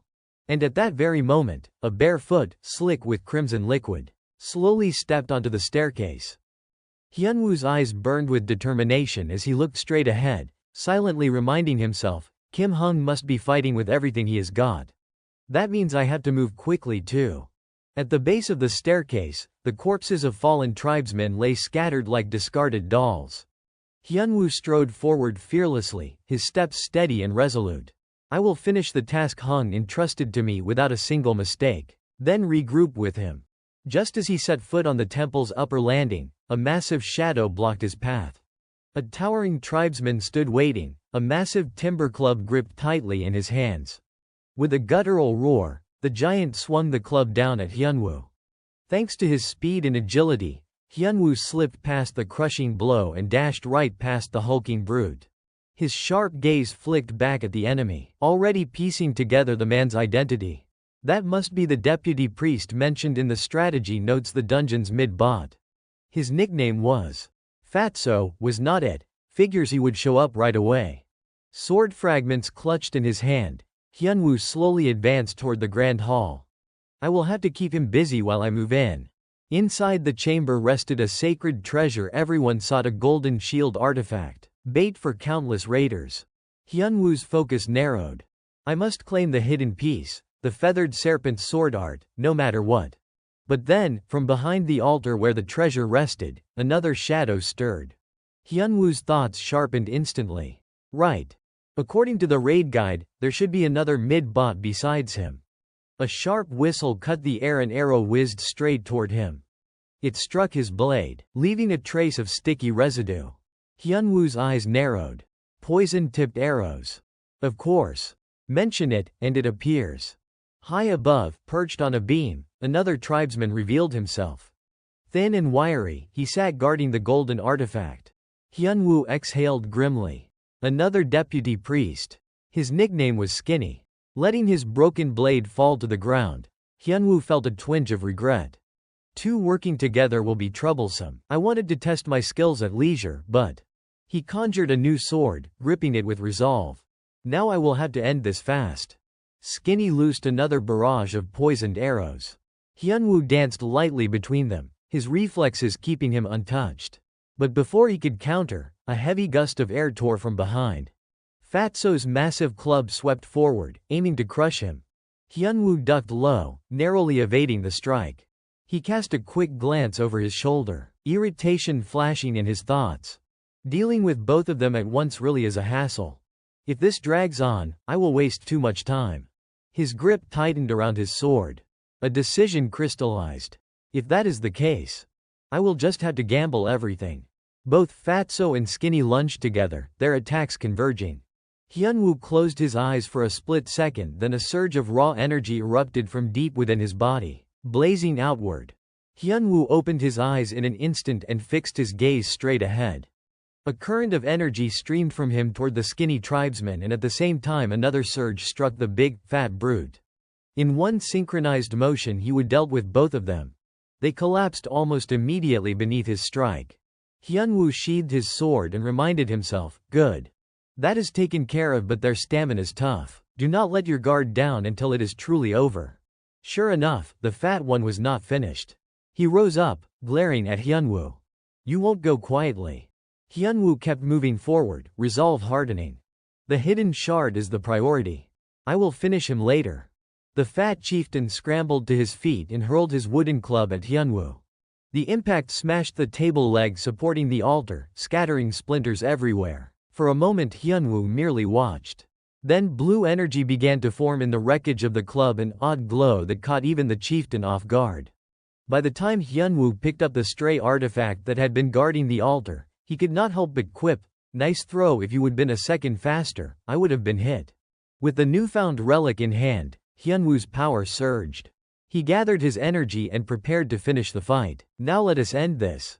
Teach me your last lesson. The chieftain's cry died into the wind as his own warded item turned on him, and it was that very device that killed him. Hyunwoo only glanced once at the fallen enemy before his attention returned to the ruined camp of the feathered serpent altar. The place was a wreck. Barbarians' bodies lay scattered across the ground. Kim Ho's eyes were hard as he stared forward. The chieftain had thrown everything at him, but Kim Ho had dodged with ease. Typical, the bot prioritizes the ritual above all. Annoying as it is. Go Hyunwoo must have found the relic. The chief's expression shifted as if he would noticed something. He turned toward the altar and realized the source, that aura. It is coming from the altar. Could it be the relic sword sitting on the altar? Right on cue. The system updated for Kim Ho, and he felt a jolt of satisfaction. Good. It is done. I can safely leave the rest of this dungeon to him now. Kim Ho moved to strike back, but first he acted on another objective. Before we finish him, I will copy his trait. Use copy. He knew exactly what he was stealing. This shaman chief's primary trait, the ritualist trait. Register the ritualist D trait of the target into the skill slot. Copy trait +2 grants anti-elemental resistance S and ritualist D. It is a hybrid trait that boosts mana sensing, incredibly useful. The barbarian chieftain ignored his wounds and turned toward the altar. Out of my way. I must reach the altar. But Kim Ho was not about to let him slip away. Hey, old man, the game's still on. Where do you think you are going? He had already charged a blazing strike, flames crackling across his fist. Even if you make it there, there is nothing left for you. It is over. Let us wrap this up. He drove his punch forward, hurling the searing energy straight into the chieftain. At that exact moment, the system notification appeared. Dungeon, feathered serpent altar, cleared. Hyunwoo came running up with the relic in his hand, grinning. Perfect timing, Kim. The artifact immediately began draining energy from the barbarian chieftain's body. Wait, what is happening? Hyunwoo muttered, confused. Kim Ho explained calmly, it is absorbing the shaman's soul. That is why it has grown stronger. The system chimed again. Hidden piece acquired serpent feather sword upgraded from rank D to rank C. Durability protection enhanced. Automatic durability recovery unlocked. New trait, elemental resistance F. Before they could take a breath, several chests shimmered into existence before them. Kim Ho gestured at them. And there is that. 4 ornate boxes lined up neatly. Random reward chests feathered serpent altar rank D. Hyunwoo did not look too tempted. He glanced at the sword in his hand and chuckled. This alone is more than enough for me. It will be useful for a while yet. Then he turned to Kim Ho, holding the blade up. So take the rest, Kim. They are yours. Kim Ho did not argue. If you insist, I won't say no. He gathered up the remaining rewards while adding, but first we need to get out of here. Once a dungeon's been conquered, it collapses after a set time. When they emerged, Byung-chul was waiting outside, eyes wide. Seriously, that fast? Kim Ho gave a confident shrug. Told you I would wrap it up quick. Hyunwoo glanced back just in time to see the dimensional gate fading away. The entrance is disappearing. Exactly like I explained earlier. Kim Ho confirmed, once the dungeon's core is destroyed, the gate closes. For a while, no one can enter. But when it regenerates, it will open again and someone else will clear it all over. Byung-chul added his own explanation, arms crossed knowingly. And that is why there is always evidence left behind when a dungeon's been cleared. Even the best forgers can't erase it. Kim Ho frowned slightly, already thinking ahead. Which means inspectors will be here before long. We should move before that happens. They climbed the long stairway back to their starting point. Byung-chul groaned the entire way. Finally. I thought those steps would never end. Hyunwoo laughed at the sight of him. Of course climbing up is harder than going down. Byung-chul nodded wearily. Yeah, I know, but that was brutal. He turned and held out his hand. Anyway, good thing nothing blocked our way on the return. Now hand back the badges and pins. The others returned their badges, thanking him sincerely. Thanks to you, we made it out safe. Appreciate it, Shin Hung. Hope we can count on you again. Byung-chul rubbed the back of his neck, embarrassed. Ah, it is nothing. Just part of the service. At some point, Chunyi and Somi had appeared behind them. Somi waved brightly. Hey, hey. She teased the trio with a grin. Funny how we keep running into each other. But why always at times like these? Chunyi, however, was not amused. Arms crossed, expression sharp, she demanded, so what exactly were you doing in a dungeon this late at night? Not far from Kim Ho's group, Somi cheerfully waved and called out, Hey, hey, looks like we are running into each other quite often lately. Beside her, Chunyi crossed her arms and demanded in a bold tone, Out here this late at night, what exactly are you guys doing inside the dungeon? Byung-chul stiffened at her words, but quickly tried to look composed as he replied, Doing something in the dungeon. Is not that obvious? We are here to clear it, of course. Chunyi narrowed her eyes, unconvinced. From the very start, your group did not seem all that committed to clearing dungeons. Hard to believe you suddenly changed your minds. Byung-chul scoffed and mocked her. Wow, you have made it this far in life and still can't trust anyone. Ever heard of taking people at their word? Then he elbowed Kim Ho, hinting with a wink. This guy. Trying to push the trouble onto me again, Kim Ho thought with mild annoyance. Still, if it would end the awkward standoff faster, he did not have much choice.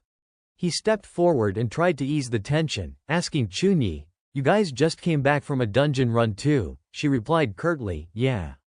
He pressed, What is your completion rate? Her eyes sharpened. You do not need to know that. Byung-chul laughed mockingly again. Come on, man, why bother asking that? If their score's low, of course they would not want to say. Chunhai's temper flared at his teasing. Finally, unable to stand it, she snapped, I do not know how far you guys got, but I guarantee our rate's higher. Kim Ho raised an eyebrow. Then how about a bet? Let us see whose completion rate is higher. Chunyi eyed him warily. And what are we betting? He proposed calmly. The loser has to grant one request or answer one question from the winner. Deal. A confident smile spread across her lips. Fine by me. Kim Ho stepped closer, facing her directly. All right then. On the count of 3, we both reveal our results. Agreed, she said firmly. They locked eyes. Kim Ho started, 3. Chunyi followed, 2. Together, they counted down, 1, and simultaneously tapped their screens. A second later, the numbers appeared. Chunyi froze in shock. Wah! Her jaw dropped as she stared at Kim Ho's screen. Dungeon completion, 100%. Seeing her stunned expression, Kim Ho felt a flicker of guilt. 97% would have been impressive enough. Guess I overdid it a bit. Well, might as well make a clean exit now. He turned away, motioning for his 2 friends to follow. Before leaving, he called back over his shoulder. I will remember that wish of yours as a debt. Alright, good luck next time. The next day, at a cafe, Hyunwoo set a drink down in front of Kim Ho before sitting across from him. Feels weird having a lunch break without classes for once, he said with a sigh. Kim Ho replied evenly, resting is part of training too. We pushed ourselves hard yesterday. Taking a day off is not so bad. Hyunwoo tilted his head. So, what did you want to see me for? Kim Ho's lips curved into a faint grin. To show everyone the fun part that comes after clearing a dungeon. He tapped on his screen as he explained, I am talking about the joy of opening a random reward box. A notification popped up, random box Gethelm altar. Moments later, 4 wooden boxes appeared on the table. Kim Ho's eyes gleamed with anticipation. Alright, he said, rubbing his hands together, let us start the unboxing. Then, with a decisive motion, he opened the first box. Let us see what is inside the first one. The moment Kim Ho opened the box, a golden light burst forth, glittering brilliantly. From within emerged a rolled-up scroll, its name appearing on the holographic display, rank up. Kim Ho smiled with satisfaction. Not a bad start at all, he remarked appreciatively. Then he reached for the second box. Next. A soft blue glow shone from within this one, prompting Hyunwoo to exclaim in surprise, Whoa! A simple black bracelet floated up. And a line of text appeared before them, Priest's black bracelet. Kim Ho's eyes lit up. There it is, he said, delighted. He looked at the 2 items on the table and could not contain his joy. A rank-up scroll and a priest class accessory, this haul's already more than worth it. Encouraged, he turned to the others. You guys should try opening one too. Hyunwoo blinked, surprised. You mean? We can, sure, Kim Ho nodded. Go ahead. Hyunwoo smiled gratefully. Then I will give it a try. Without hesitation, he opened one of the remaining boxes. The item that appeared left him speechless. It was a plain wooden cup, marked as Gethelm tribe's wooden cup. Even Kim Ho had to sympathize with that level of bad luck. Wow. You really defy expectations. Not even a trace of fortune, huh? Hyunwoo groaned, hanging his head. Sorry, Kim. Kim Ho chuckled and reassured him, come on, no need to apologize. You just opened it for me anyway. While they spoke, Yane quietly reached for the last unopened box. Hyunwoo sighed dejectedly, muttering, I swear, I was never born lucky. Never won anything in my life. But before he could finish, a bright golden light flashed before his eyes, cutting him off. The glow came from the box Yane had just opened. All 3 of them leaned closer, curious. Then the object floated up a white pillow. Hyunwoo frowned in disbelief. Wait. Is that a body pillow? The display identified it, Gethelm pillow. Kim Ho's brow furrowed. A pillow. And it is ranked B. He rested his chin in his hand, thinking deeply. A B rank item from a D tier random box. That is practically a miracle. Did not expect Seo Yane to hit such impossible odds. He examined the floating white pillow, analyzing the stats. Looks like it is designed for combat support. His eyes moved over the description.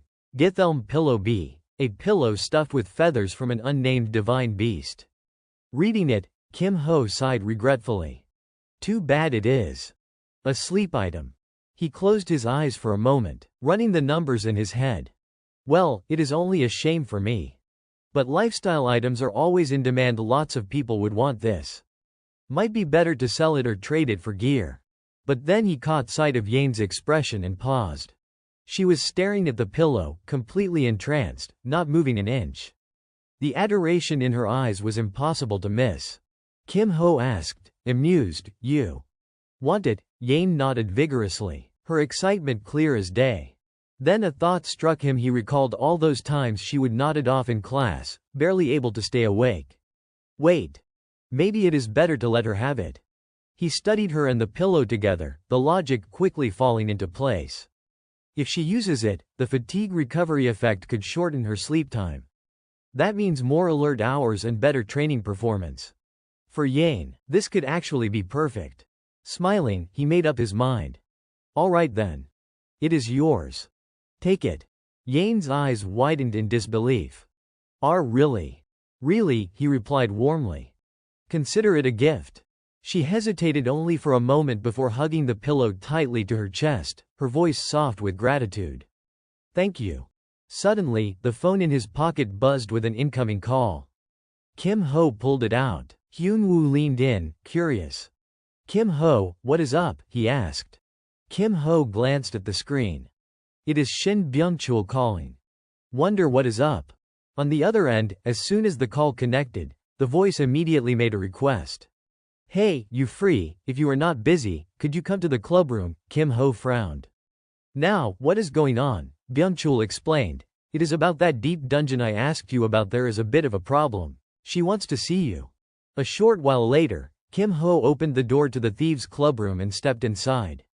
Gui-young sat comfortably in a chair and waved him over. You made it. We have been waiting.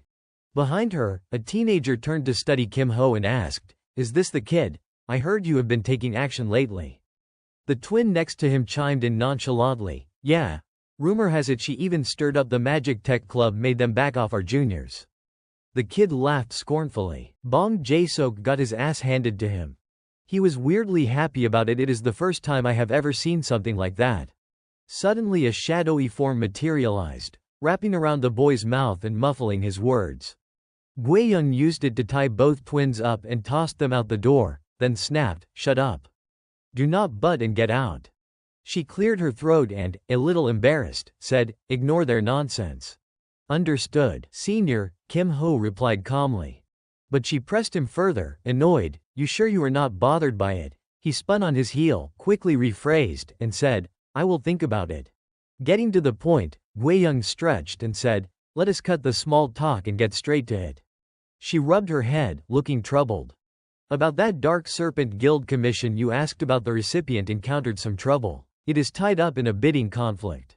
Kim Ho folded his arms, expression steady. Just a regular bid, or priority bidding? He asked. She answered seriously, Priority bidding. He stroked his chin and said slowly, Priority bidding, huh? This is messy. He ran through the academy rules in his head. Deep dungeons have a rule: once a dungeon core is broken, that dungeon cannot be re-entered until it regenerates during the next cycle. The number of teams allowed to challenge a single dungeon is limited, and for dungeons with great rewards, competition is inevitable. To handle that fairly, the academy uses a bidding system. The basic method, regular bidding, simply orders entry based on teams' dungeon clear performance. But there is also priority bidding. Clubs have a finite number of priority bids. If they use one, normal conditions are bypassed and they gain immediate top priority to enter the dungeon. Kim Ho's face tightened as he considered this. So the Dark Serpent Guild's run has been snagged by a priority bid, he concluded. Gui-young continued, We can get in unofficially, so entering the dungeon itself is not the issue. But once we clear it, the dungeon will seal, and the club that used a priority bid won't like that. By the way, she raised one finger. The club that placed the priority bid is the Swordsmanship Club. Gui-young watched Kim Ho's expression intently and asked, You know what that means? The Swordsmanship Club is one of the top clubs, always fighting for first or second place at the academy. You still want to go ahead with this? Kim Ho's face was full of resolve. Without hesitation he answered, Yes. I want to proceed. Gui-young frowned in disbelief. You are serious? Kim Ho remained calm and reassuring. Do not worry about the fallout. Let me handle the consequences, just go ahead. Hearing that, she leaned back in her chair and said with a wry smile, All right then. You have always been a promising junior. I am sure you have a plan. She clenched her fist, determination in her eyes, and declared, "Fine. Let us give it a shot." Guiyang leaned an elbow on the chair and said casually, "Alright, I am sure my talented junior has some plan up his sleeve." She squeezed her fist with determination and declared, "Fine.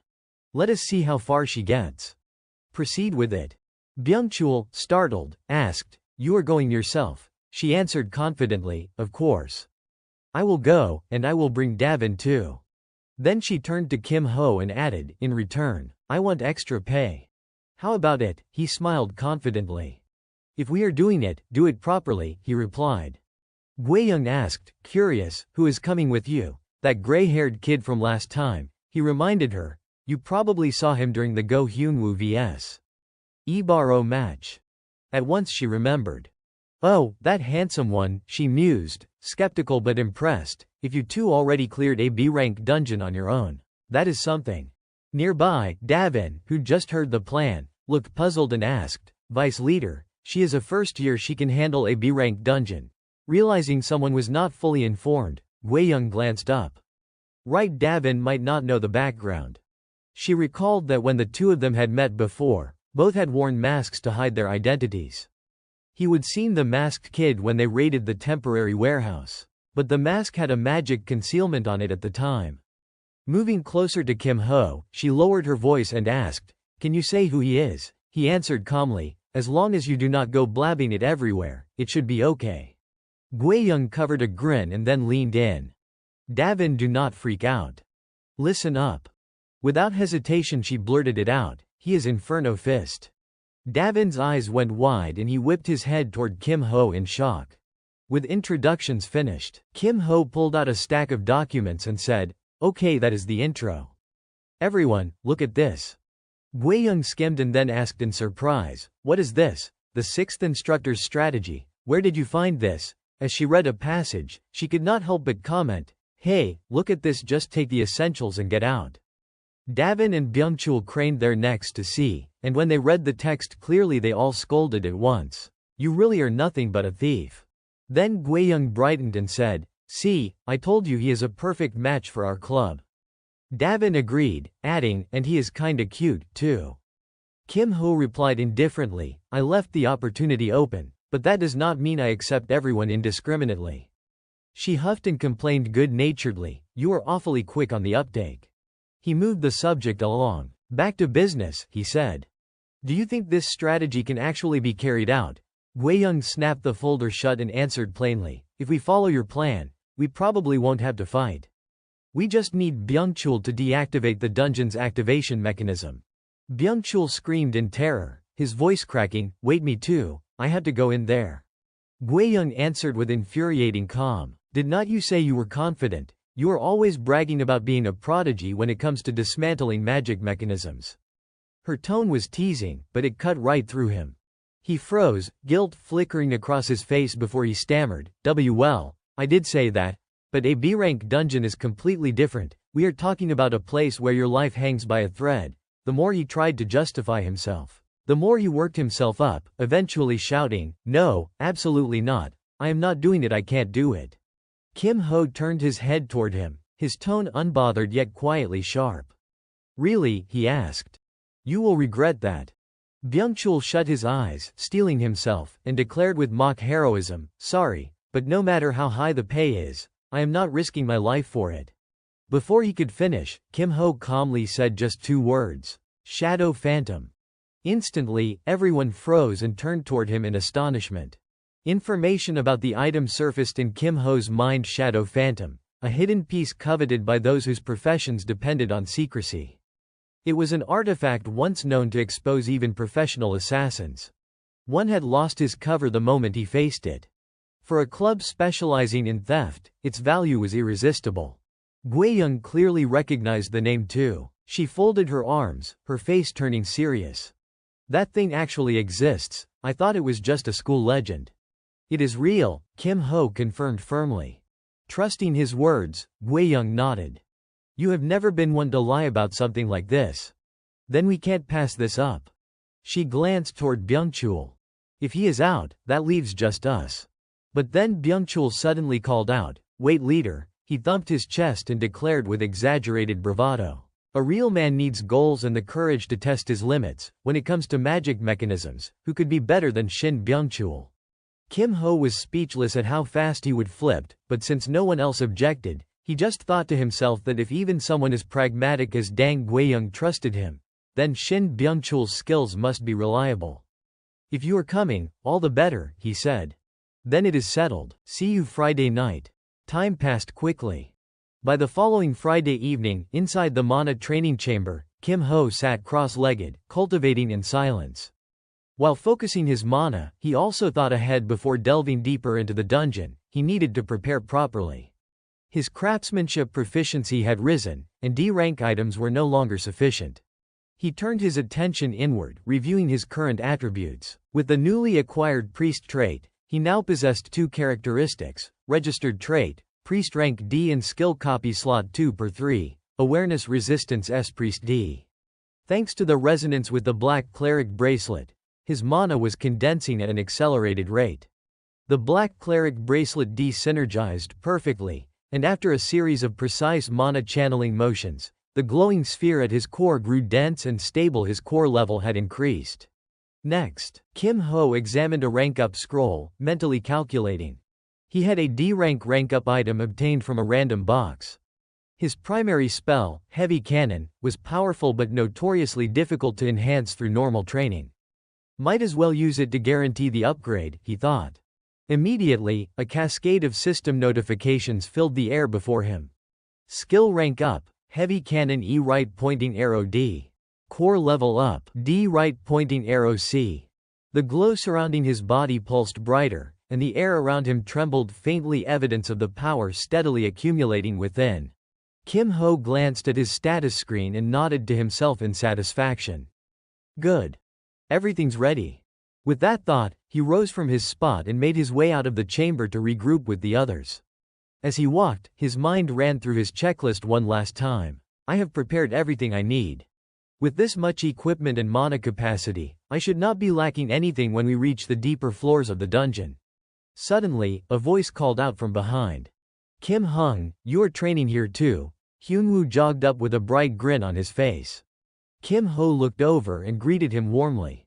You are about to head out as well, training right before entering the dungeon. Impressive. Hyunwoo beamed with pride, eager to share his progress. I have been getting used to my new weapon. I think I can finally handle it properly in real combat now. Good, Kim Ho said approvingly, smiling faintly. Seems like everyone's ready, then. Shall we go? A short while later, the group gathered at the dungeon entrance. The moon hung high and bright, bathing the landscape in a silvery glow.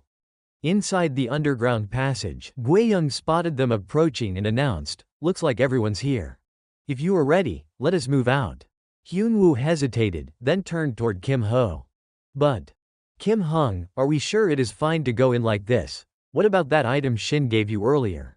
Kim Ho looked back at him, answering calmly, that thing, we won't need it. Then, glancing at Guiyang who was already casting spells ahead of them, he added, just watch. You will understand soon enough. Before Hyunwoo could reply, faint purple butterflies began fluttering through the air, delicate, glowing, and eerily beautiful. Phantom butterflies. They scattered gracefully throughout the space, slipping into every corridor and corner of the dungeon. Hyunwoo's eyes widened in realization. Ah. I see, she is using the butterflies to scout ahead. Kim Ho chuckled softly. Exactly. We just need to follow their trail. Let us move, Guiyang ordered, raising her hand. At once, the group fell into formation behind her and began to advance quickly through the dim corridors. As they ran, Davin pulled out a compact device and tapped a few commands. Small, spherical drones immediately appeared beside her, hovering in place before dispersing in all directions to monitor their surroundings. Down the stone stairway they went, following the shimmering butterflies deeper and deeper. When they reached a certain point, Guiyang suddenly raised her hand. Stop. Her tone turned serious. From here on out, Davin and I will hold the entrance. Everything beyond this point depends on you three. Standing before the ominous gate, she cast a grave glance at the glowing panel beside it. What is ahead will be nothing like what we have seen before, she warned. Without turning back, she added in a calm but chilling voice, "So. Good luck. I will see you again if you make it out alive." The next moment, the three young men stepped into the glowing teleportation circle.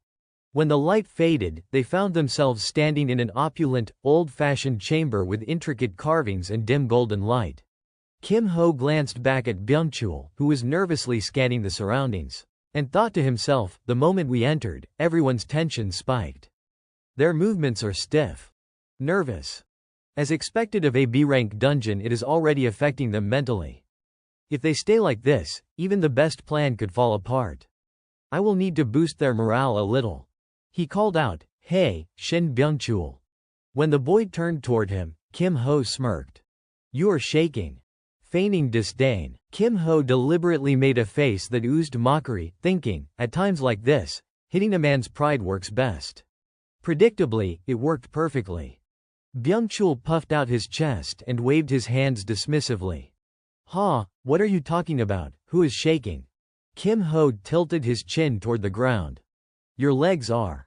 Byung-chul immediately blurted, "Tch, that is just a habit," then, determined to save face, he marched forward to open the door ahead, calling over his shoulder, "Totally fine, nothing to worry about."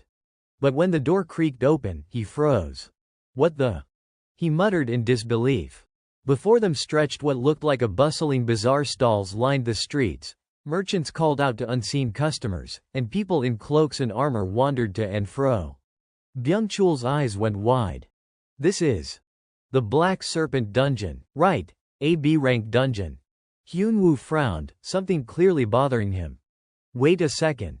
Does not this feel off to you? With this many people around, it should be noisy as hell." He glanced around the eerily still crowd, voice dropping as a chill ran down his spine. "But it is quiet. Way too quiet." Kim Ho looked ahead with a calm expression as he explained, "This area has been plagued with strange incidents lately. Unfortunately, we will have to make use of those very disturbances." He led the way while continuing his explanation. "If we follow the plan and manage to make contact with the Alliance, our goal will be achieved. For now, let us get to the first rendezvous point." A short while later, the three of them arrived at a small restaurant and went inside. The waiter, upon seeing them, greeted politely, "Welcome, dear customers." The three took their seats, and the young man quickly approached to take their order. "What would you like to have today?" he asked. Kim Ho replied in a casual tone, 3 servings of duck soup and 1 plate of dumplings." The waiter smiled brightly and nodded. "Right away, sir. I will prepare them immediately." Byung-chul glanced at the waiter for a moment before speaking in a low voice, "So you mean?" Kim Ho calmly answered, "That is right. It should be happening soon. Around here, they periodically kidnap hunters. Their next target is this very restaurant." Just then, the waiter returned almost instantly, holding the dishes. "Your food is ready, sirs." Hyun-woo stared in surprise. "That was fast. We just ordered." The waiter smiled proudly. "My father's been up since dawn," he said, looking at them sincerely, "to prepare everything in advance. Please enjoy your meal." Suddenly, several masked men entered from outside.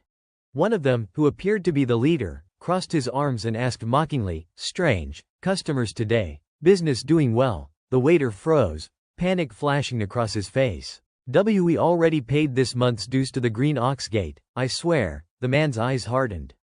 "No. I am here for something else." Hyun-woo whispered under his breath, "Those guys." Kim Ho, who had been silently observing them, nodded. "Yes. Low-ranking enforcers of the Black Serpent Division." The man from the group turned to the waiter and ordered coldly, "You are coming with us." The young man trembled, fear choking his words. Wait, before he could finish, an old man rushed out from the back room, shouting desperately, "No." He grabbed the man by the shoulders and pleaded, "Please, do not take my son, I beg you, have mercy." But the enforcer did not respond. He simply reached for the old man's throat, seized him by the head, and drove his knee into the man's stomach. The old man collapsed to the floor, clutching his abdomen in pain, unable to stand. Another thug turned to the young waiter and barked, "Move it, unless you want to end up like him. You know what is coming next." He grabbed the young man by the collar and raised his sword threateningly. Finally, the terrified waiter gave in and followed them. Behind him, his father knelt on the ground, sobbing and reaching out helplessly. "No. You can't," he cried, his voice breaking. "My son." At that moment, Kim Ho stepped forward. "Hey, old man." He and his two companions stopped before him, and Kim Ho promised, "We will go after them and bring your son back." The man's eyes filled with desperate hope as he clutched Kim Ho's hands tightly. "If you really do that," he swore, "I will give you everything I have." Kim Ho smiled with quiet confidence. "You would better not take that back later." He turned and walked out, his companions following close behind. Spotting the kidnappers in the distance, he gave a short command. "They have not gone far. Move." The three of them trailed the group discreetly. When the kidnappers turned into a deserted alley, Kim Ho quickly assessed the situation. "They are heading toward a secluded area," he said. "Looks like they have noticed us." But instead of hesitating, he strode forward without fear. "Good. Saves us the trouble of chasing them." As they rounded the corner, two members of the Black Serpent gang were already waiting, swords drawn. The brown-haired one sneered as he spotted them. Well, who do we have here? Were not you the guys from the restaurant, trying to play heroes now, huh?" Hyun-woo immediately slipped into character, brimming with righteous indignation. "Seeing someone get kidnapped right in front of me, how could I possibly stand by and do nothing?" he declared. Kim Ho clapped his hands in agreement, his tone sharp with moral outrage. "Exactly. If you see injustice and do not act, are you even human anymore?" Hearing that, the black-haired thug rushed forward, sneering. "Touching speech, but you are a fool." The brown-haired one smirked with disdain.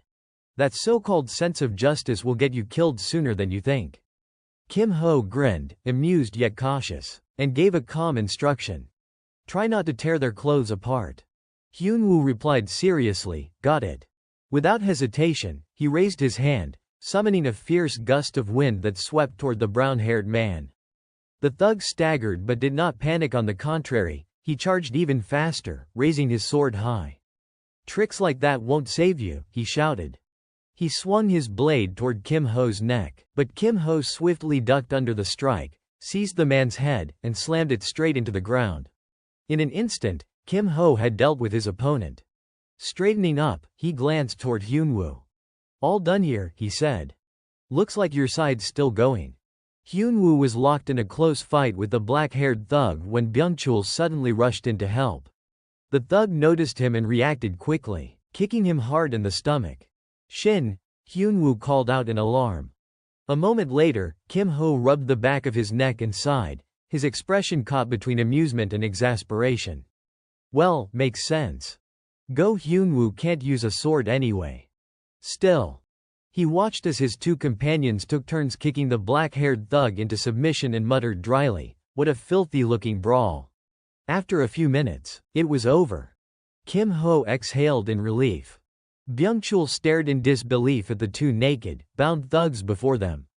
"Wait. These guys were just low-level fighters, not captains?" he asked. Kim Ho nodded confidently. "They are the weakest ones around here. Inwardly, though," he added, "in a lower-level dungeon, they would probably be mid-tier bosses. But no need to say that out loud." He then turned to the kidnapped young man and said, "All right, it is settled. Let us get you home." The three escorted the young man back. As soon as they entered the house, he ran straight into his father's arms. "Father," he cried. The old man hugged him tightly, tears welling in his eyes. "My son," he choked out, his voice trembling with emotion. Then, turning to the trio, he bowed deeply. "Thank you. Thank you so much, all of you." Kim Ho scratched his cheek awkwardly. "Sorry to interrupt the touching moment, but we should probably settle things properly, do not you think?" The old man blinked, then quickly nodded. "Why yes, of course. What can I do to repay you?" Kim Ho pointed directly at a statue in the corner. "I will just take that." The man looked surprised. Is not that a Bodhi-dharma statue?" But then he nodded enthusiastically. "Please, take as many as you want." Kim Ho smiled, satisfied. "Thanks, old man." He returned to the table they would been sitting at earlier, pulled out a chair, and said casually, "All right then, I will finish my meal before we go." The old man chuckled and offered, I will reheat it for you. Hyunwoo picked up the statue, studying it closely. This thing. It does not look ordinary, he murmured. Beside him, Byungchul, still chewing his food, pointed at it. That looks like something used in formation magic, does not it? Hyunwoo's eyes widened. Formation magic, you mean this statue? Kim Ho nodded and explained, yes. It is a component for a formation. More precisely, it is a key used to unlock a specific type of formation seal. Hyunwoo lifted the statue closer for inspection, hesitation in his tone. Kim, if it is just a formation key, then. Kim Ho added calmly, there is more to it. It also contains the martial essence of the craftsman who carved it. Keep it, it will come in handy someday. Then he pushed back his chair and stood up. Glancing at the empty bowls on the table, Kim Ho said evenly, all right. Stomach's full now. He folded his arms and said calmly, okay, let us get serious. The three of them made their way to the Hak Zae gang's gate. Kim Ho took a quick look around, then turned to face Hyunwoo and Byungchul. You all know the plan by heart, but let us run through it one more time, he said. He walked them through the strategy with a businesslike tone. Clearing the Hak Zae chamber is basically the same approach as the Taelongvu map. While I hold the bot and the main force, you split into two teams and gather the objective items. The single big difference between this and the Taelongvu run, he emphasized solemnly, is that the Hak Zae bot is far too strong to be killed outright. So we are finishing this one differently with the items listed on the strategy sheet. You have got everything they asked for, right? Byungchul answered with full confidence, of course. Hyunwoo nodded, equally sure, yeah, we have got it. Kim Ho produced 2 pieces of gear, an emergency escape scroll B rank and an inner ear comms set B rank, and said carefully, put the comms in and keep the escape scroll safe. They all clipped the headsets on. Kim Ho looked at them both and instructed, from this point I will act alone. If anything happens, contact me immediately. His face was all but certain of victory as he reiterated, if we stick to the plan, there won't be any problems, but stay cautious out there. Hyunwoo trusted him and wished him luck. Good luck, Kim. Up on the steps, one of the Hak Zae gang members was posted as a sentry. He spotted Kim Ho approaching and frowned. Who is this? He called out. Kim Ho kept walking without answering. The sentry grew annoyed and barked, I am asking you, who are you? He drew his blade, voice full of menace. You think staying silent will save you? I will shut that mouth of yours for good. The sentry's eyes then caught sight of Kim Ho's hand, something strange, and he blurted, your hand. What is that? Kim Ho still did not respond. He simply raised his fist, which was wreathed in flames, and in the sentry's horrified stare delivered a single, thunderous punch. The man was sent flying backward. He smashed into the gate and it burst open. The protagonist quickly extinguished the flames dancing in his palm and said, it burns pretty well, guess that is what you get when it is made of wood. He was the one who lit it in the first place, yet watching the fire roar to life still felt strangely mesmerizing. At that moment, shouting erupted from behind him. What is going on? What happened? Which direction is the fire? Hurry, put it out, move.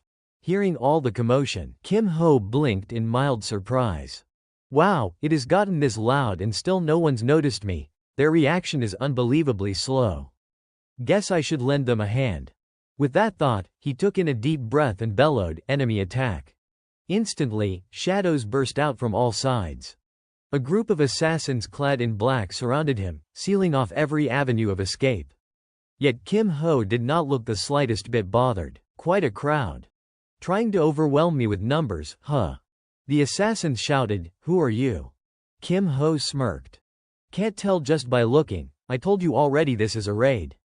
His attitude left the black-clad men momentarily dumbfounded. He is insane, take him down. No sooner had the order been given than 3 of them lunged at him at once. And at that moment, Kim Ho could not help but admit to himself. Insane, yeah. Maybe that is fair. Alright then, let us begin. He bent his knees ever so slightly, then exploded upward in a sudden leap, effortlessly dodging their coordinated strike. Let us see who is actually crazier, he shouted.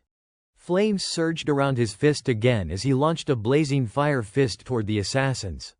The impact carved a crater in the ground, and those assassins were reduced to blackened cinders.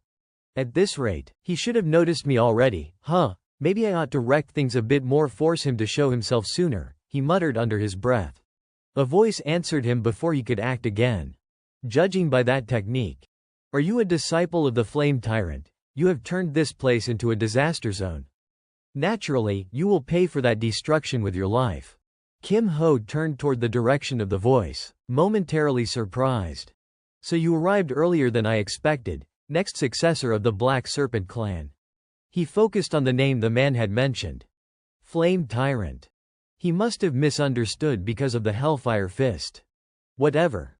This works in my favor, it will make him pay even more attention. Putting on an arrogant expression, he shot back, I have got no reason to answer some low-tier lapdog from a cult.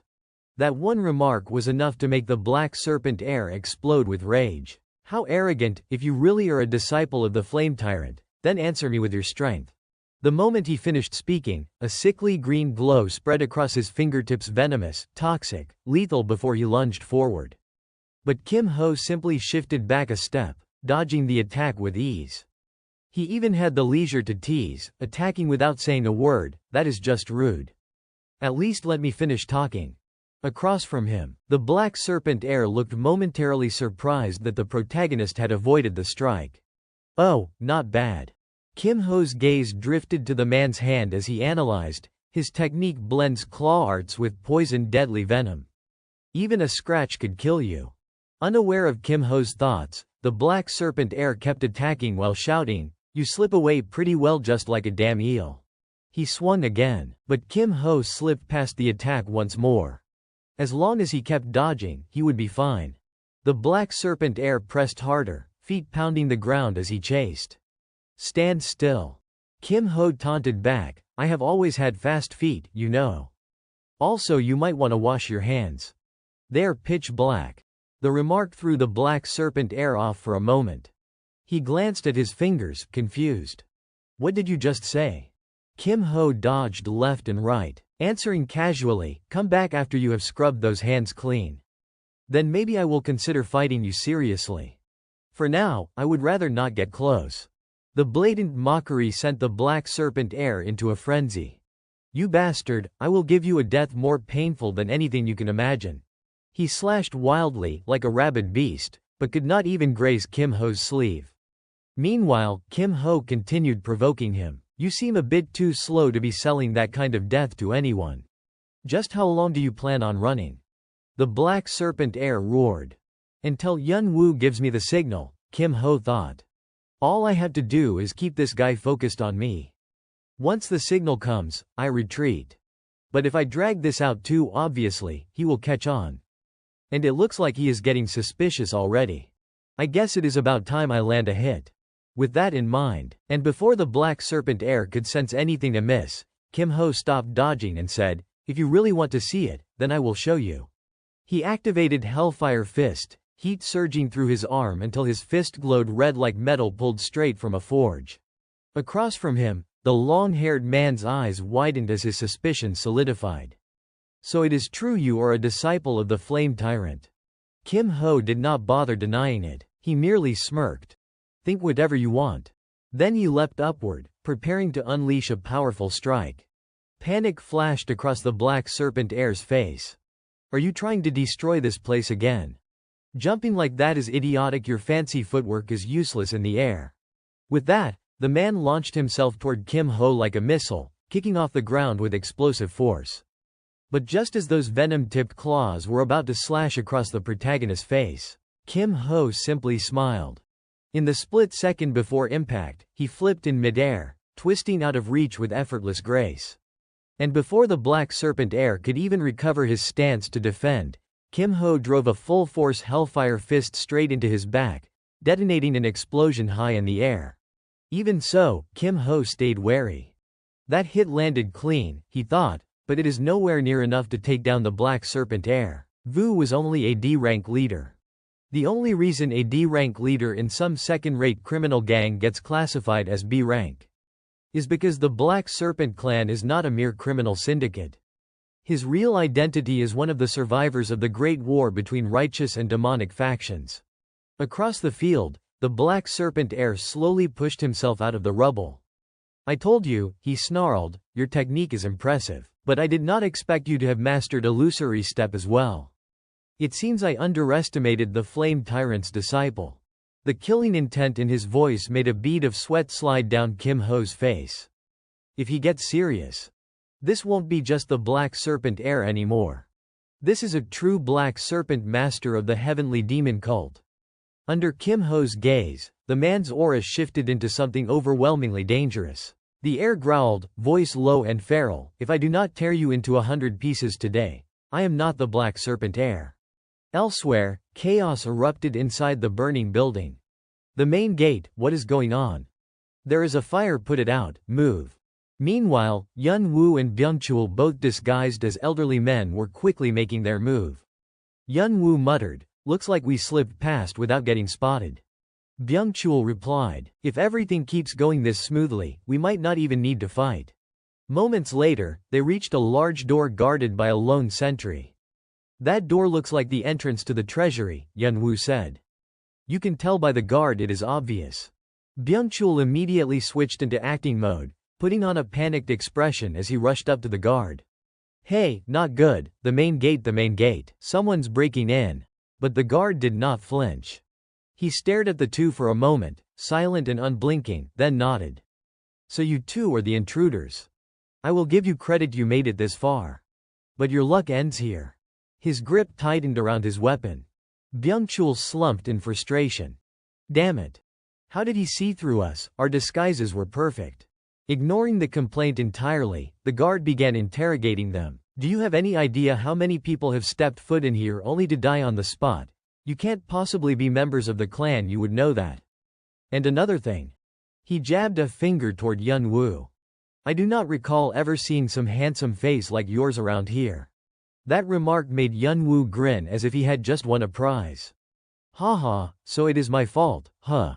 Beside him, Byung-chul trembled with barely contained frustration. We got exposed because he is too handsome, even with a mask on. God, if only I could get caught for a reason like that.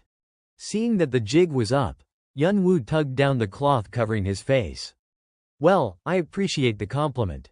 But unfortunately for you, this is where I am forced to cut you down. The moment the words left his mouth, his figure shot forward at a terrifying speed. With a single, clean strike, the guard collapsed instantly. At the same time, Byung-chul rushed toward the door's massive lock, fumbling with it in irritation. This thing is such a pain. Who designs a lock this damn tight? I am not enjoying this one bit, but work is work. I was not brought here to swing a sword, they hired me because I am the tech guy. Yun Woo answered with a bright smile, of course I know. I heard you are an insanely skilled specialist. My bot has high expectations for you.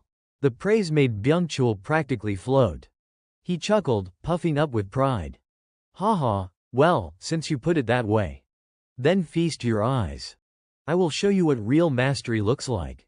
Watch closely, the great Byung-chul is about to perform.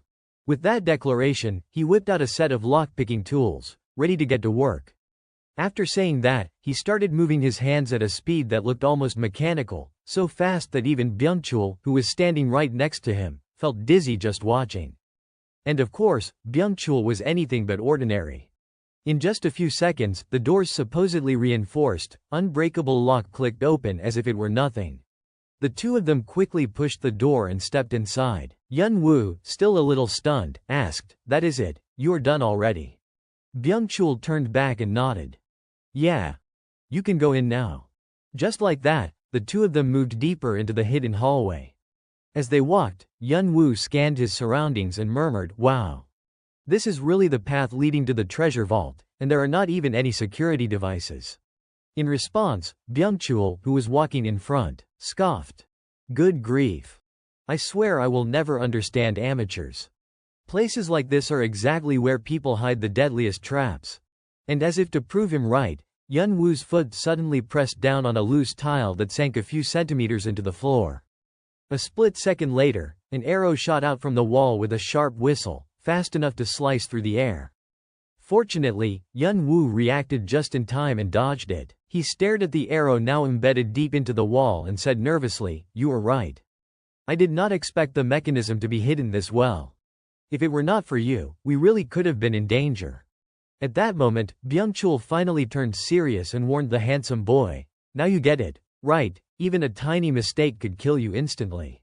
Yun-woo nodded frantically like a pecking chicken. From now on, I will trust only you, Byung-chul. Seeing how obedient Yun-woo suddenly became, Byung-chul got a bit fired up and barked. Good, then stick close to me from now on. Step here. Press this. When I signal, pull that.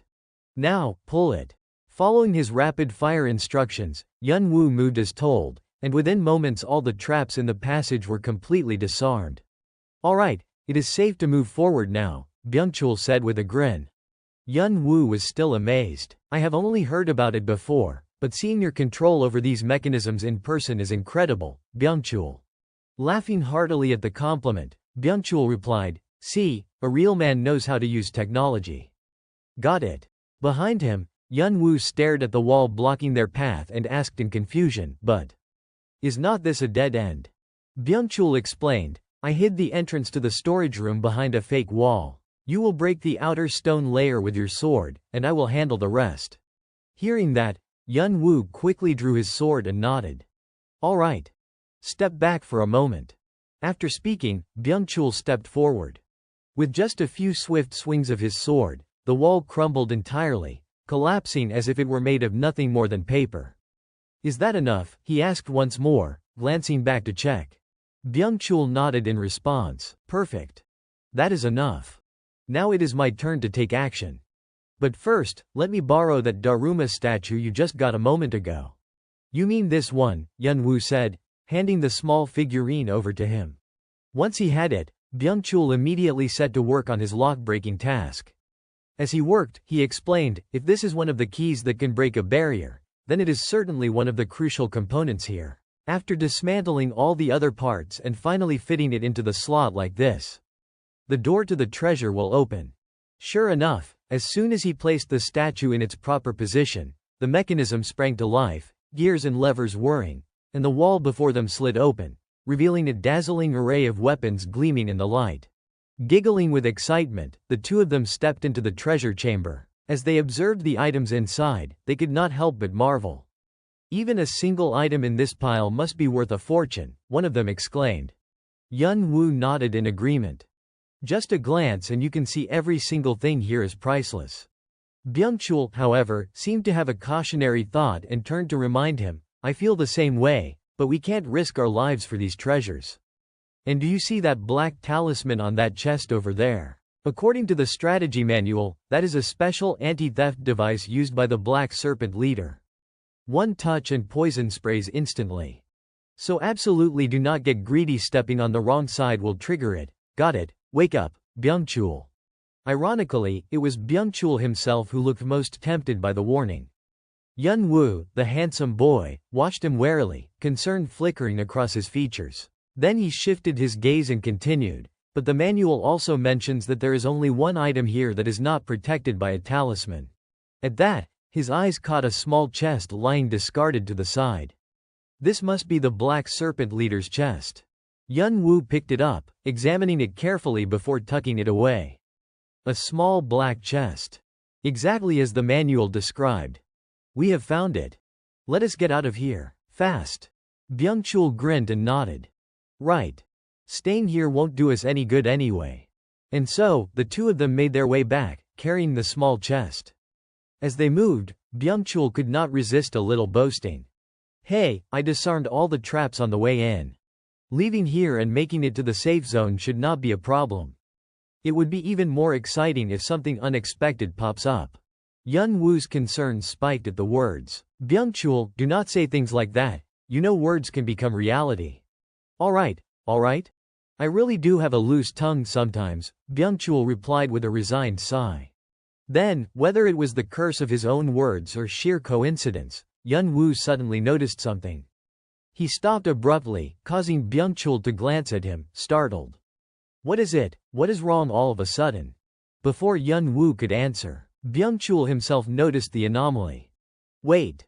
Is it really happening? Could that person be the one mentioned in the manual? And there, standing before the two of them, was an old man dressed in white. Spotting their presence, he spoke calmly, your movements are impressively precise. Was that really you? Yun Wu responded, yes. That is correct. There is just one thing I want to ask. Are you the elder of the Heavenly Demon Sect? Senior Baek Hyuk Seo. Also known as the White Serpent. The White Serpent, once the deputy leader of the Black Serpent sect and a senior elder of the Heavenly Demon Sect. He was one of the two individuals to hold the titles of Black Serpent and White Serpent. Even the leader of the Black Serpent sect could not fully control him. He roamed freely within the sect, following no rules, and only the extremely unlucky ever crossed paths with him.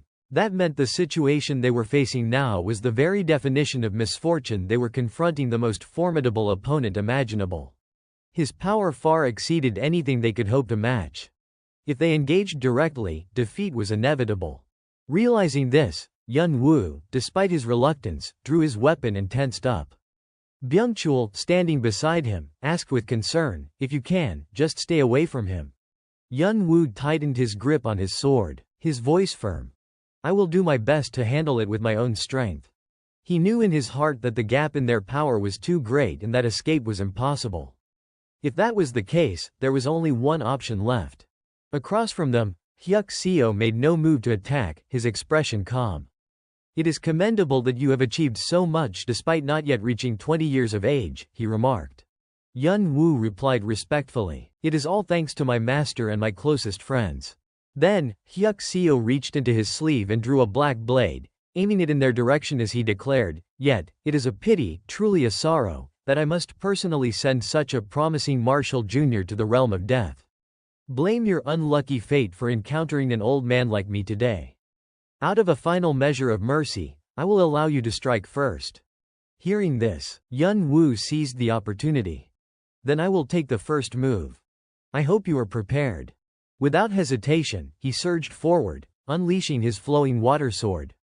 But before the blue energy could even reach Hyuk Seo, it began to twist uncontrollably, forcing Yun Wu to realize his opponent was not merely manipulating wind, he was controlling the very flow of internal energy itself. Hyuk Seo's body spun gracefully in midair, his sword moving with a flexible, whip-like fluidity. This was the deadly serpent strike, Crimson Blood Serpent. The attack was so unpredictable that Yun Wu had no time to react and was struck head-on, blood spraying as he was hurled backward. At the same time, Hyuk Seo assessed Yun Wu's flowing water sword. This is no ordinary technique. It carries tremendous power, yet it is reckless, entirely unconcerned with the consequences. It is a strike meant only to perish alongside the opponent. Surely, you did not expect this old man to hold back. Prepare yourself for the next attack. Yun Wu, still coughing blood from internal injuries, felt the impact reverberate through his mind. One collision had already shaken him so violently. With such a gap in strength, a clumsy defense was useless. If that was the case, he had no choice but to unleash his most powerful technique. Thinking this, he wiped the blood from the corner of his mouth and rose to his feet. He enveloped his sword in a surge of blue energy, ready to release his ultimate strike. On the opposite side, Hyuk Seo's eyes gleamed with excitement as he shouted, "Excellent, but even that won't be enough to withstand the ultimate technique of this old man." Then, the old man lunged forward to attack once again.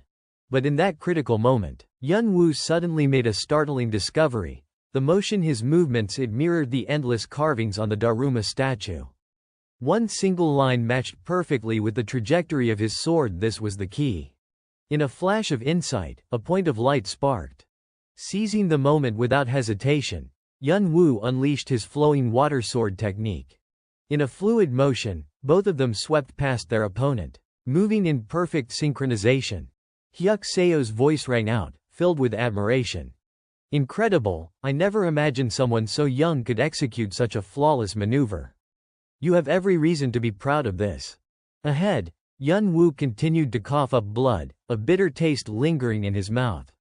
The last flowing water sword strike had approached perfection, yet it still was not enough. Behind him, Hyuk Seo's demeanor grew more serious. If I held back any longer, it would be an insult to you. Now it is time for this old man to reveal his true strength. As he spoke, a spectral image of a white serpent appeared beside him. Yun Wu's scalp tingled at the sight. The sheer presence of this energy just facing it was enough to send shivers through him. It was as if a colossal, ancient serpent was staring straight at him, its gaze penetrating every fiber of his being.